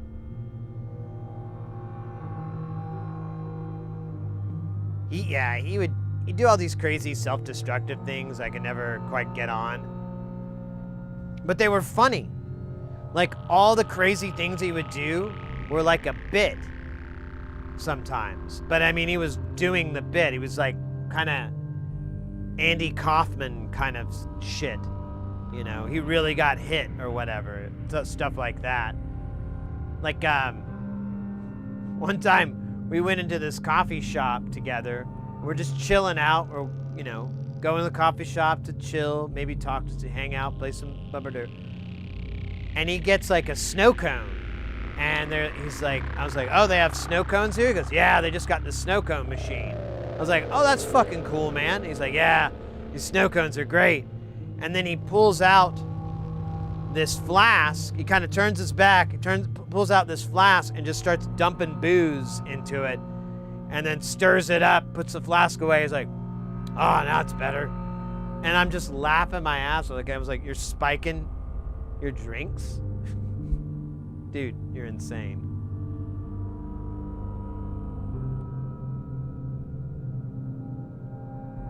Chain smoking? Oh no, I used to smoke a lot.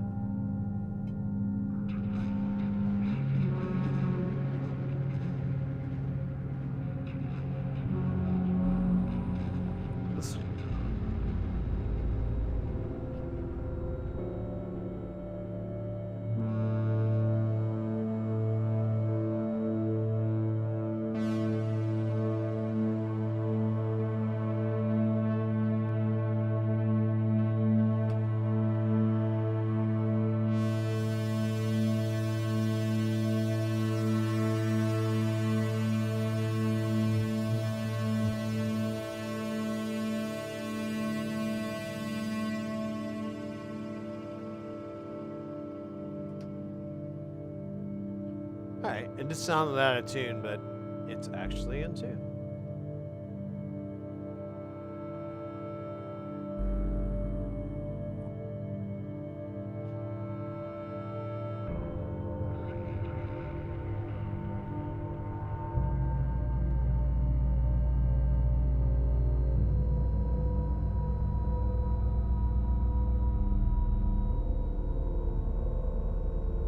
Ice cream with booze in it? Ugh.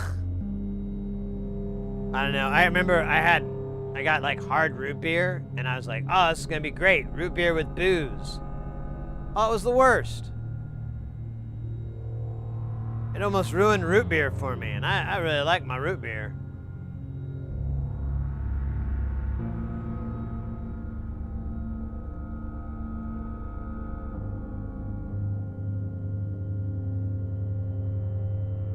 I don't know if I could put it in cereal either.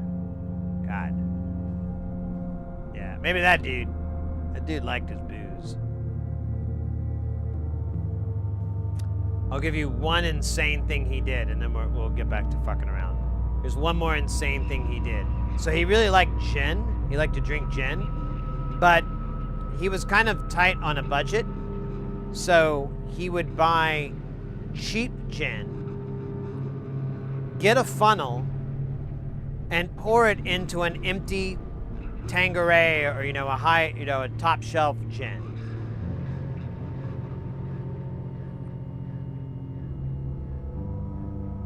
I asked him one time, wait, why are you doing that? What's the purpose of doing that? And he's like, well, it makes me think I'm drinking good gin.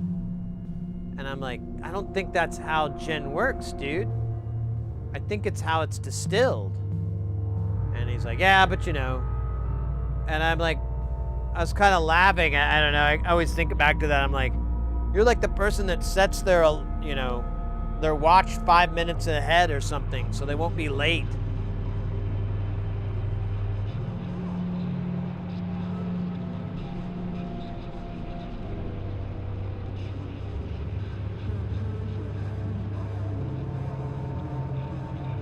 Yeah, he was a weird guy. I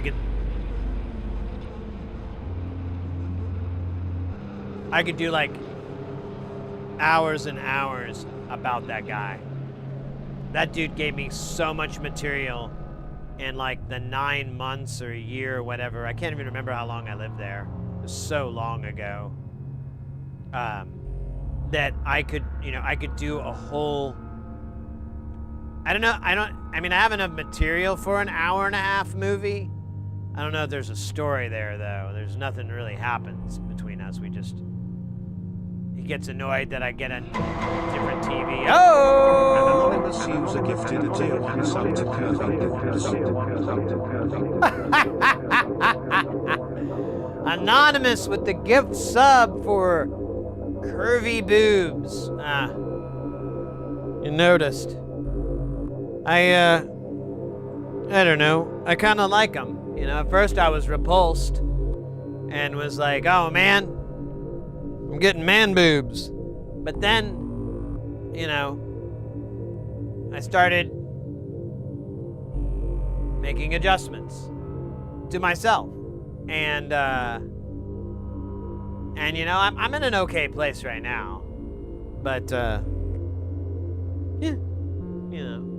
for now. I will see what we're going to be like in 4 years. 4 or 5 years from now when they really get big. Got to wear a man's ear.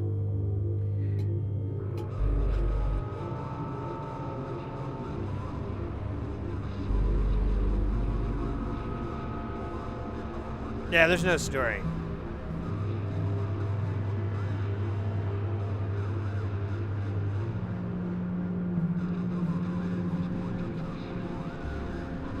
Otherwise, it's the same as vodka. I don't know. As someone who used to really like vodka, gin and vodka have very little overlap other than that jet fuel smell. Oh, a gin basket, huh?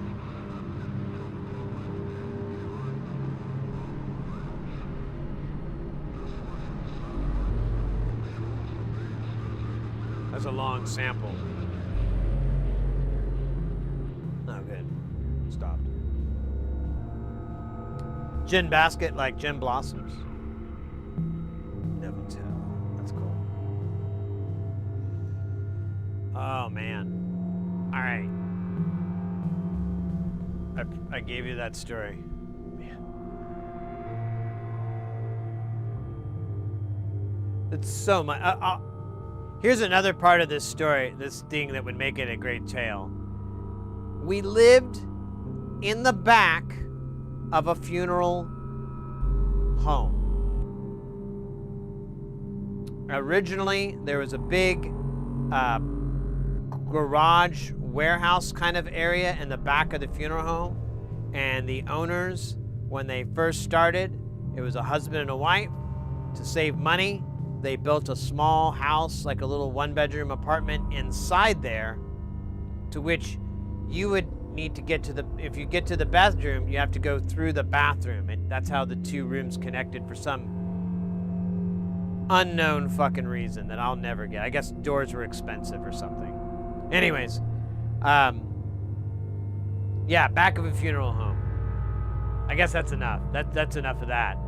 You know, that says enough, right?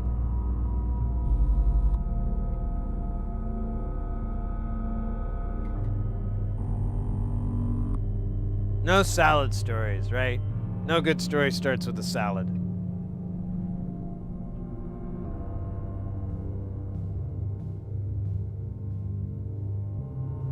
Did you ever use silicone putty?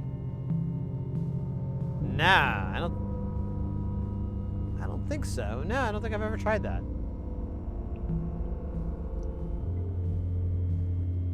Let me know if you end up getting it. Let me know what your experience is.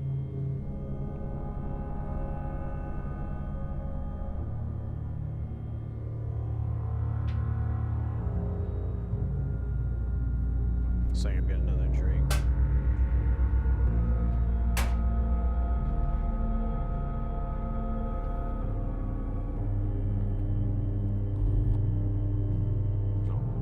Here, I'll be right back, guys. Let's see, Mr. Chomper's looking at me.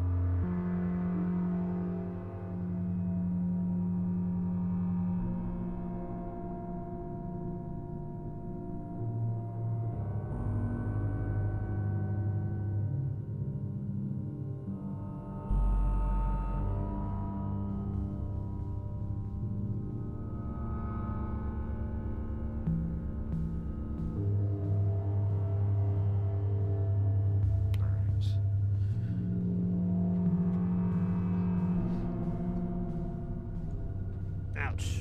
Just hit myself. Do you have any good tequila stories? I know, but I did start collecting tequila about a year ago. I have like 9 or so bottles of top shelf.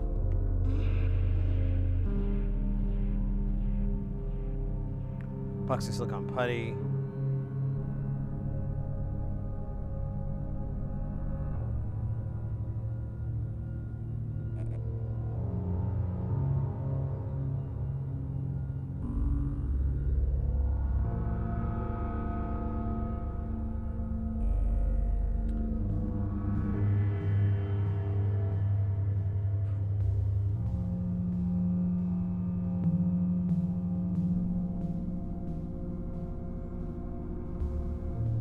Probably do a little space flight.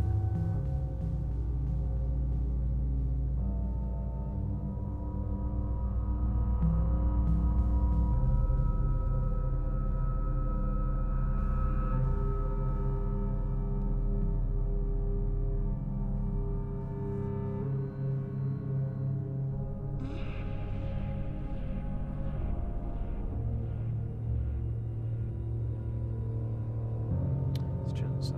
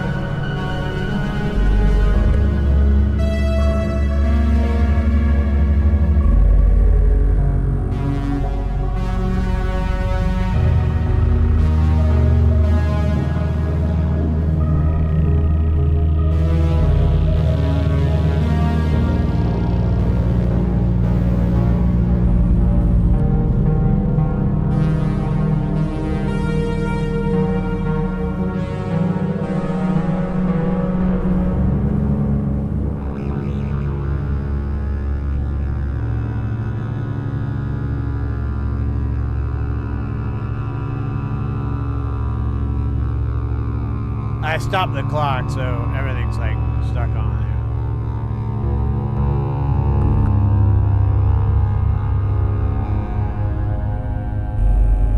Yeah, there we go. That's a good spot.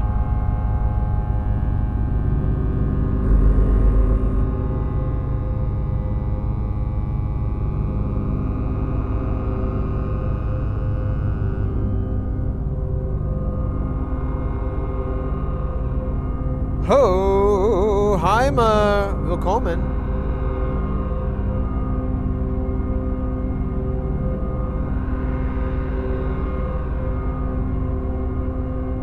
The 3D.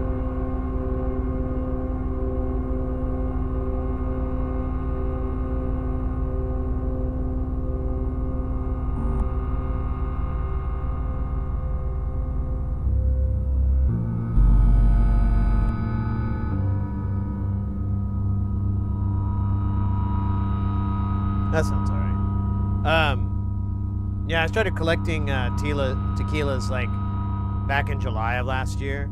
I mean, it's kind of silly, but I just saw this dude on TikTok or Instagram or something like that, and he was talking about all these tequilas that you can, that are out there that aren't super popular, but they're really good. It was kind of like that type of deal. And that was awesome. It started me down the path of looking for, different tequilas. So I started learning more about it, the nom numbers, things like that. And now I have like a good, I definitely have a long ways to go, but at least I have a couple of go-tos a lot of the time.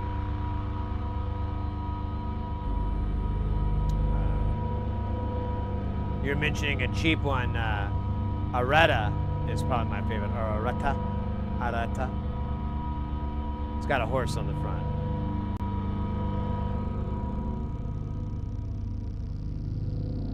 That is a really good cheap tequila.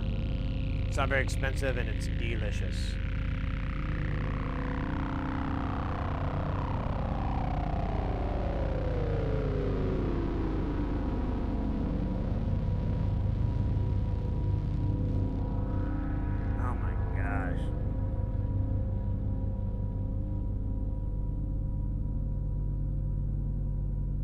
Doing on time? We're at 6 hours. It's almost 8. Cool.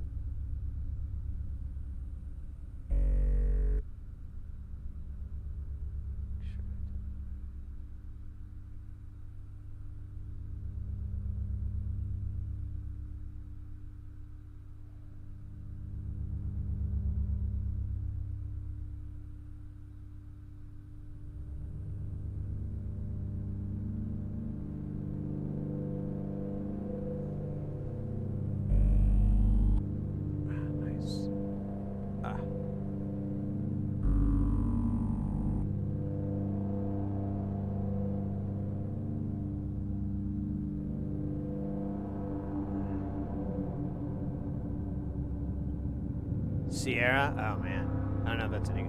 Well, I mean, I didn't say it was the cheapest. I just said it's a good, cheap tequila if you can find it.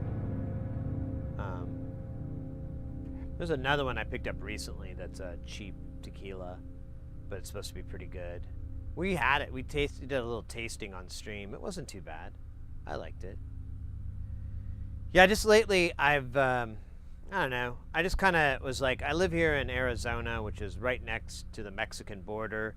I've lived here for a long time. I really like living here. I really like the culture and everything like that. So it made sense, like, well, I should probably like at least give a shot into the tequilas here, the tequilas here in this part of the world. And they're not too far by, they're not too far away. A lot of them, though, I've discovered they get shipped up further in, up in the U.S. and then they're distributed or whatever. There's not a lot that just come across the border to be sold, but or at least not that I've noticed, anyways. They have a special bottling that they do and whatever, but it's still, it's just a cool part of the culture, part of the history, part of where I live. I was like, you know, maybe I should get it. And I liked vodka. We were talking about vodka. I used to drink vodka, but I kind of got burnt out. Well, I didn't kinda. I totally got burnt out on it. I can't even do it anymore. I just don't like it at all. It's just, ugh. And I used to have a shot for my birthday, like all the time. It was a big deal. Used to like to freeze it, keep it ice cold. Really enjoyed that flavor. Blah blah blah blah blah blah blah blah. So. And then last year I was thinking about tequila, and I'm like, oh, well, I could do that. That's pretty good stuff. And, you know, I went to the places, you know, the liquor stores nearby, and they had a reasonable selection. And I've been able, there's been a couple that chat has actually recommended that I'm still trying to find. I could get it special ordered, and I've been debating that because I'm like, well, it's kind of an expensive bottle. Probably be, you know, worth it to do a special order, you know, a birthday thing or some, you know, some special occasion that it sits there for.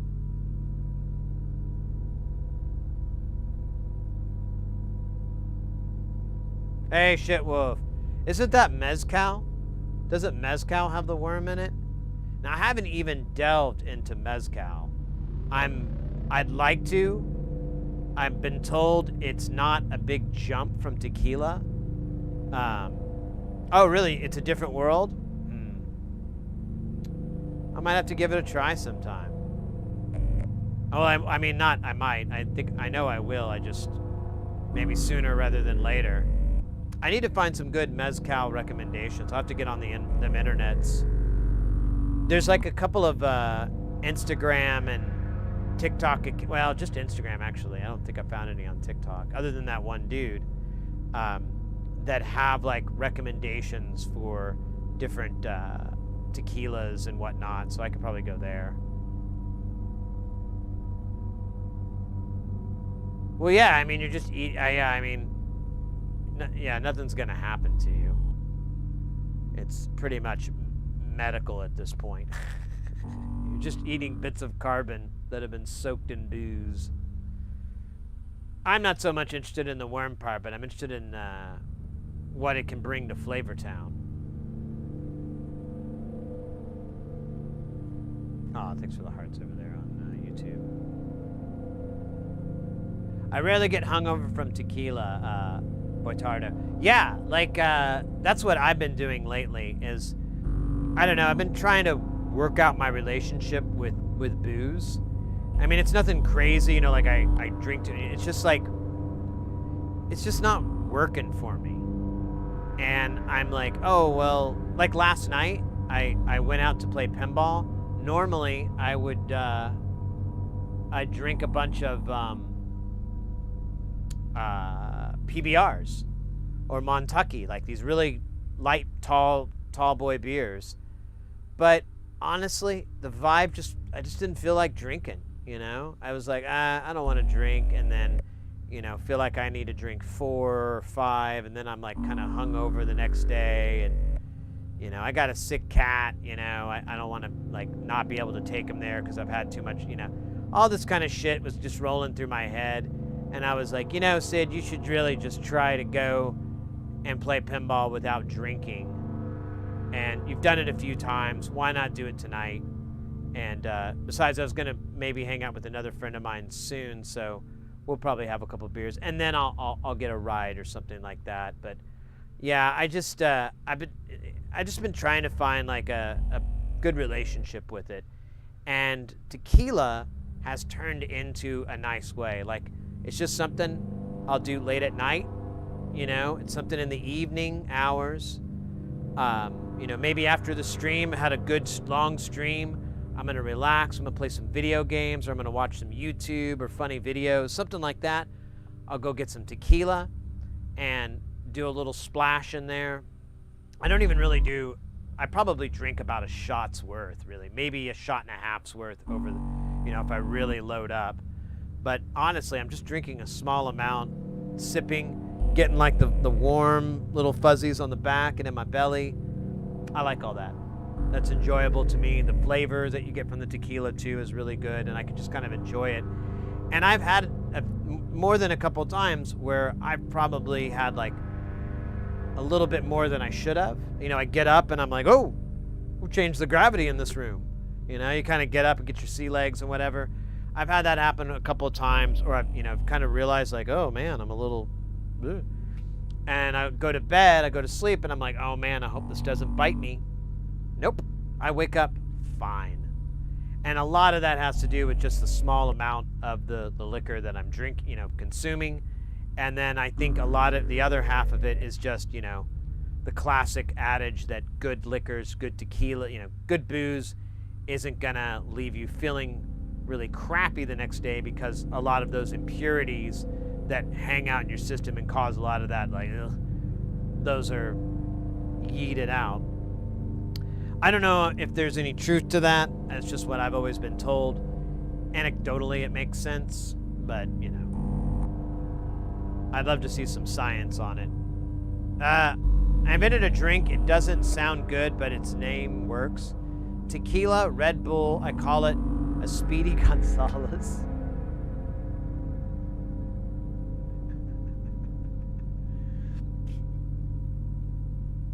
That. I'd like to go to a bar and ask for that. That'd be funny. Can I get a Speedy Gonzales? I'm sorry? Sorry. It's tequila and Red Bull. Oh, okay. You know, is it problematic? I don't think it's problematic. People get weird about that. I'm like, I don't think it's mean. Yeah, the character itself is kind of stupid, but that was then. This is now. Who cares? We're beyond it. But whatever. I digress.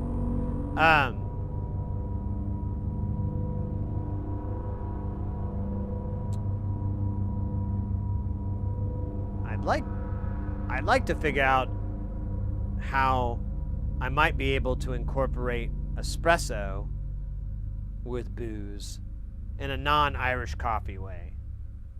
But I don't know, it's kind of perfect, and I think if I put booze in it, it's going to be like hard root beer. It's just going to ruin the root beer. I've got to try that, but I'm afraid it's from the Sierra. You go Andale, yeah, exactly. Exactly.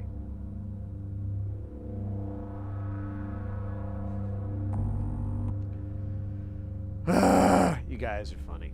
Yeah, I don't really have a favorite drink. I'm just not, I don't know, I never was really big into drinking. Well, that's not true. I don't know, I just have this weird thing with it. Like, I like to drink, and I don't have any problems, you know, or anything like. I tend to if I don't keep track, if I'm not paying attention, I can just keep going, and then I turn around and go, time bears. Hooray. Who are you? And so I have that issue, but if I'm diligent and I keep track, it's not such a big deal.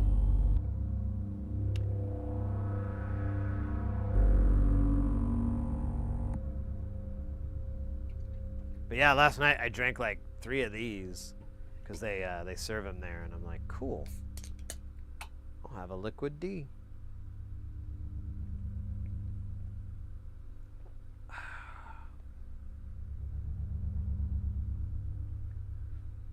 Let me grab something real quick. Oops. Just unplugged myself.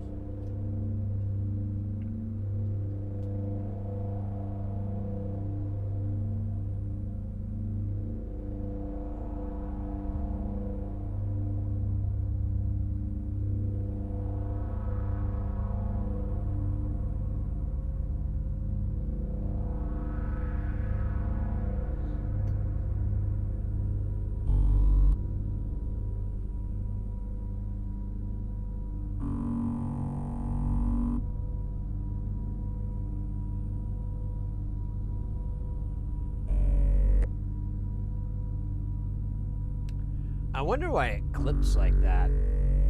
Is it, you think it's just the waves? It's kind of, It's kind of gnarly how quick it cuts.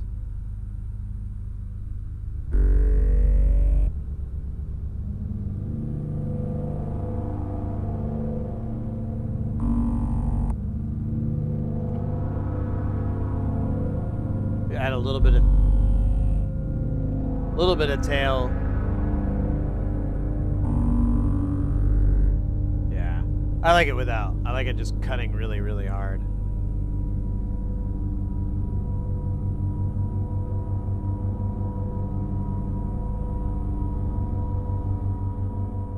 Of course, it's gonna stop doing it, son of a bitch.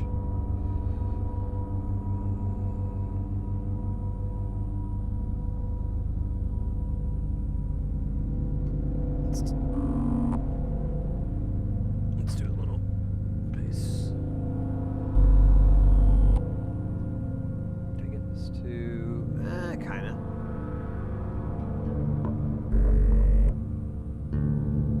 Oh, you know what we should do?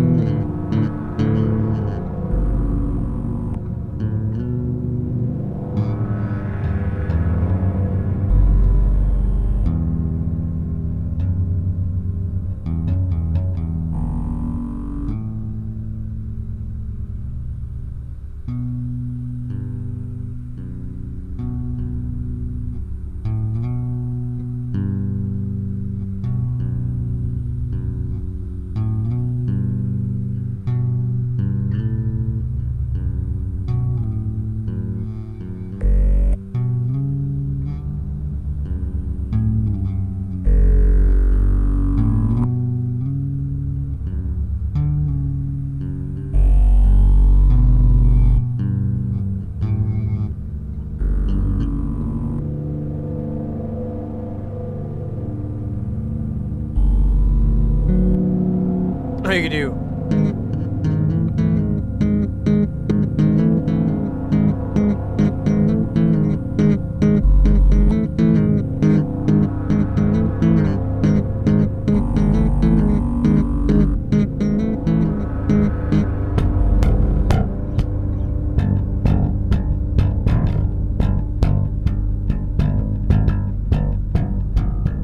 I don't know what notes or any of those in. I'm just like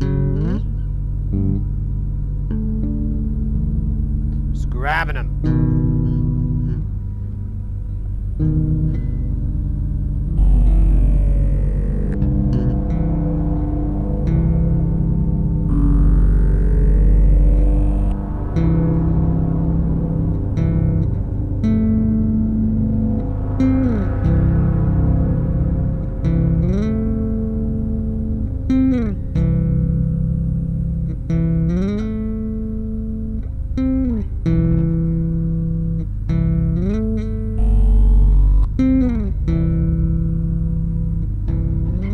Works in the notes.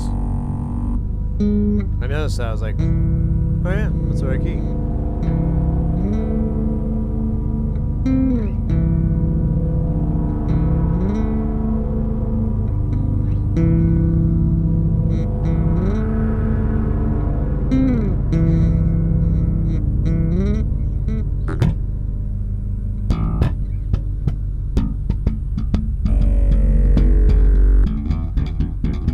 Problematic words.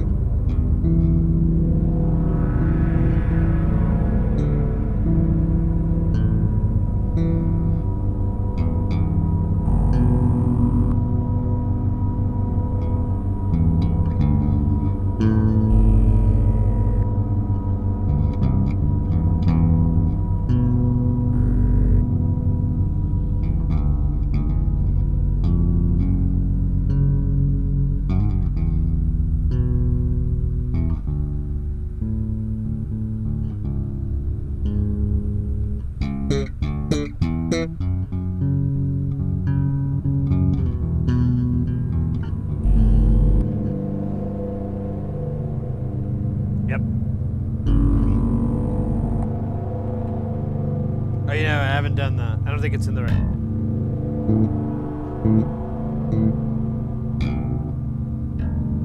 Yeah, I think it's the right note, so it's not gonna land right.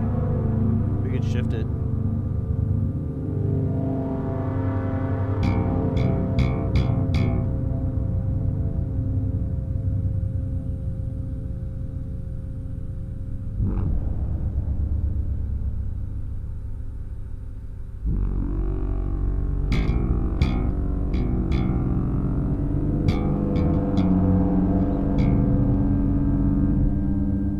Look at you.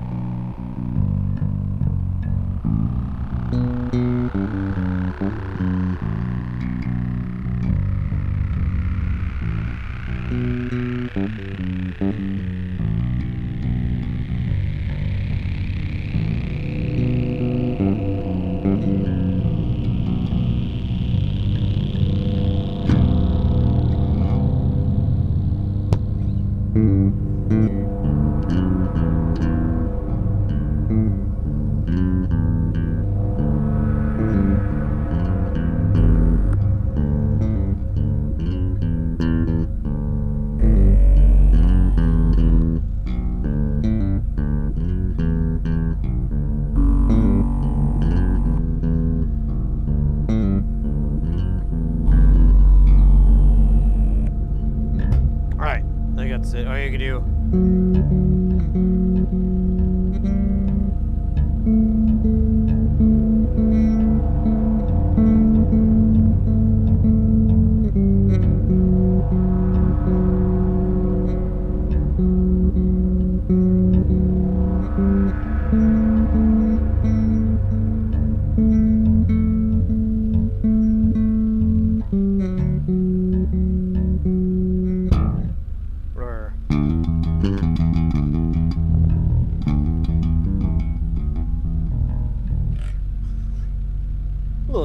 Little Eric Avery.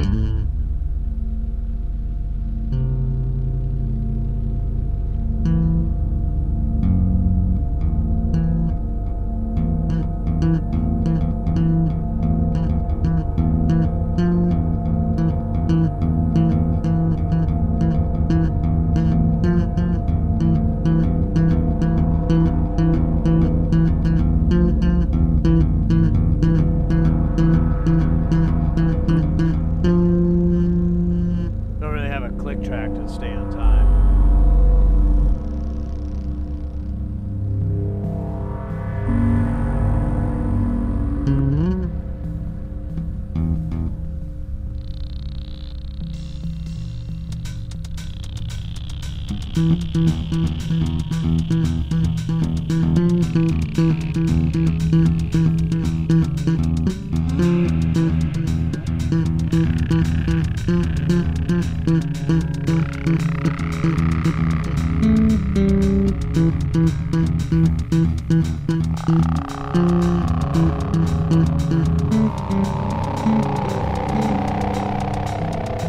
Let me try this.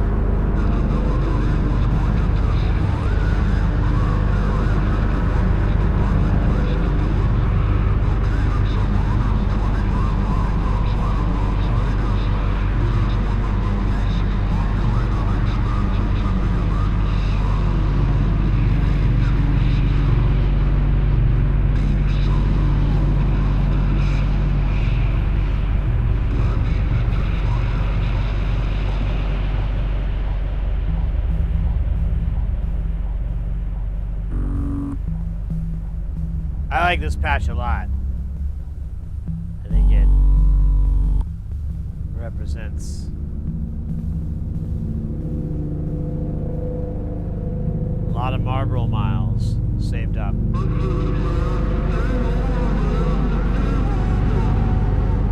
lot of Camel cash.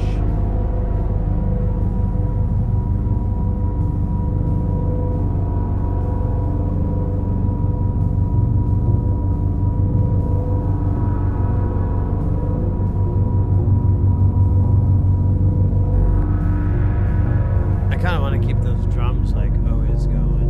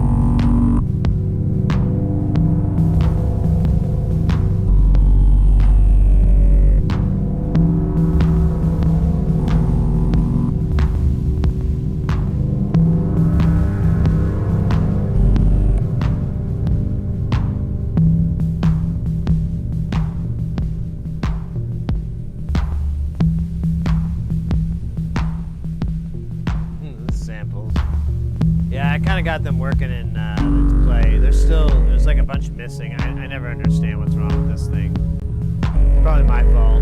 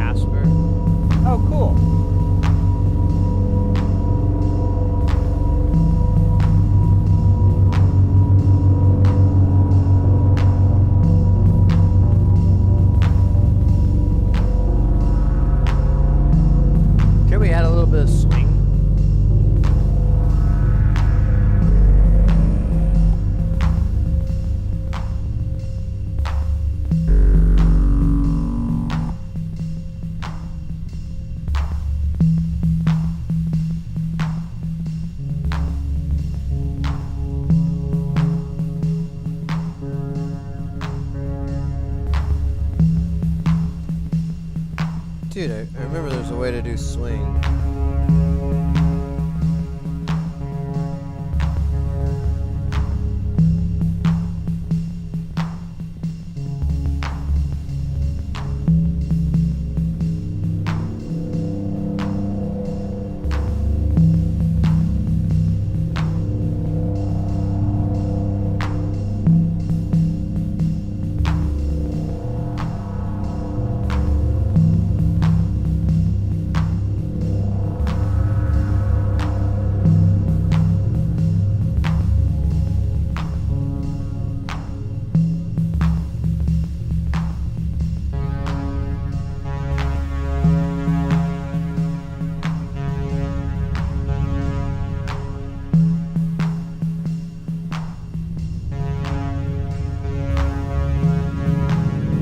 It's weird, I added a shuffle to it, it doesn't really show up.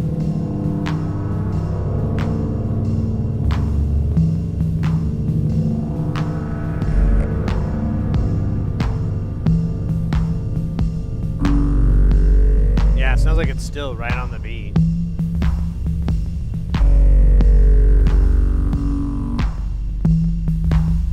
Bungle. Ah.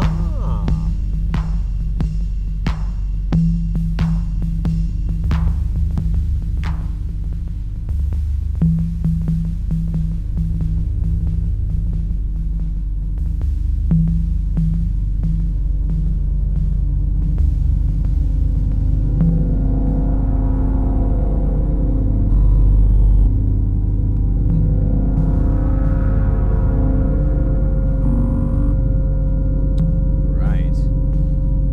Oh my gosh.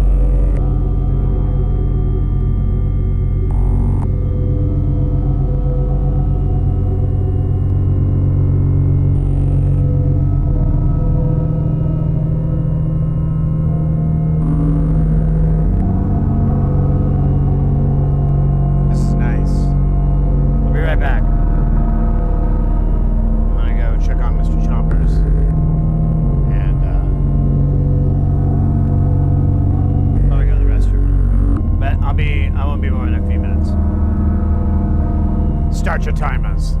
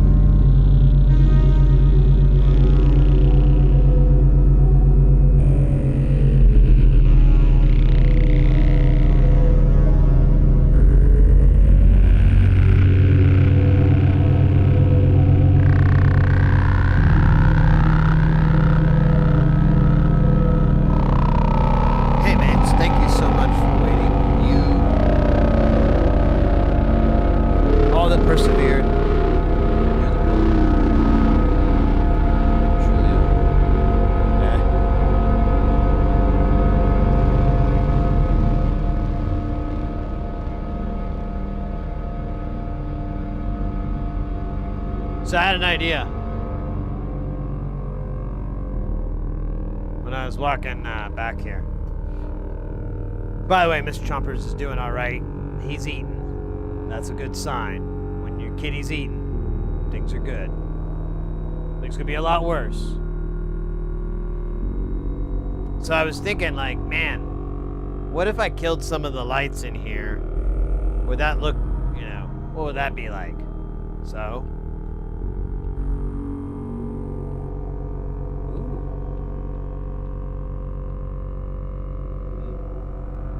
Got this guy on. I know, it's too dark. Let's see.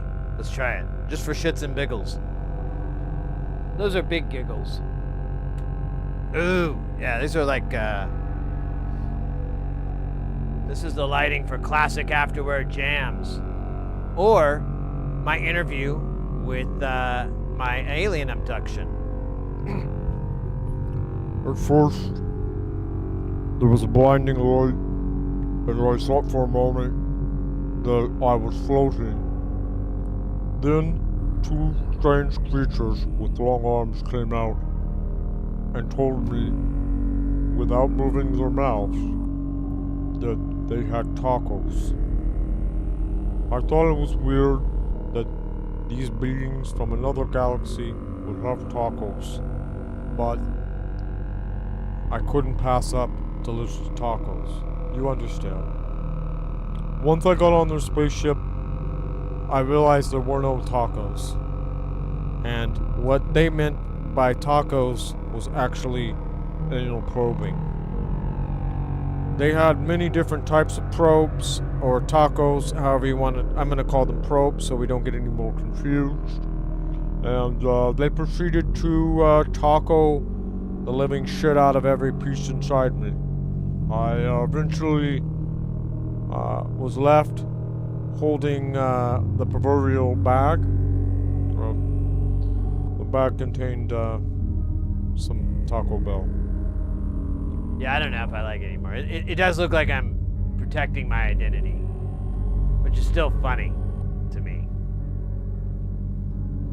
At first, we didn't know what, but then, voila! So we could turn that one on. I don't know, I guess we gotta turn them all on. Damn you! Damn you to hell! Although it looks a little nicer.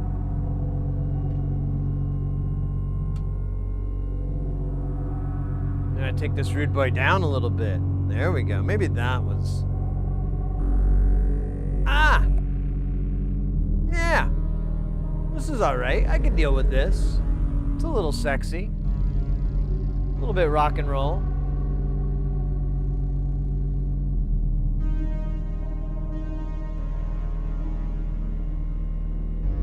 Alien encounter. I feel like there's another light I don't have on. I guess it's just that. I forgot about the uplights. We've got these sweet uplights. And you really can't tell.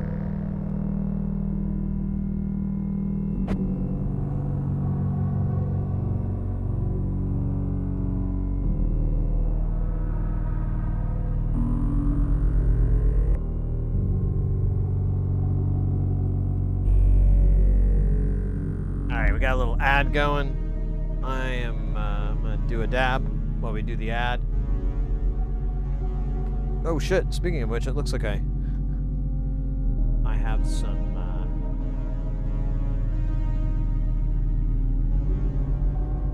oh man, from Kelton 4 hours ago, the dab. I feel like I did it and I forgot I didn't see Ekin's stretch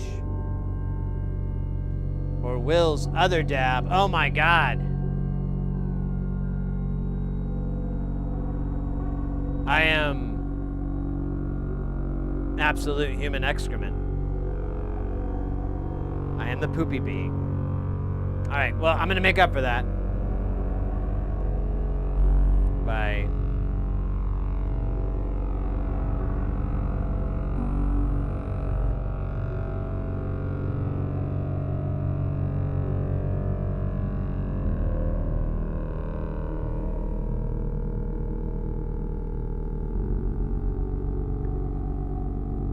wish I would have turned that light down sooner. This is like 100 times better. It feels more spooky. What is the... Let me look at the wide shot here. Or not wide, but like... the super source. Yeah.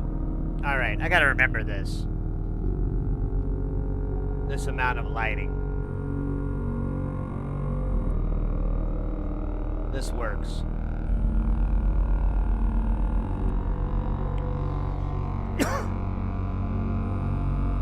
Damn.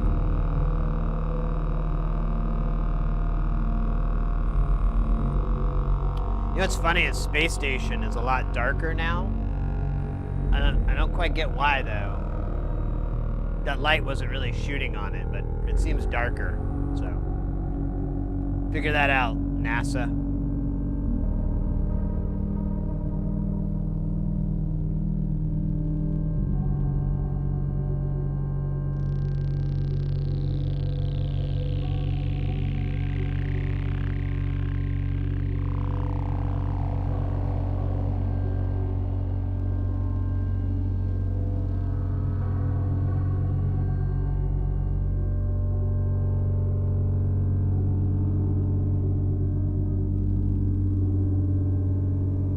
It's really peaceful.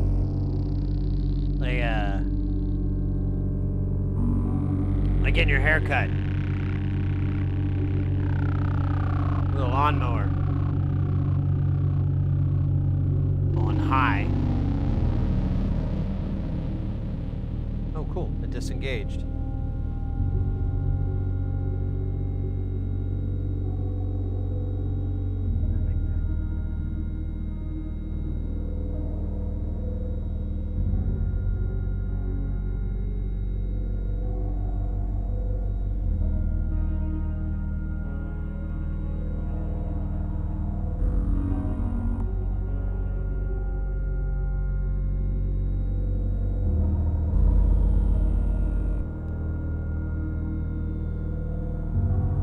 Those weird, high-pitched...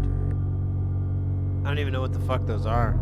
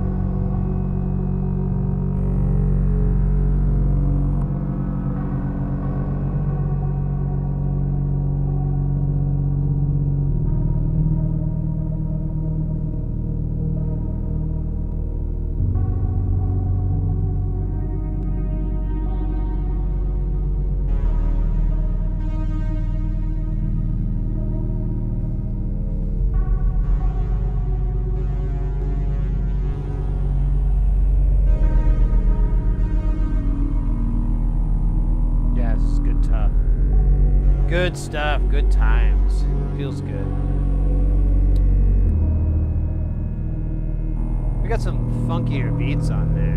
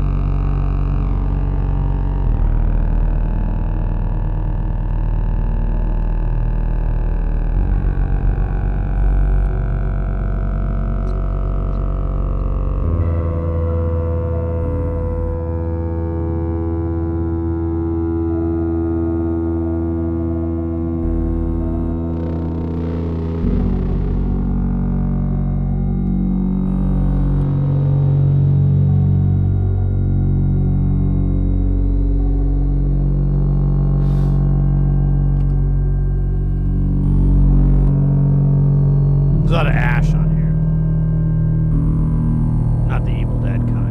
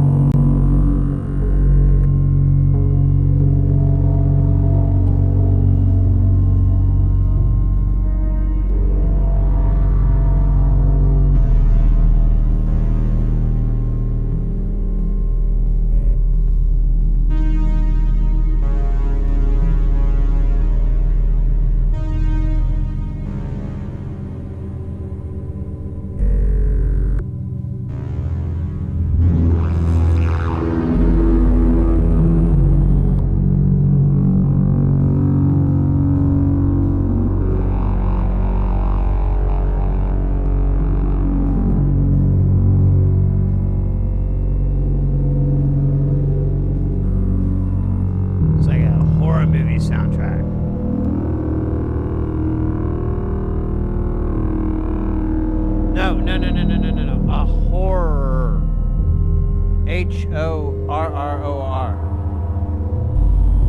Get your mind out of the gutter. What would that even, what kind of movie would that be? Come on.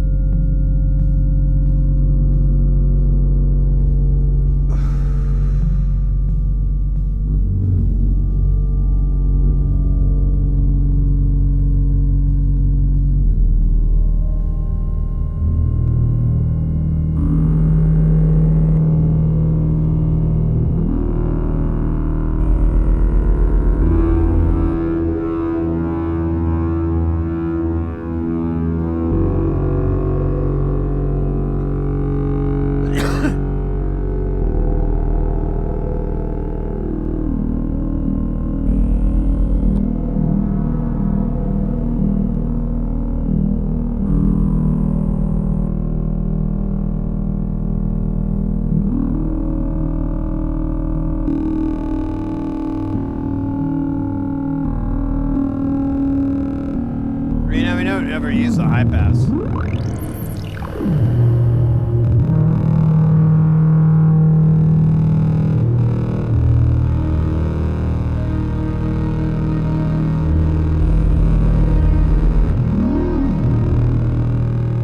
It's pretty nasty. What does the band sound like?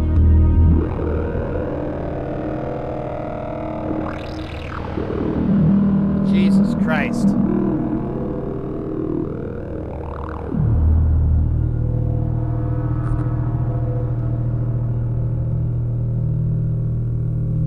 Stubble. The filter shaved it off. Holy fucking shit. Yeah. Yeah.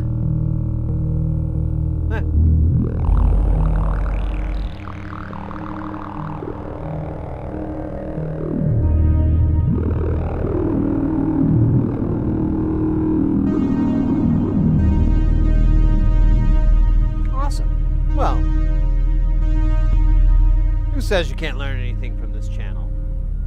The haters.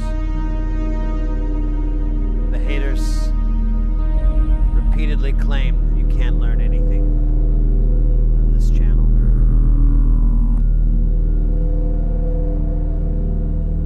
Millions and millions of them.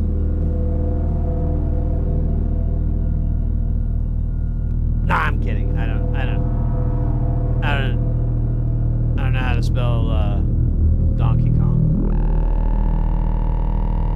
I love this filter. You mind if I take just a moment to talk about how badass the Neutron really is? Uh-oh, what's going on here?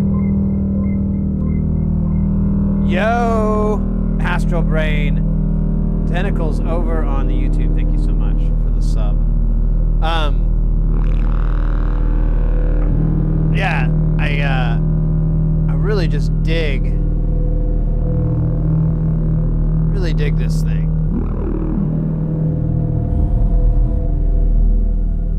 I don't know. I should look and see if there's any videos on it. There probably is already plenty of content about the Neutron, but I mean, if I put, I don't know. I'll have to look and see. If there's anything I can contribute, I'll do something, but I mean, that filter alone sells the entire synth. Like, I would buy that just because the filter sounds that good. It equals to the price. You get all this other shit too, whatever. But that filter, I use it constantly. It is the main thing in Jamtown. It is constantly being utilized. If I didn't have it, Jamtown wouldn't sound anything like it does now. It would have a totally different sound. It is so much a piece of it because it's just so cool and versatile. There's so much you can get out of it. And most of the time I have it doing bass duties because it just rocks. It's so fucking good. It's so amazing at it. If I had like a good overhead camera, I'd do a nice little walkthrough tutorial of it, but Enginuber, welcome in. No, you're good. I may have misspoken. So I'm talking about the filter that's in the Behringer Neutron.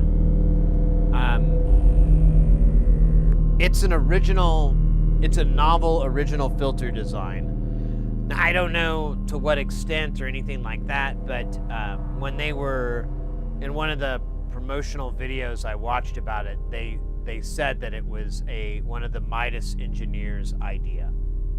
So when they acquired Midas, which is a really, very, very respected audio mixer company, when they acquired them, the idea that they, the top engineers that stayed and whatever came up with synth stuff. I mean, mate, I'm popping off. I love that idea. I get super excited at that. I'm like, whoa.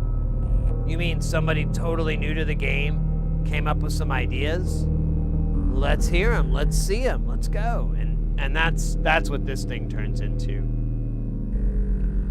The core is, I believe it's the 7506. It's an oscillator on a chip. That's really cool. It's cool audio. In fact, I think that's how they got the chip or whatever. There's some controversy. There's some controversy on who has the rights to the chip and whatever. But either way, it's a really cool chip. It's a really cool oscillator on a chip. You get a bunch of different waveforms. This thing provides a wave, what do you call it? Like a wave shaping effect between them. So you can get a lot more variety. Yeah, the filter, you have low pass, band pass, and high pass. You can tie it it's wired automatically to the modulation input, so that's an attenuator built into it, brilliant, for the filter. And by default, if you don't touch anything, the LFO feeds to it. But I'm always feeding it stuff like the sloth. I mean, who are we kidding? I was feeding the sloth all day.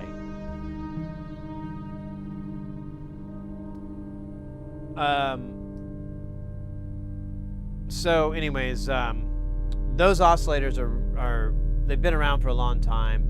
They have a certain sound that's really cool. So at its core, it has those. It has a bunch of cool functions it can do, but at the main thing is that you can do wave folding. And you can go from a sine wave, triangle, sawtooth, pulse wave, and then a doubled pulse wave. And also for the pulses, you do have pulse width modulation. By default, those are being fed from the LFO, and you have these attenuator knobs that you can, I believe, can control it a little bit more, get, you know, your shaping of it, how wide you want it to go and stuff like that. I can't remember though, I may be wrong. I'm starting to think like, wait, that doesn't make a whole lot of sense. After that, you have a bunch of, you know, you've got your filter like we already talked about. You also have these interesting, you have a slew limiter and a portamento. Now, the coolness of this can't be understated, because I'm going to maybe blow your mind just a little bit. So a slew limiter creates the portamento effect, so you can go, you can do all that kind of stuff. Really cookie cutter shit. Like on synths, mono synths, they always have that. Or a synth, you can switch to mono, you can do the portamento, so you can do this kind of, you know, stringy effect with it by sliding up and down. So that's built into this modular, and it is part of it. None of any of these modules do that. None of them have a slew limiter. Zero. It's not a super common thing for some inexplicable reason, and I don't know. I really don't know. It's not a difficult circuit to build or anything, but whatever. This thing has one, ready to go whenever. It also has distortion that I use constantly. That's how I get that. That's a distortion. Let's take the distortion out. Oh, I gotta turn the volume back up because it does really.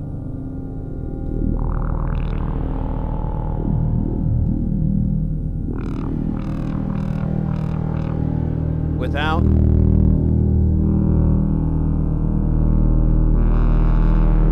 With lots of added texture, lots of yumminess from just that distortion effect.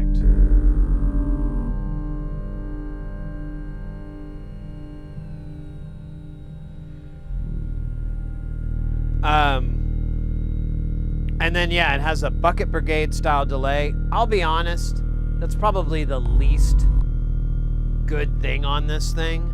Like, it doesn't sound very good. It's really noisy. Like, it makes a bunch of noise when you turn it, when you start to mix it in. You hear the, you know, the fucking ocean sounds. And the BBD, the bucket brigade kind of delay, it has a very poor top end. So, you know, all that percussive and whatever that you could generate barely comes through. It's like really all you can do with it. So it's kind of dumb. Not my favorite thing. Second, not my favorite thing, which is a major part of it, is the LFO. It's cool. It's really not bad. It does everything you'd want an LFO to do. If you do the MIDI, it can do resync, and it can also sync to time code, you know, MIDI time. So you can act as divider. It's cool. But I never use it. I use it for pulse width modulation on these guys, and that's it. Otherwise, I don't really care.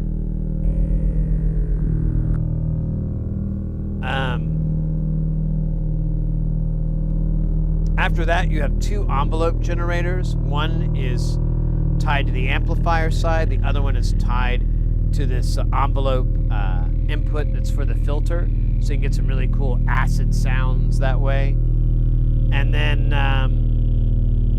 you have a VCA offset, which is what we're doing right now, where the envelope is disabled and it's just the oscillator's on constantly. It's cool for drone and sometimes just for bass lines. It's easier if the note changes land on a nice spot. But that is the Neutron Atoll, and you can patch everything. You have inputs and outputs on it. I've made like a little video about it once on YouTube, but the other part that's neat is that it's pretty turnkey if you want to get in a modular synth. If you really want to get into the hardware side, but you don't really know where to start, or you don't have a good sense of where you want to go, but you're just, you're into it, I recommend either a Neutron or some there's some other ones out there that are really cool. They all do kind of the same thing. The Neutron, I think, is the best bang for your buck and the most feature rich. But of course, do your research. If you ever want to throw another alternative in the ring, I'll check it out. But that didn't make any sense. But on it's like a few $100. It might have gone up a little bit here in the States, anyways. I got mine used. Dude, it's nasty. One of the things, with the modular. So here's the benefit. You want to get into modular synth, but you really don't know what you like or what you're into. You don't really know. And you go online and you look at the hundreds of modules and you put like something together, like a voice, that's got this oscillator and this filter and, the VCA and, you got all that shit. And then you go to the shopping cart with a case and it's like over $1,000. And it's really just going to be, in all reality, a super underwhelming synth, mono synth. But you spent all this money on, because you really didn't know, what's gonna work best. Damn, that was sick. So you get a Neutron. It comes in a case that you have headphones input, line level input. You can plug it in with MIDI. You can plug it in with USB. So you don't even need a MIDI interface for your computer. As long as you have some sort of MIDI software, there's plenty of stuff that's free out there, easy to get, for at least get you started, tinkering around, getting a little pattern played through it. That's really all you need. And then you can start, just kind of familiarizing yourself with the topography of the synth. It's just like any other synth. So that part will be a great transition. Your synth brain, your keyboard brain will go, oh, I recognize all this. This is normal. This is a little new, and I've never seen it done this way, but, all in all, very easy. And then you can get the patch book or the manual. There's different stuff for it, and you can do some really cool patches. Everything from, like, R2-D2 sounds to, like, sound effects. Just cool stuff. I can't remember. It's been so long, but I guarantee you the patch book is a selling point. Especially, well, the one you download. The one I got printed was boring, but the one online was like twice as big.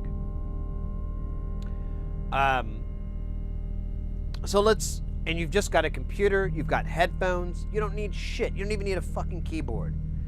But if you do have a keyboard, you can just plug it in, whichever method works best for you. It's that easy in that respect. So then, you're jamming on it, you're experimenting with it, and you're like, wow, I get this. I love this. This is really cool. So, or you're like, I don't like this. I'm going to go back to the way I like making music this way. I don't want to spend this much time doing this, Totally legitimate reasons. I get it. You're just breaking my heart this time. Just breaking it. Nah, I'm kidding. It was destroyed long ago. So long ago.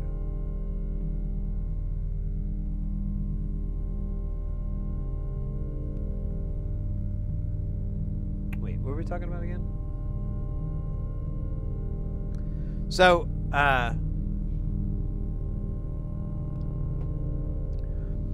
you decide you want to get deeper down in the rabbit hole. Maybe you're like, you know what? Sid's right about that LFO. I saw this one that's really cool that can do all this crazy shit. You know, that's a cool LFO. And it's a little pricey, but since I already bought an entire synth voice that is fully functional with effects and everything you'd ever need, I'm okay a little bit. I think I'll be all right.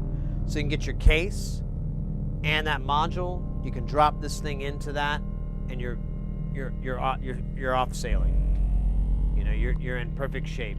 Then you can keep building and keep adding. You can start experimenting with different things, but you're gonna start with like a really good seed, which is a fully working synth voice that makes sense to you, that you can interface with anything in the eurorack world, which is thousands of things, literally thousands of things. I have no idea how many modules out there. On VCV Rack, there's like 2,700, I think, or something like that, maybe 30 something altogether. It's insane. So, but that box is open and you can keep going with it. And let's say you get so much stuff, you actually fill up the case. Well, you can pop that Rude Boy back into its original case, plug it into a wall power, and it will still interface correctly with CV and eurorack between your module and that. So you can just have it be a desktop standalone thing and integrate it in with your full system.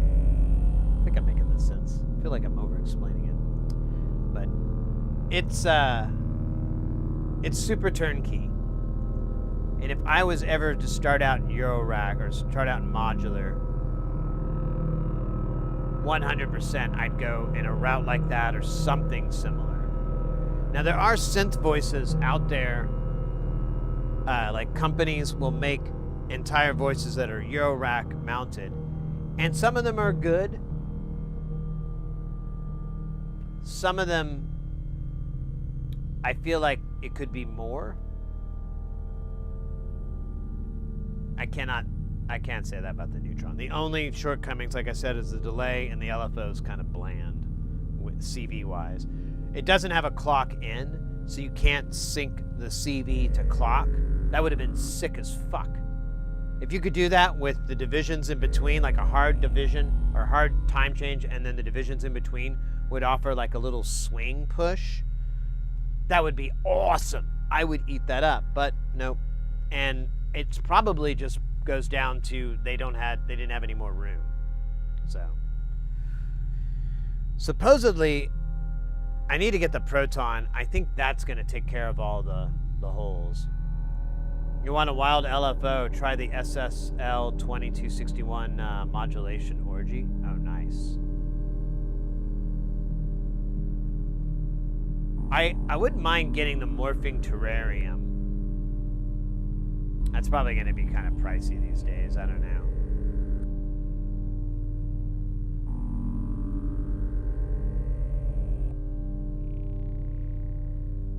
I'll have to look into that. I didn't know SSL made modules. That SSL?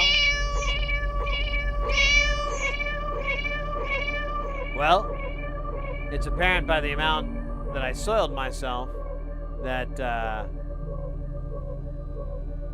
that volume is a little hot. Hey, Oddball, how you doing, mate? No, that SSL. You know, the ones that did the certificates. That dole out the network certificates. That SSL. Thank you for the 10 bits, by the way, Oddball.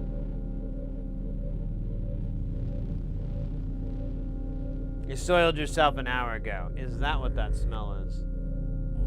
I thought it was burnt toast or something. I thought I was having a stroke or something weird. That's awful. Sorry. That was a bad joke. That's the dangers of being live. Stick your foot so far in your mouth, come out your butt. Then you got foot, butt, mouth. Doctors hate it.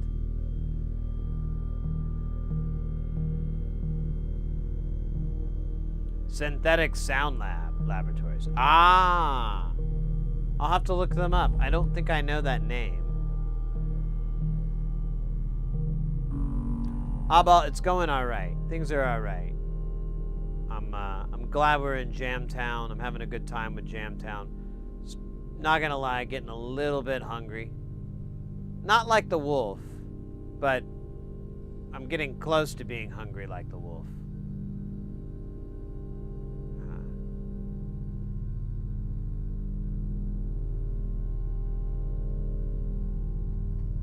Linear twin VCA. Oh, nice. Doug in New Jersey.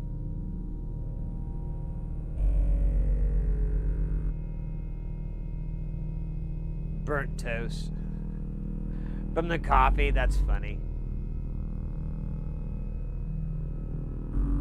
Linear twin, okay. Oh, wait. No, or wait, I don't know, actually now. Are we talking about SSL or SSI?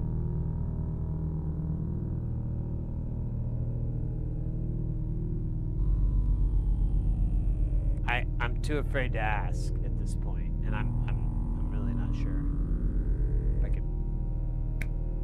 I could be honest with you.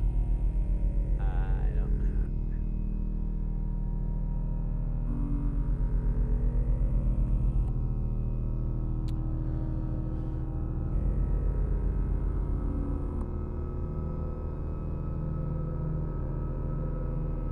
Yeah, I think SSL and SSI. One's a chip, the other's a eurorack module. But twin VCA confuses me, so fuck if I know.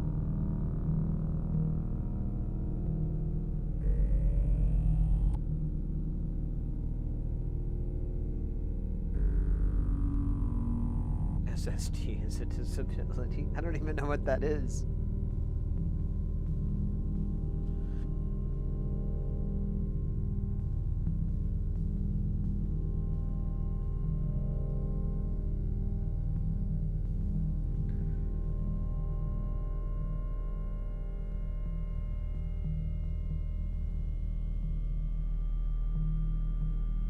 Social Security, disability, disability. Social Security, disability is disability. It what pays disabled people. Where did that come from?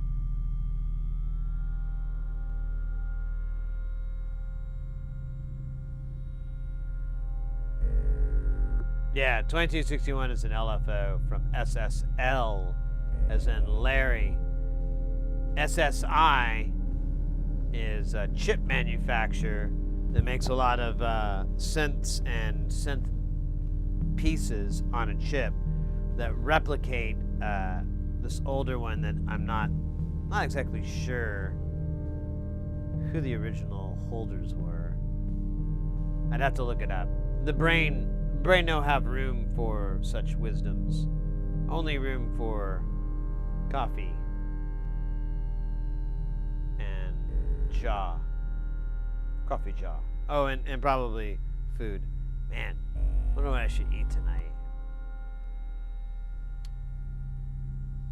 I had pizza yesterday, so I don't know. I should probably eat something a little more healthy. Taco Bell. Yeah, that sounds healthy. Just get like the grossest, craziest thing on Taco Bell's list. The deep fried burrito where the tortilla's made of cheese, and they put like Doritos in there. That's like the Cool Ranch Doritos, and some chili, and some beans, and some cheese sauce, a little bit of guac. and then after they deep fry that, they wrap it in a tortilla and they fry that, you know. And then they wrap it in cheese. And then they wrap it in another tortilla. So the amount of starches and dairy that you're getting is very possibly at a toxic level for humans' consumption of any sort. But, you know, you only YOLO once, and, I mean, fuck it, it's Taco Bell. You might as well die with a taco in your face. I'm kidding, though. I really shouldn't eat Taco Bell.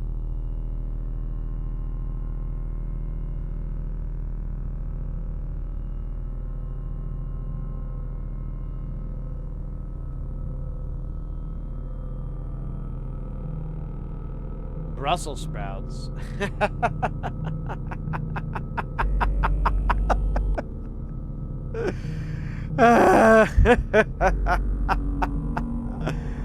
Oh, no thank you. No thank you. No. No, I'm kidding. Actually, sprouts are pretty good.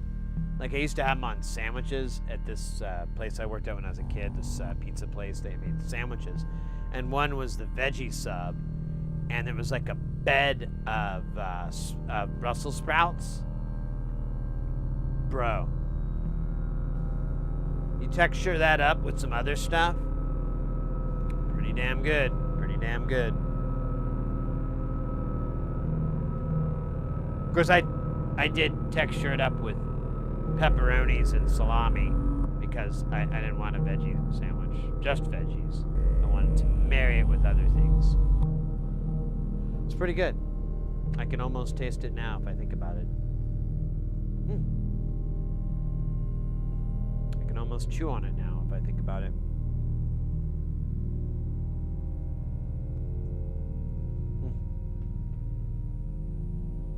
I may be able to sustain myself with thought. Hey, watch it there, buddy. Ah, that fucking guy.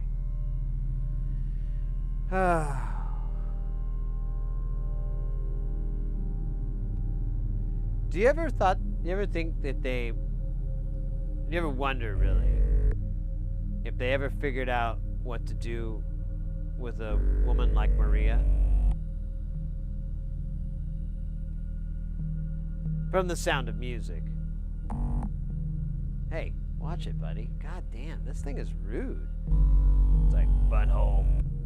You heard it saying butthole, right? It's like butthole.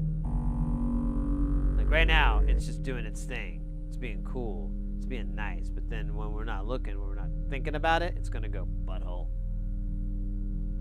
You think I'm lying? Listen. Wait for it. It's sentient, so you have to not talk about it, otherwise it won't happen. It's some sort of quantum entanglement with the analog devices, which is the name of my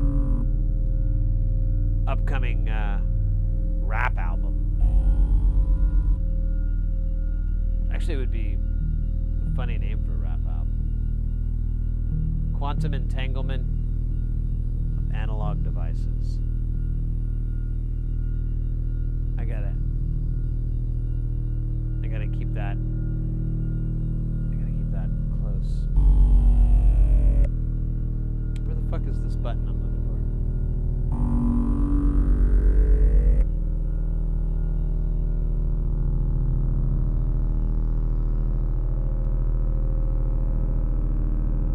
Oh my god, that was so annoying. All right, sorry.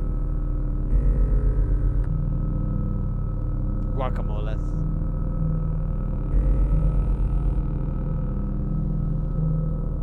Guacamole, my favorite thing. I don't really I'm not a big guacamole person, to be perfectly honest. Like, I can take it, but it needs to be in a pretty small dose. Otherwise, I'm just not into it. I know. Offensive. Hey, little man, how you feeling? Mr. Chompers is in the house. He's been a little ill. What's up? Do you want more food? Did you eat all that food you had before?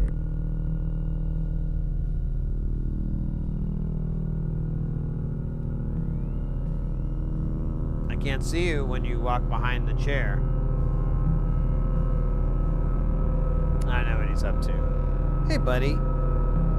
I would pick him up, but he's not feeling good. So I don't want to. He's just going to be mad. So trust me.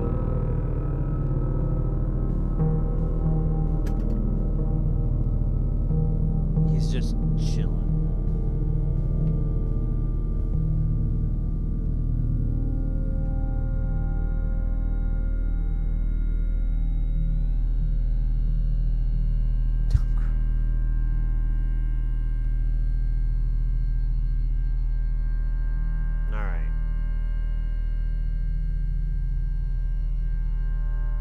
I'm gonna be right back, and with more.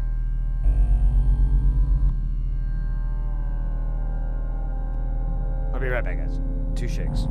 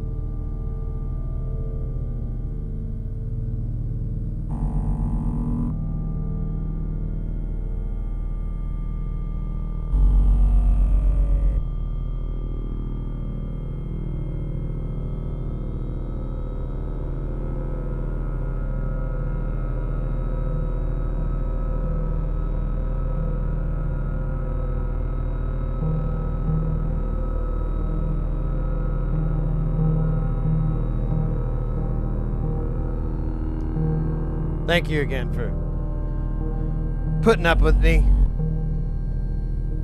Oh, I guess it kind of worked. We were in the middle of an ad on Twitch, but yeah, it was. I had to take care of Mr. Chompers real quick.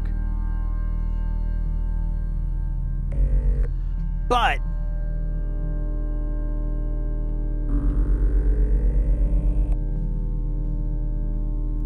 it was a positive thing.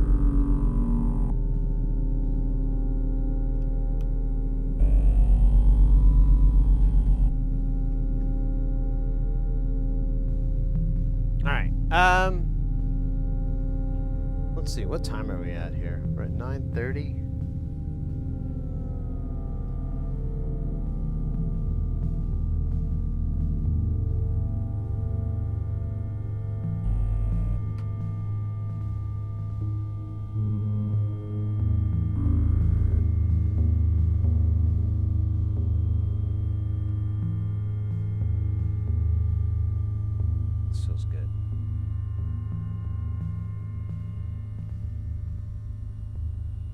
go a little spacey. Let's blast off to Spaceland, my friends.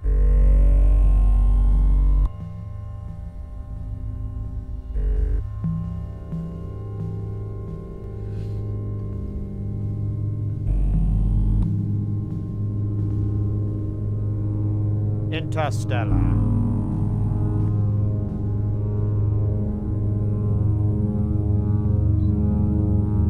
Oh yeah, I totally forgot about it. Looks like YouTube has been... I haven't seen it throw up an error. It usually does that when things are really, really bad. And I was gonna watch the video tonight and just kind of check the quality, but I wish it told me if there were any drop frames, but it doesn't record them.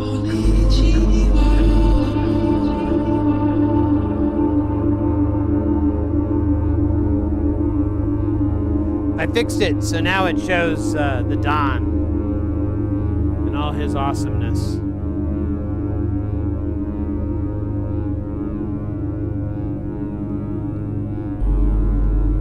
Trying to think, I got one more. I got one more slot left. Slot. I have one more slot left. I got one more slot left for like a sample or a meme over there, but I don't know. I figure I'll know when it comes to me. Dude, that was weird. It's like a neck cracked.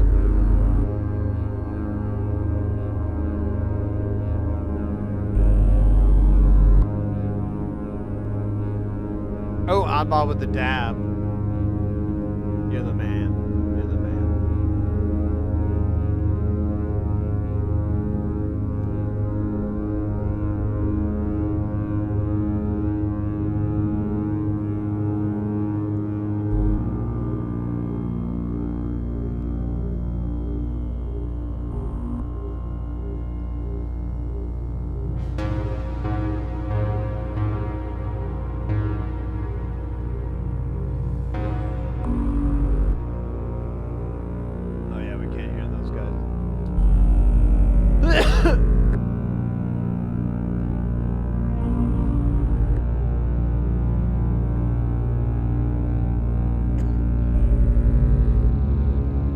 I like all these notes. We might move over to here.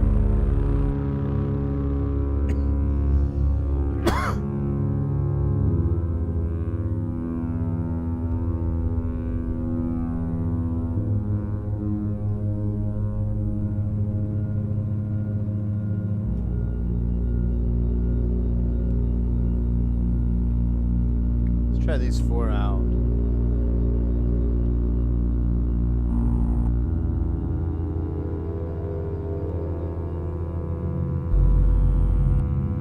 Might have to do an odd number. Yeah, let's do it.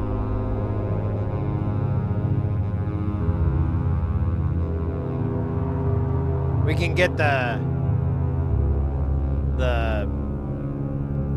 well, it's not really a Fibonacci baseline because it's bigger, but whatever, it's close enough. 2 and then a 3 and then a 4. 1 and a 2. 3 and 4.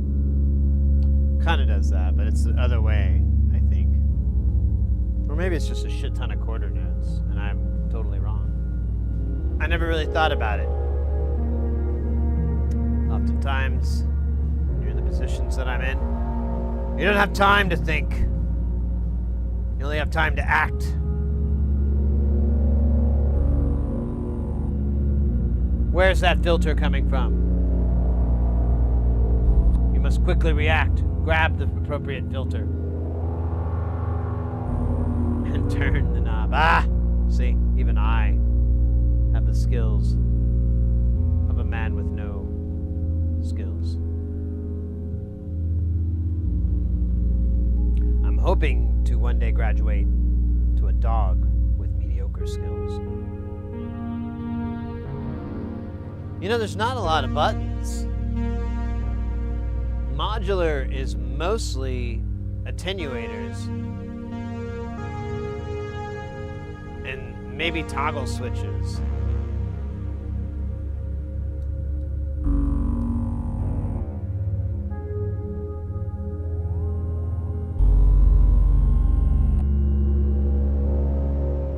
Good to see you, by the way, Sleepy.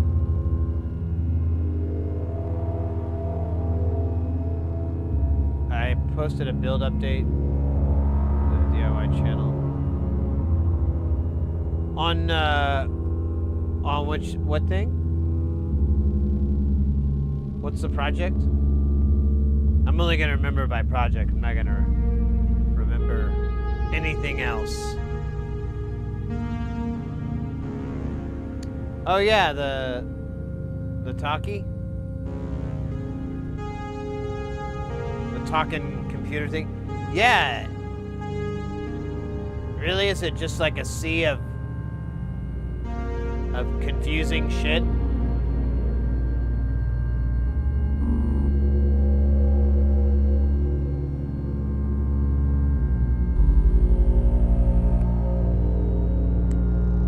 I normally haven't had any issues with anything from Australia, but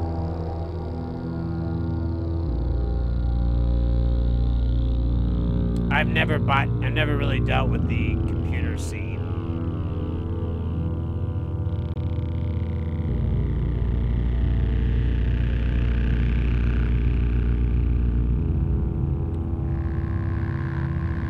Oh no. Inaccurate bomb. Well, do you at least have the schematic? I mean, is that your Bible? Do you have something like that to go like, all right, I'm just going to make everything the way it says in the damn schematic, and, you know, markings be damned.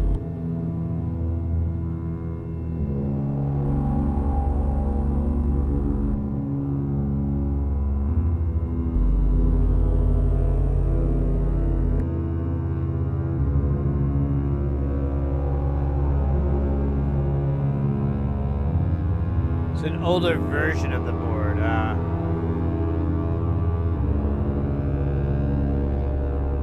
So there would be some moments where it would be different enough that you just would be totally hosed. That's too bad. That's so stupid. Honestly, that's a little... I had another project I worked on recently, and I was like, I can't believe someone charged money for this. Like, it was just really badly done. You couldn't read the silk screen because they had both the name and the designation labels turned on when they went and got it printed. So it just has this gibberish on every component. And then it doesn't give you a schematic, but it does give you a PDF file where you can see, like, what do you call it? You can see the PCB, and but it's hilarious because some of the designations are sitting on vias, or they're on something that's like a through-hole thing, and you can't read it. And they put this out, like, they didn't proofread a single thing. Or they just didn't care. I don't know. I was just like, this is pretty lame. I was gonna email Pusher Man and be like, hey, what's the story with these, you know? This is really hard to work on. I didn't have a schematic. I didn't have shit. I had to basically, like, reverse engineer what it was from, like, process of elimination and, like, hacking the fucking stupid the PDF, like having to hack that thing, and I was just like, this is dumb. I hate this. So I don't know. I'm sorry, that was a little rant, but honestly, it's I feel your pain on that. I mean, mine was significantly smaller scale than yours. Yours is a complicated thing, so it's going to be 10 times, if not more, frustrating and difficult to sort through. Well, hopefully you get You get it working, mate.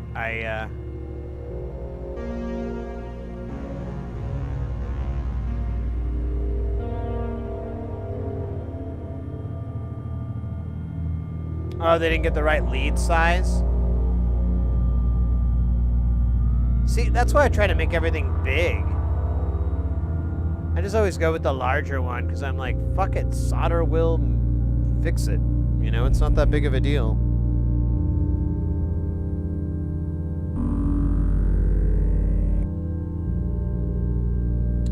Well, I wish you the best. I'll check out that post later and see what's going on.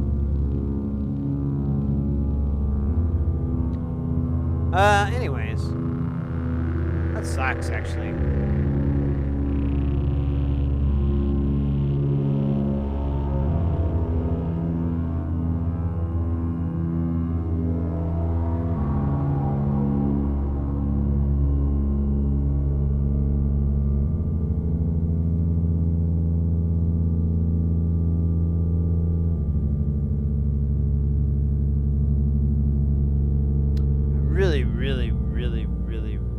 Really like this patch. I'm gonna hate seeing it go next month.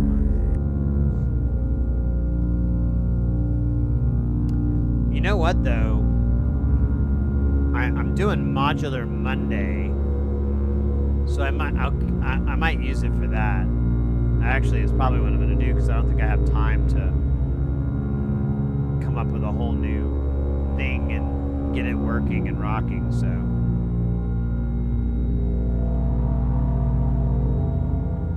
Either way, learning experience. Yeah, I mean, with that module, it was just kind of reverse engineering and trying to figure out a lot of those numbers that we were dealing with, they had wiggle room. So even if I was to put, you know, a 47 in place of a 10, and a lot of those area, you know, nanofarad or something like that, it wouldn't be that noticeable. It wouldn't be that big of a deal. There might, like, typically it's just gonna be a volume thing. I'll notice, like, wait, it's quieter. But with computers, it's a little more. There's a lot less things interfering with that, but it is still one-to-one. You know, point connects. You know, the pin, whatever, 22 from IC1 needs to connect to pin 13 of IC4 and pin 15 of IC5, and then it also needs to feed a header that's on the edge. You know, I mean, that's a lot of it. Is just laying out those webs.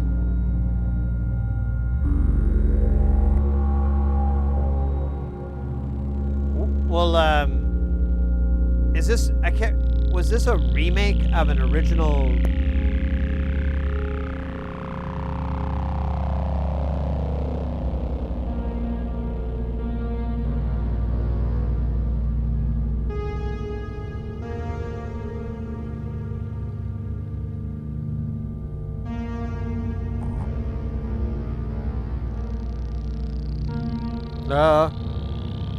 Yeah, battery died. So is this a remake of an original design?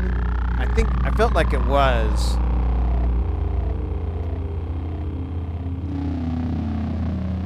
If that's the case, if you can, obviously you can get a hold of the original schematics there, you may just be kind of solving those answers as you go. Like if you have something that's ambiguous and you can't get a clear answer from anybody, you know, you're like, well, is it this, or, you know, is it 10 or is it 100, you know, something like that. You could look at the OG schematic, find that area, and maybe determine within that, you know, what it's doing and whatnot, kind of get an idea. Oh, this is a pull-down resistor. It's just doing that so that, you know, you have a lower voltage on this reference thing or whatever, you know. I don't know. I can't think of a good example, but you catch my drift. That's what I would do, and I've kind of in those situations been that way. Like oh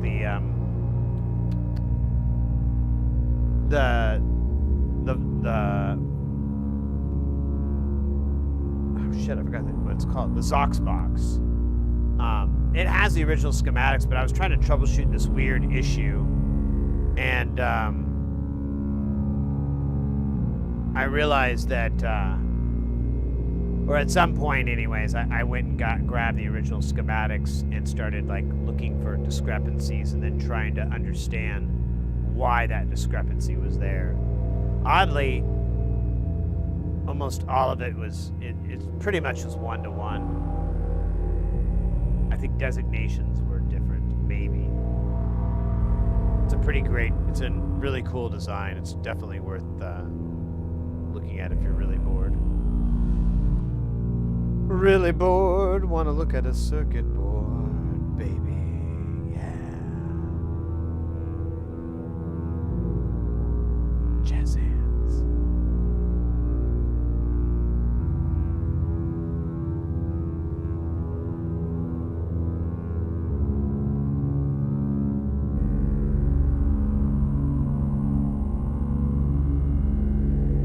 I turn it to 5. You'll have 5 notes to pull from. It'll do maybe a consistent note change depending on how it lands. We might have to shift it the other direction. I didn't think about this. I was thinking about Larry, my pet snapping turtle.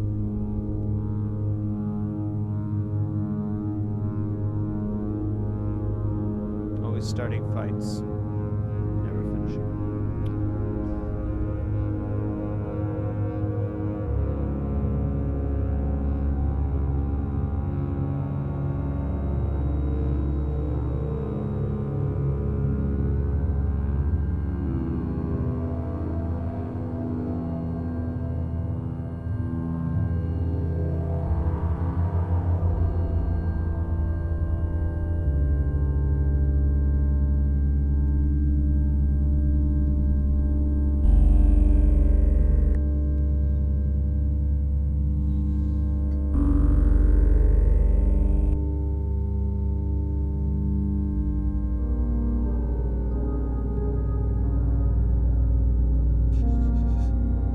Playing these weird notes.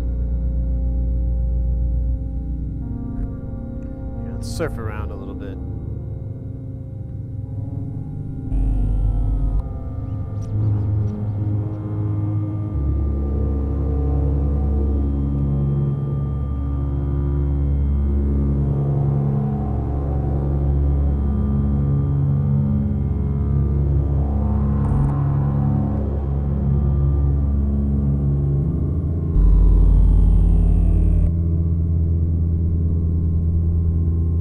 Juxtaposition of the super clean is kind of cool.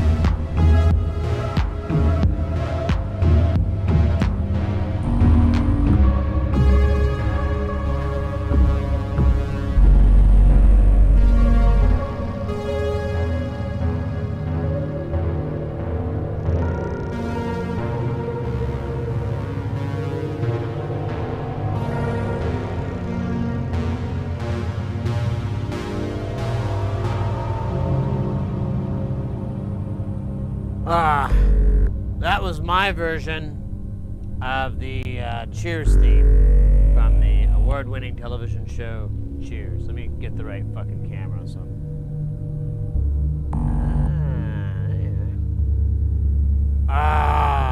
Yeah, that was my version of the Cheers theme song. You know, that taking a place. Yeah, I took that to a whole other level. Not really. We just took the original part and put a cool beat over it. All right, that was good stuff. That was yummy. So Muka was asking over on the YouTube about the audio. It's not terribly complicated. You kind of want to keep your signal chain fairly simple. I have to do a little bit of submixing, but it's not that big of a deal. So we have a mixer here, and then on the space station, let me go back to that. There's a mixer here on the top right corner. So all of those, well, the one for space station feeds into here and takes up the last two channels. That then feeds up into the patch bay, which goes into the Focusrite, this audio interface, which I'm planning to replace soon. I just, you know, not in a hurry to spend money. So it goes into there. It's kind of messed up. Like the pots in it are all really shitty. That's one of the reasons I want to replace it, is it's just a kind of a junk. Who's that? That was, Oddball. Oddball, thank you. I give it that bit. But then, yeah, it goes into there, and then that has a left and a right that's sent to another mixer that my mic is plugged into, and then those are, you know, mixed together. So there's a submix and a submix and a submix, and then that's kind of it. And then it goes into another mixer, but that's just if we were mixing digital audio with it, like HDMI and stuff, which we're not really. But the delay sound, that's in the same mixer that the microphone and this submix is plugged into. And then that goes into an ATEM, which honestly isn't, I've never done like some hardcore audio testing, but I mean, it does the job. The submixer that we have, the little Behringer, really kicks ass and takes names. It does a really good job. We can overdrive it a little bit and it sounds good. And there's this another mixer I have I was gonna use, but it would clip really easily and it sounded awful. And there really wasn't an easy way to fix it. Like, I tried its built-in compressor, but it was terrible. So, good old analog saturation. Astronomy. Hey, my TV, Roku, YouTube still serving your stream hours ago. That was interesting music. Oh, thank you, mate. Yeah. I like to try to keep the streams kind of long, if I can. I go for a while, so I can meet more people from different times of the day. You know, there's a lot of cats over in the Europe that I try to get up early for and stream early for, because, you know, it's in their afternoon, late afternoon, early evening kind of time. That's always cool. And then vice versa, I want to be able to be around for people in, you know, the same hemisphere as I'm in. And so I try to get into the evening with that. It doesn't always work out. It's always a little bit of a cheat day every now and then, but generally speaking, I do all right. We get more hours than we do before. Before, we used to do about 90 some odd hours a month. And now with the 3-day, we actually get like 110, 120 or something like that. It's quite a bit. So we actually get a little bit more, which is perfect. It's just in a different concentration than it normally is. Here, I'll look that up, because I don't want to say that and be wrong, but I can double check that stat really fast. While we listen to that awesome sound. Let's see, hours streamed. Oh yeah, we're actually, it's much higher than that. We're at 135 hours for this month. But if we go back,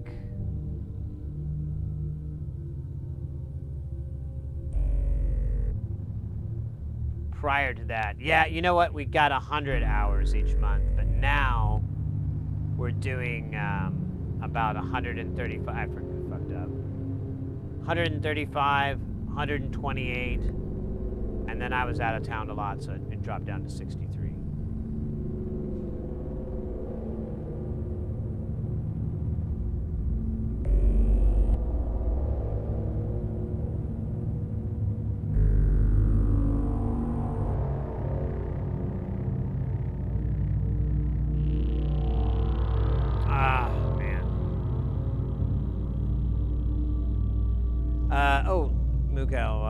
Just full spectrum, and I didn't typically hear such good sound at YouTube stream. Oh, thanks. It's not even like the fancy audio. I found out I was trying to troubleshoot this issue with sending a stream to YouTube, and one of the things was the audio. I had to dump it down to like a lower quality encoding, or it's bitstream, but whatever. I mean, I'm like, you know, unless people are playing on a really big system, you're not gonna, and you're listening for it. You have to you have to be someone like me where you're listening for that digital artifacting noise that MP3 and stuff does. But if you're not, it sounds all right. Especially all this kind of noise, because it's just a bunch of thick tones that aren't super complex, you know. Fairly easy for an MP3 encoder, I would think, to replicate back. But yeah, it works out. I replaced the Focusrite with a Motu 828. I'm thinking about getting the 828 ES because we looked at it and it was amazeballs. So I kind of want to stick with that high quality. And it has 10 inputs. So we'll be able to stop submixing Spacestation. We can actually heat up Spacestation nice and hot the way I want. Right now with this submixing, it's technically at Unity, but I have to do some dumb stuff. It's not right. It's a dumb way to do it, and I would like to change it, but I need dedicated input so I can just gain it the way I want and have the headroom that I want.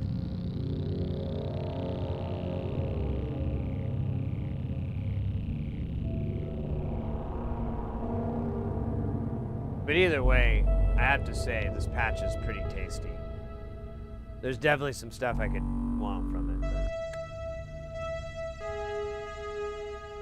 maybe I'll come up with that for Modular Monday. Let me see, did I get a date on that? Not yet.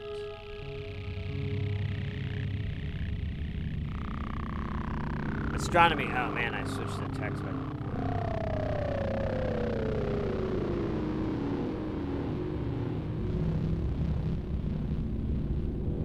Oh, the ads didn't have audio?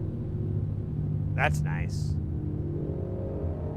Well, that's cool that the ads don't go the full time period. I've noticed that from some people, but I thought it was just like, oh, maybe they're in Europe and because of, you know, EU rules or whatever, you know, it's a little different. But I know you're not in Europe. Well, that's cool that the ads, that's great. I feel bad running the ads. I kind of found a way that worked where I could run it every, I think it's every 40 minutes, 45 minutes. It runs 2 minutes of ads. Because I feel like 2 minutes is not insanely painful. And it's a good time for me anyways to just kind of use that as a break time, chance to stretch, things like that. And then it gets rid of, it gets rid of the pre-roll ads, which I'm a big fan of. I've personally been, it's warded me off from streams where I can't come in and because I have to sit through 3 or 4 minutes of ads or whatever. If I come in and they're running ads right when I come in or whatever, that's cool. I know that there's an end to that. That timer's good, and then I'm not gonna have to. And depending on what it is, you can typically go, all right, well, we're not gonna have ads for another hour or whatever. So it's not so bad. But man, it'd be nice just to turn it off.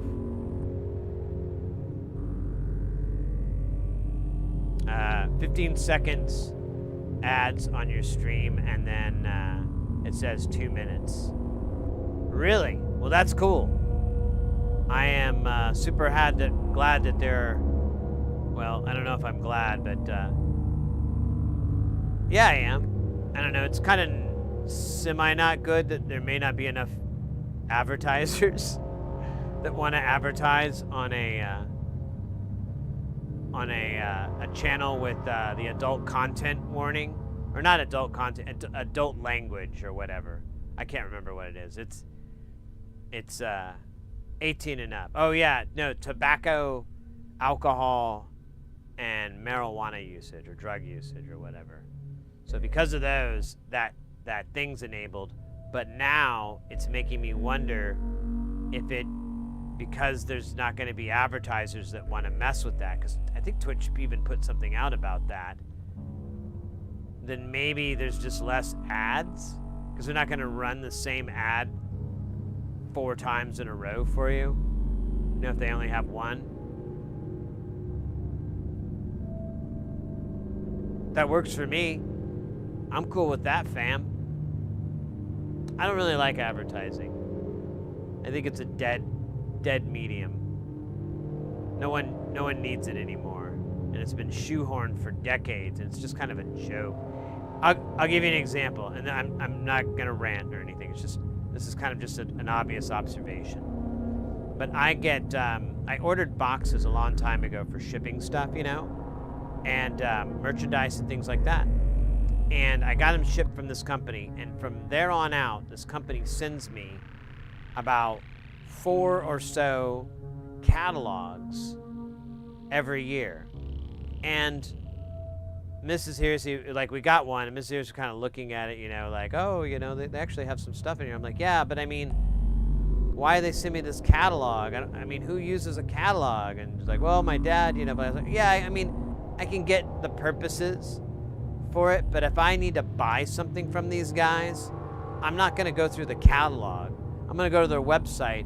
I'm going to do sort by price, or, sort by this, and then I'm going to go through and find the one that cross-references with my other criteria.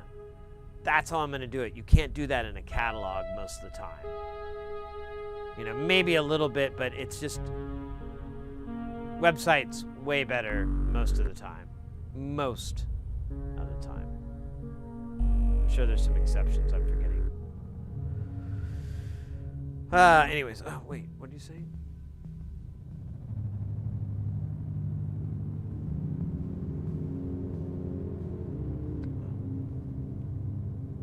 I certainly hope so.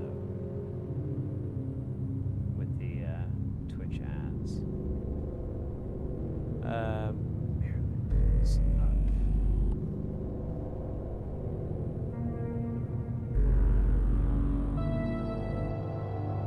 Bomb. I love it.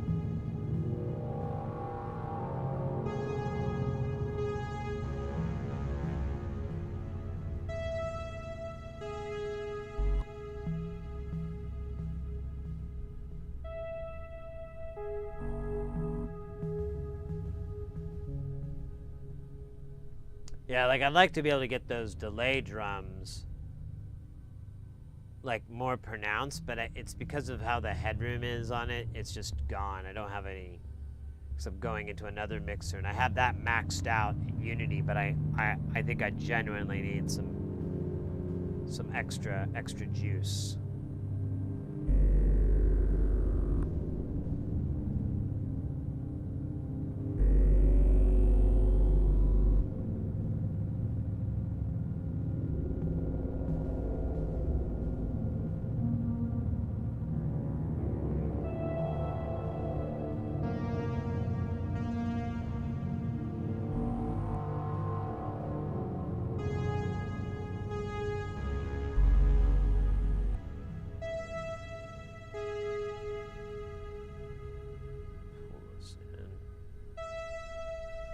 Let's see here.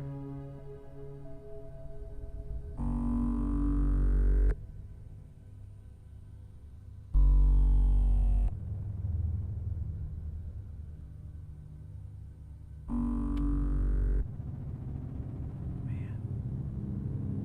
Yeah, I'm starting to get a little bit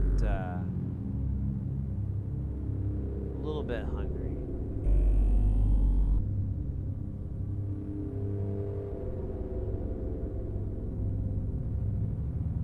Let's see here. What's going on in the internets?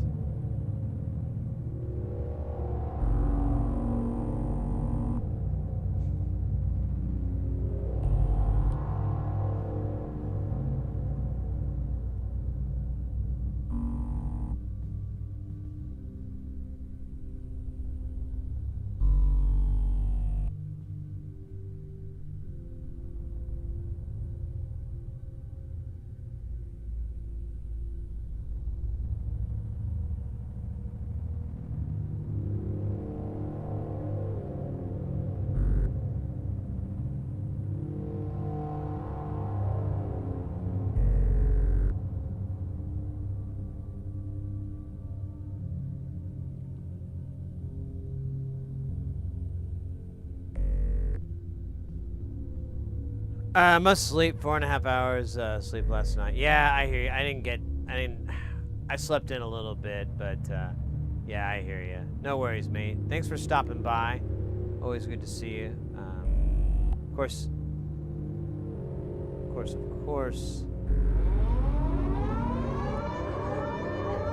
Guys, get ready because things are about to get heavy. Jump up because we're going to bump up and get down because there ain't no clown in this here town. We got none other than astronomy. Or we got none other than Game Club Central coming in with that piping hot. Won't stop. Skilly bop. Oh my God, freaking hot.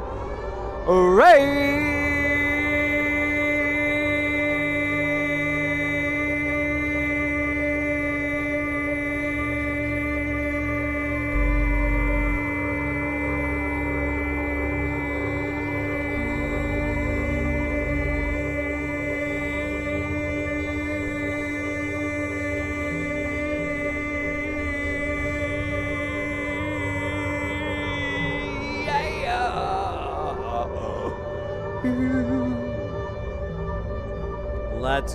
Let's go. Game Club, welcome in. Welcome in, Raiders. Whoa. Hey, thank you for those 100 bits. That's super duper dope. Super duper dope. How are you? You said you were doing a double feature. I already forgot what it was. I have a bad memory. I know in the moment you're gonna tell me, I'm gonna be like, right, Dahoy. Told me that. But you know how memories are.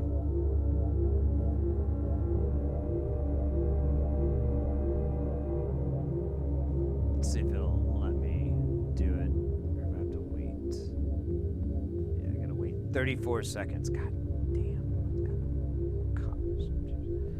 damn. That's right, the Muppets. Treasure Island and Labyrinth. Ooh. And I don't think I did hear that part. I think it was Muppets, but I didn't know it was, we're doing Labyrinth too. Oh, that's one of my favorite movies. I haven't watched it in a really long time. But, when I was younger, when I was a much youthier Sid, it was my jam.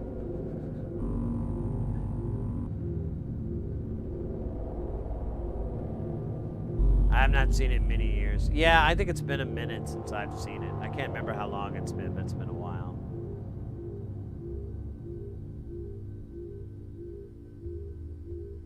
You're so tired. No worries. Thanks so much for the raid. Take care. Have a good rest of your night. Welcome in, Raiders. If you guys never been to the stream before, we do electronics here. All this is DIY. This is a modular synth. It's making the music that we're listening to, but it's more specifically, it's this one over here too. So there's a system over here with all the white panels and the flashing lights. Then we got this guy, and then the shit on this table too. It's a lot. It's a lot to take in sometimes. I do it slowly, but I unhinge my jaw first.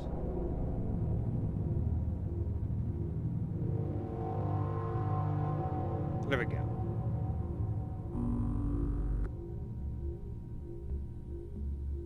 It did it like right before you came in, so it threw it off. It was hilarity at its finest. I like the switchboard look. Nice.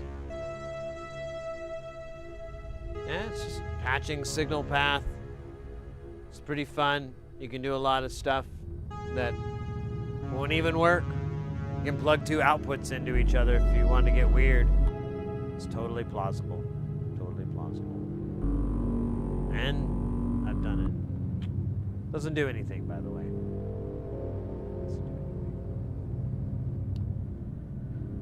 Well, cool. We're kind of planning out next week. We've got our streamiversary coming up.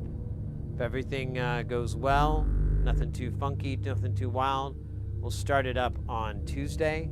We also have one more jam. We're going to be on Modular Monday this week, and on this Monday, so in a couple days, a little bit less than that technically.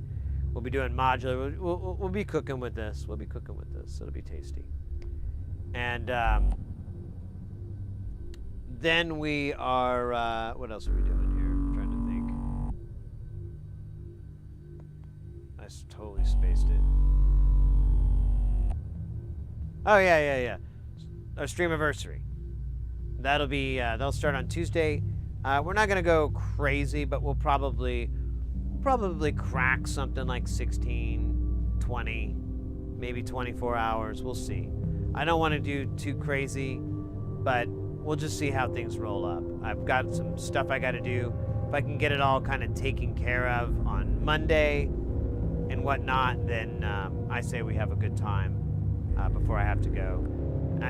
And that's the other part. Like after the streamiversary, this Tuesday, there'll be about a week off.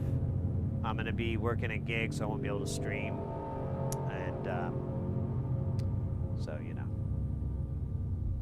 Definitely, I should mention, this is actually a good time to bring up if you are into social medias. There are various ones out there. They are all different, but this one is mine. Well, this is the ones I go to, typically. Some of them I don't check very often, so if you don't hear it back, know that it will come eventually. And I'll be like, yo, I'm so sorry. It's like Yahoo Messenger. Just doesn't really rock. Just don't get too many talks on there. But yeah. And then, and that's going to start a little bit. We're going to have, I have 2 gigs in June. One in the beginning, one in the end. So we'll have a little bit of time in the middle. But then after that, I'm going to have several months free. Going to be going to KnobCon. Very excited about that. Going to need to get my room soon, but MySpace, there you go. But we'll be going to, I'm going to that. I'm really looking forward to it. It's going to be interesting. Going to be good. And then I've got a little bit more work. Like about the interesting thing that's going to come up in the fall is I have like a little over 2 weeks, like 15 days in like I think it's San Antonio, somewhere in Texas, and it's 2 gigs that are back to back, and they have like there's 2 dark days in between it, and it was just cheaper for me and easier for me to stay there than to fly home and then fly back. So I'm doing that, and but I'm gonna be there for like 2 weeks. It's gonna suck. So I'm gonna do what I did last time I had a gig where it was something that long, and we'll stream from my hotel, hopefully. We'll see. But that's my plan. We'll work something out. You want to drive to NobCon? What, do you don't like flying or something? Well, hopefully, if you can, if it's in the budget, if it's in the options, I hope you can make it. If not, I'll tell you all about it. Take plenty of pictures. Let you know if there's anything worth your while. Anything you would have genuinely missed. It's really just fun hanging out. I just had so much fun being around so many synth people.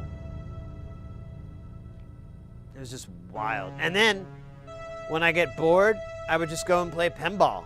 It was like pinball and synths. It was awesome. Truly awesome.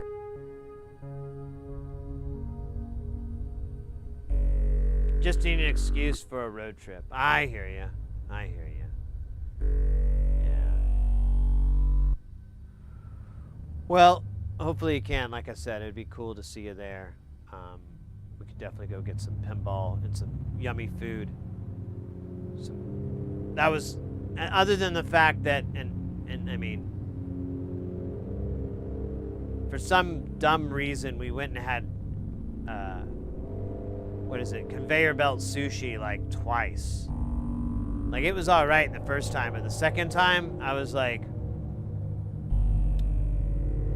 at least it's cheap.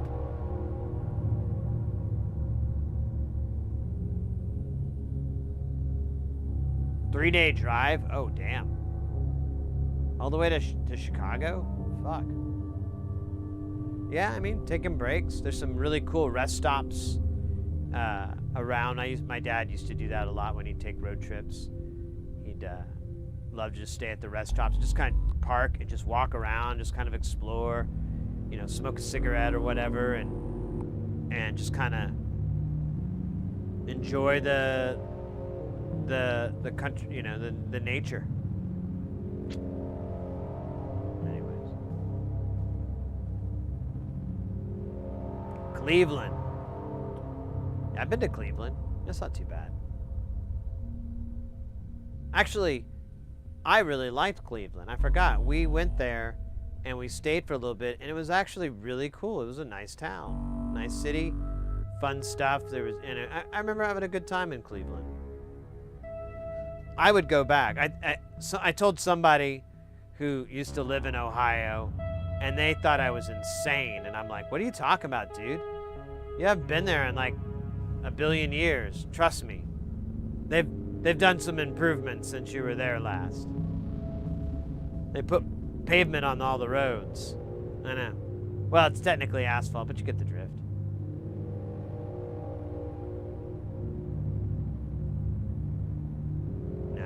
Cleveland was pretty cool. We went on a road trip years ago where we went to Cleveland and Montreal and, oh man, I'm trying to remember it all. It's Cleveland, Toronto, Montreal, and then we came back to Boston, but we didn't. We got a hotel near the airport, and we just stayed there. We didn't even go anywhere. We were so beat and tired. We just didn't want to do anything except lick our wounds and be done for the night. You're in Boston today? Oh, right on. That's funny. Yeah, we wish we could have eaten, but whatever. We can go back. It was the reason we flew there. The reason we went there is because it was the cheapest place to fly in and out of. I don't know if that's still the case, but, you know, whatever. All right, I gotta head out, guys. I'm super duper hungry, and yeah. Well, that's all the reason I need, I think. That, and I guess we're just shy of cracking 9 hours, so I feel like that's a pretty good stream. If you still didn't get enough, you can go to our, you can come join us on Twitch on Monday for Modular Mondays. It's a raid train held by the Golden Shrimp Guild, !GSG in the Twitch chat. If you're needing that link, needing that info. Otherwise, I assume you already know. But yeah, we'll be doing that, and then we'll be back to doing a bunch of soldering, I imagine, for the streamiversary. 5 years, ladies and gentlemen, 5 years. I remember when it was only 3. That was almost 2 years ago. It grows up so fast. Sorry, it's just, you know, if it was a child, it would be able to tell me off. That means a lot to me. It means a lot. Seems like yesterday, I know. All right, let's get that raid rolling on the Twitch. We're gonna roll over to our bra and our fra. Good old Clock Bash. They are doing the, they're one of the Golden Shrimp buddies. They're doing some noise flavor-ish. It sounded pretty good. It sounded like it was on par kind of what we're doing. So I think I'm putting you in good hands. I think you guys are gonna have a good time. Let's get that cooking. More jams for the jamulator. Nice. Mates, I want to thank everyone for hanging out this week. It's been fucking great. I'm glad we finally fixed the YouTube thing. We are so close to the milestone on YouTube. So if you got any videos you want to watch, you've been meaning to watch, boom, boom, boom. Of course, these streams are always VODed on there. And sometimes it's a little bit more enjoyable to watch it on the YouTube versus the Twitch. I'm going to check it out, make sure that the quality is there and everything like that. Otherwise, I'll upload my saved file of it. Other than that, have a good rest of your weekend. Party till you die. And we're not going to take it. Yeah, that sounds good. We're not made of bacon. No, we're not made of bacon. We're not made of bacon anymore. Remember that song? By Blister Sister? Alright, I'll shut up. Party on!